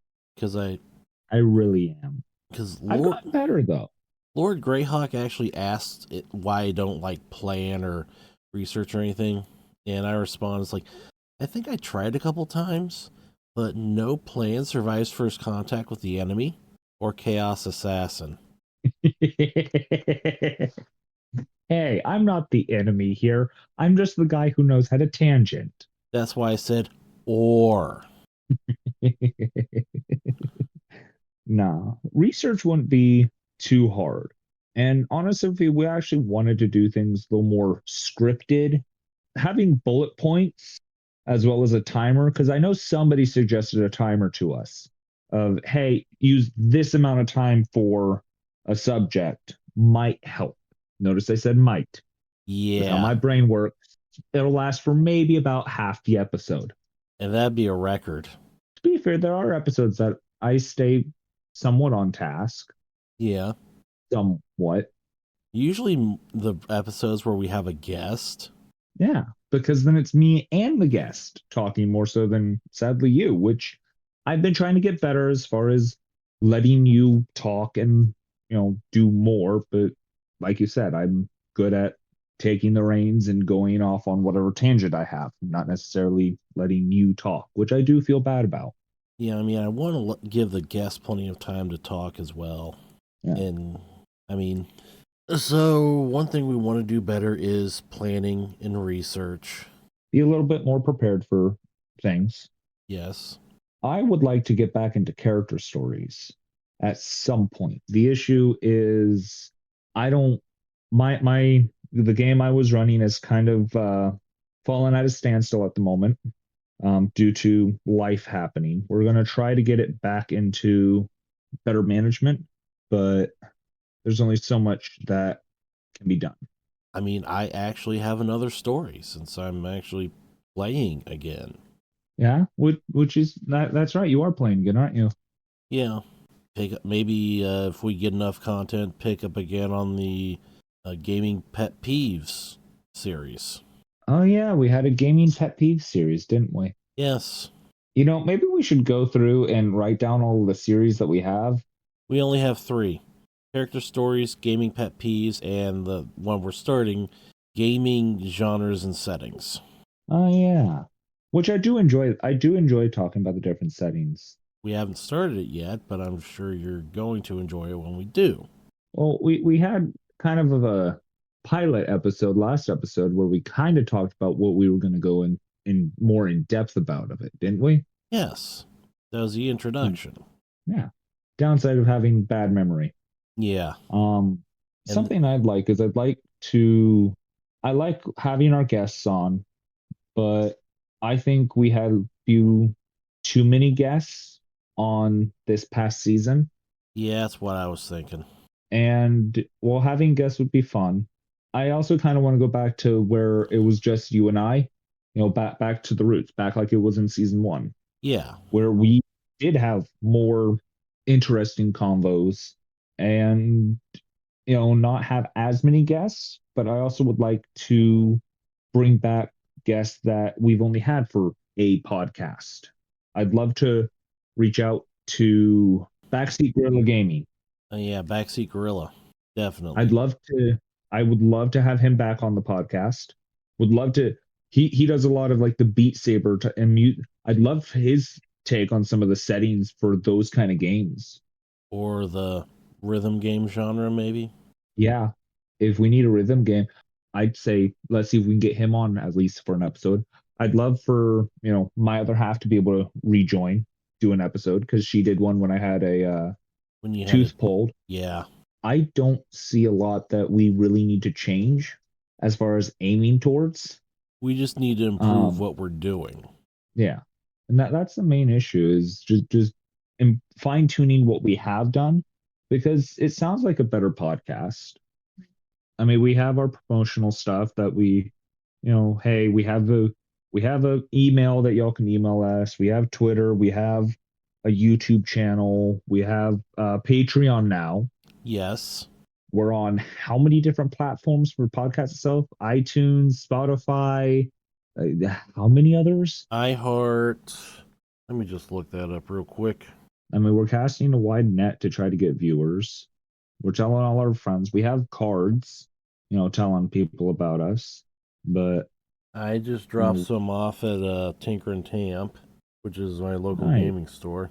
I don't have any places nearby me, sadly, that I can do that with.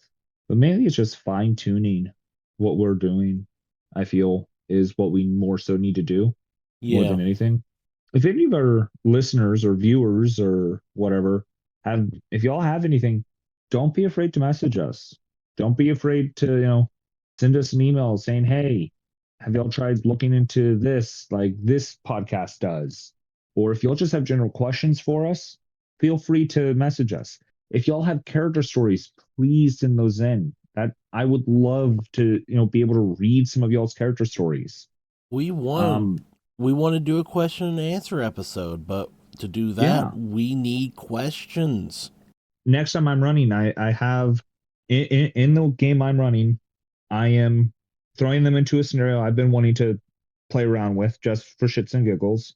But after that, there's one of the scenarios, one of our listeners, they emailed us in, basically kind of a journey to the center of the earth kind of style thing. I'm doing that in my campaign. I'm actually going to throw that at people. And I was telling somebody, and somebody overheard, and don't just stop there. Don't just stop at like the journey to the center of the earth. Do the Island of the Lost, as well as have it to where in order to get off it, do something like 10,000 Leagues Under the Sea. Basically have it a Jules Verne expedition type thing, which kind of makes me want to actually read the Jules Verne books and look into making an entire Pathfinder campaign around the stories. I think that would actually be kind of cool. But you mentioned the email without saying what it is. It's gamersperience@gmail.com, all lowercase, or Twitter, or X, formerly known as Twitter, @Gamersperience. There's also the Gamersperience podcast, our YouTube channel. Yeah, Gamersperience Podcast, not just Gamersperience Podcast is our YouTube channel. Or if anything, if I could figure out how to do it, I could put a link to the podcast on my YouTube channel if I ever use it for uploading videos, which I'm looking into, maybe learning into how to edit so I can start posting some of my gameplay on YouTube. And if you can't find me there, I do plan on getting back into Twitch and streaming on there. Granted, apparently people think that's bad. If not, I'm going to figure out how to stream on YouTube as well. Mainly, I want to try to start streaming again. I've got a friend of mine who they're going to look into it as well. Love to get him on the podcast. He's got a lot of experience. He's actually an upcoming GM. He's going to be GMing his first campaign actually for me. Okay. Yeah. I told him to start off, do more of a dungeon crawl. They're boring, can be kind of bland, but I have that itch to play. I just don't have the time to go and play at any of the local shops. So I'm hoping that when I actually can start playing again, I'll have more character stories. But honestly, I want to hear more our viewers have. I really do. You mean listeners? I want to hear yeah, I don't know why I'm stuck on viewers. I don't know, honestly. Probably because you're thinking about streaming. Yeah, I miss it. I miss streaming and interacting with the very few viewers I did have. Granted, they were only like 3 people, but hey, 3's better than none. Got to start somewhere, right? Yeah. Actually, looks like Lord Greyhawk just kind of gave a thing of, hey, we might need to announce when new episodes are being put out. I know we tried, what was it, season 2, getting out on a schedule, and that's a little difficult. But isn't it like the first Monday of the month? Second Monday. Second Monday of the month. New episode. Unless something interferes like that, like season 2, on September, the second Monday was the 11th. And this November, the second Monday was Veterans Day, so I moved the releases so it wouldn't release on those holidays. Yeah. I just thought that'd be disrespectful. It is, but it isn't. Most people don't really care as much on September 11th anymore because honestly, think about it. Most of the people don't remember it. I do. As do I. I remember what normally took to be a 10-minute drive home took almost 45 minutes because we were less than 10 minutes from Fort Bragg Army Base. Ooh. Yeah. I remember. I don't know how I remember with how bad my memory is, but I remember. Okay, we talked about what we've done. We talked about what we want to do for the next season. Do you have any dreams for the further future? As far as the podcast go? Yeah. Yeah. I have a dream. Nah. I have a dream that our listeners and viewers will actually interact with us. And it's not just us doing this. Because sometimes it feels like we're just doing this to attempt to do it, but we don't ever get comments. We don't get emails. Shit, I'd be happy with somebody emailing us saying, hey, I enjoy listening to y'all's monthly podcast. I mean, I'd be happy with that. But I understand how hard it is because some of the podcasts I listen to, they upload videos every single day, which we could try and do more episodes a month if that's what our viewers want. The issue is scheduling, more so me finding the time because my life is chaotic. It really is. Hence why chaos. And well, I've always enjoyed chaos. I enjoy somebody asking, "Hey, why is your name Chaos Assassin?" Because I don't think I've ever actually gone fully in depth of why I chose what my gamer tag is. I don't think I ever have. I did ask you why it was misspelled one time.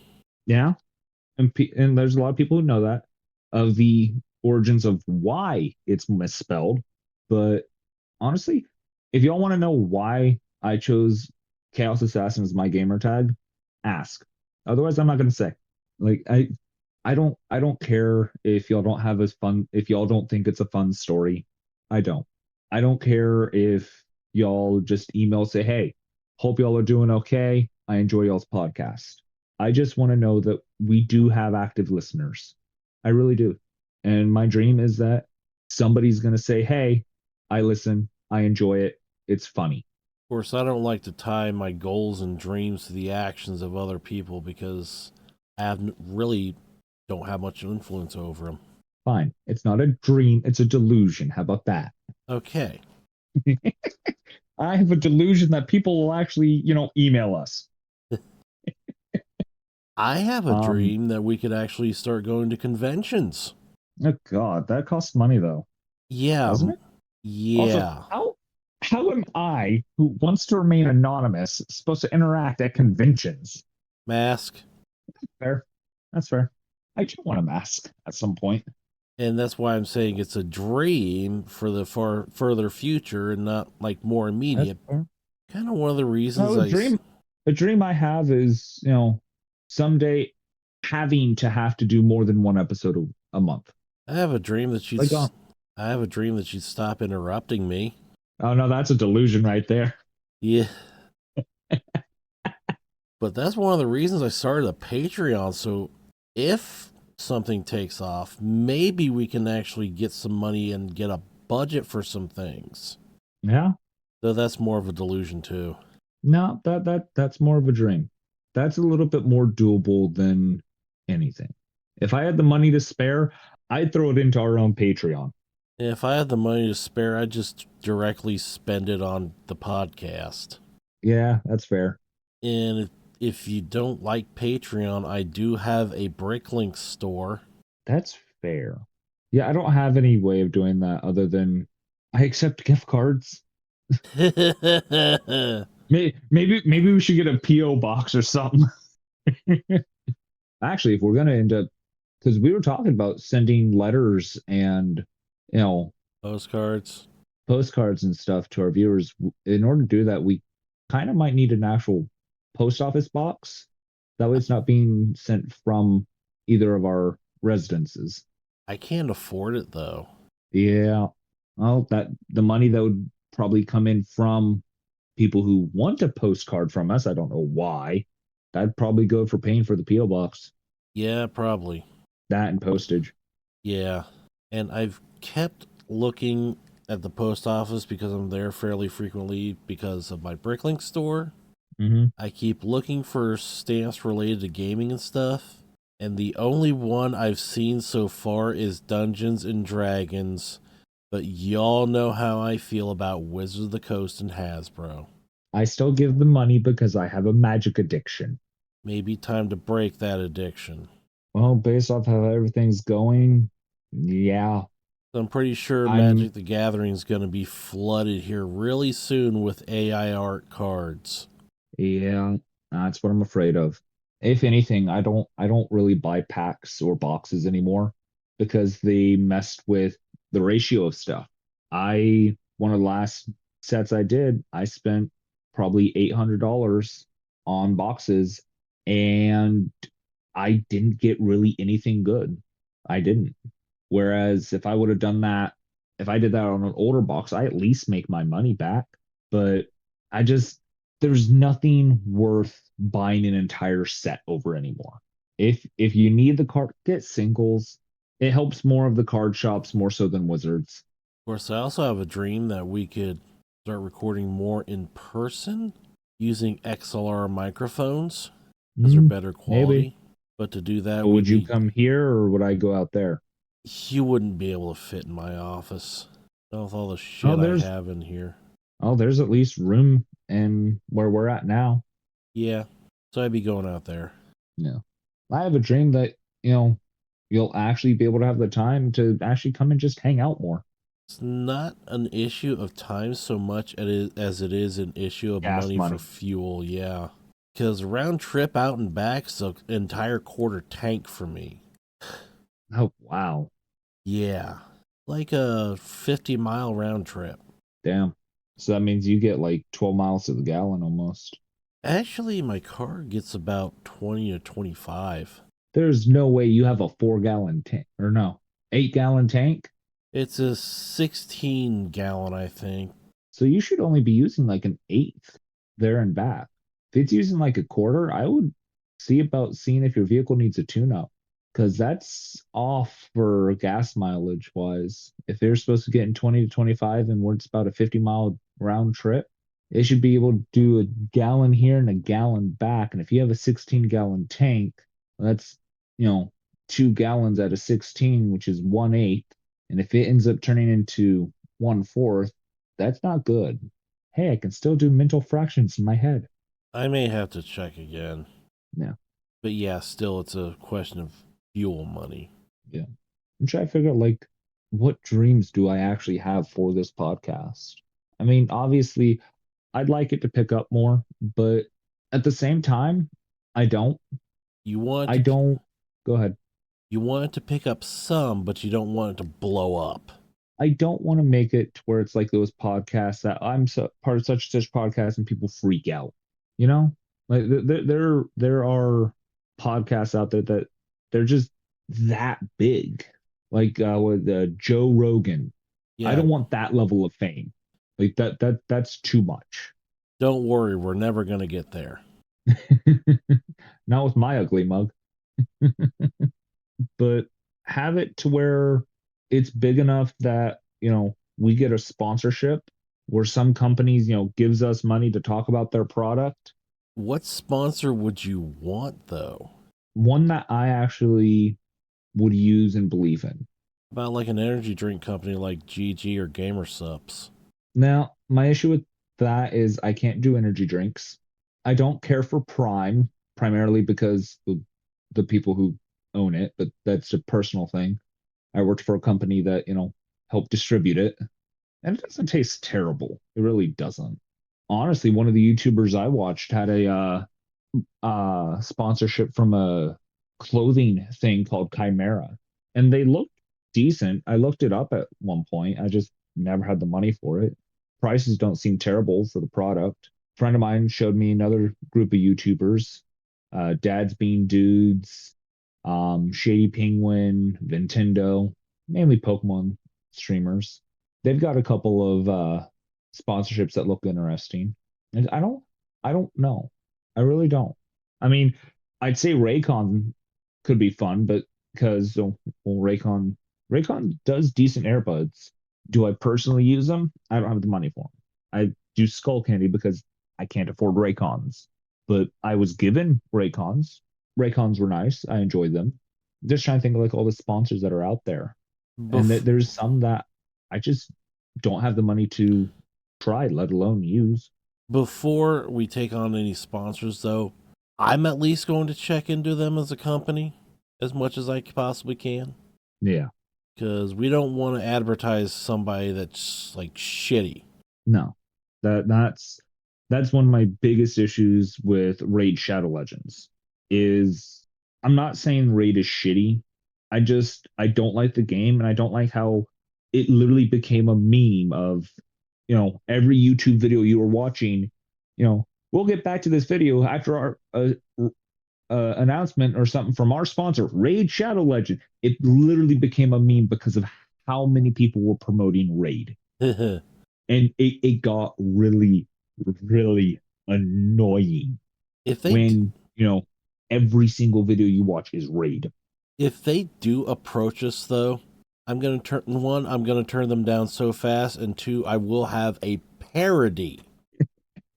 Like, if you want to throw your money away but don't want to actually go to an actual casino or wait for sports betting to actually lose, download Raid Shadow Legends. Your money will be gone before you know it. Maybe that's why we'll never actually get a sponsor, because we rip on. At the same time, I'm sorry if you're my biggest issue, and the one YouTuber that I watch, he talked about it in one of, I don't remember if it's a video he did or if it was while he was streaming. A lot of those sponsors are so hell-bent on you following this exact script that if you go one or two words off of it, you don't get money for that episode. Yeah. Or if it doesn't fill up so much of your video or whatever, you don't get money for that. And just like, why? It's one of those business practices. I'm sorry. If you want to pay me to talk about you, you got to have a product that's worth talking about. And you got to give us some creative freedom. It's why I admire the fact that he liked what Chimera did. Chimera said, "Hey, these are the bullet points we'd like you to hit on. We don't care how you talk about it, as long as it's talked about." Because And as far as I know, I think they're still sponsoring him after probably 8-9 months. yeah, because then we can actually like fit it maybe into the topic of our show somehow more organically instead of abrupt like, up, here's an ad, here's a script. Yeah. And that's my biggest issue is I'm sorry, but and this is my issue with a lot of those subscription things is they're so forced. I mean, some of them you can genuinely see, but if you don't sound happy enough for some of them, I feel like you don't get money for those. How did we get off on this tangent of subscriptions? Holy, we're talking about our dreams. Let's see, Having a talking about budget, dreams, having a having budget, getting paid for it. Yeah, no, this tracks for my tangents. yeah, I mean, having a sponsor is probably one of our dreams. Get that big enough to actually be sponsored. But we both drink enough Mountain Dew. Hey, Pepsi, sponsor us with Mountain Dew. I don't really drink Mountain Dew much anymore. Really? It doesn't have enough caffeine for me. That's depressing. Yeah, we had to drop drinking our favorite soda. Why? Our caffeine levels got too flooded with blood. We need more caffeine. Yeah, I have like a 600 milligram a day habit right now. Oof. This last shopping trip is actually the first time was able to actually have the money set aside to actually buy Mountain Dew. That's how bad I'm off right now, which sucks because life is chaotic. Yeah, but of course, my ultimate dream for Gamersperience is to have a booth and a live event show at Gen Con. That's a ways.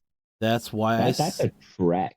That's why I called it the ultimate dream. I think we actually might have a better chance of trying to get into PaizoCon. And that's completely virtual. Is it virtual now? I think so. Let me double check. Maybe that's something else we need to do. We need to fact check the random shit I spelled. I also wouldn't mind hearing more from our previous guests. Yeah, PaizoCon is currently all virtual. Wow. So I went to one of the last physical PaizoCons for 2019. And I didn't have the money for it, which means there is a possibility I will never be able to go to a physical PaizoCon. Yeah, I'm pretty sure. Although to be fair, I don't even get to throw dice much anymore, other than to try to kill my party. Yeah, but I have another dream.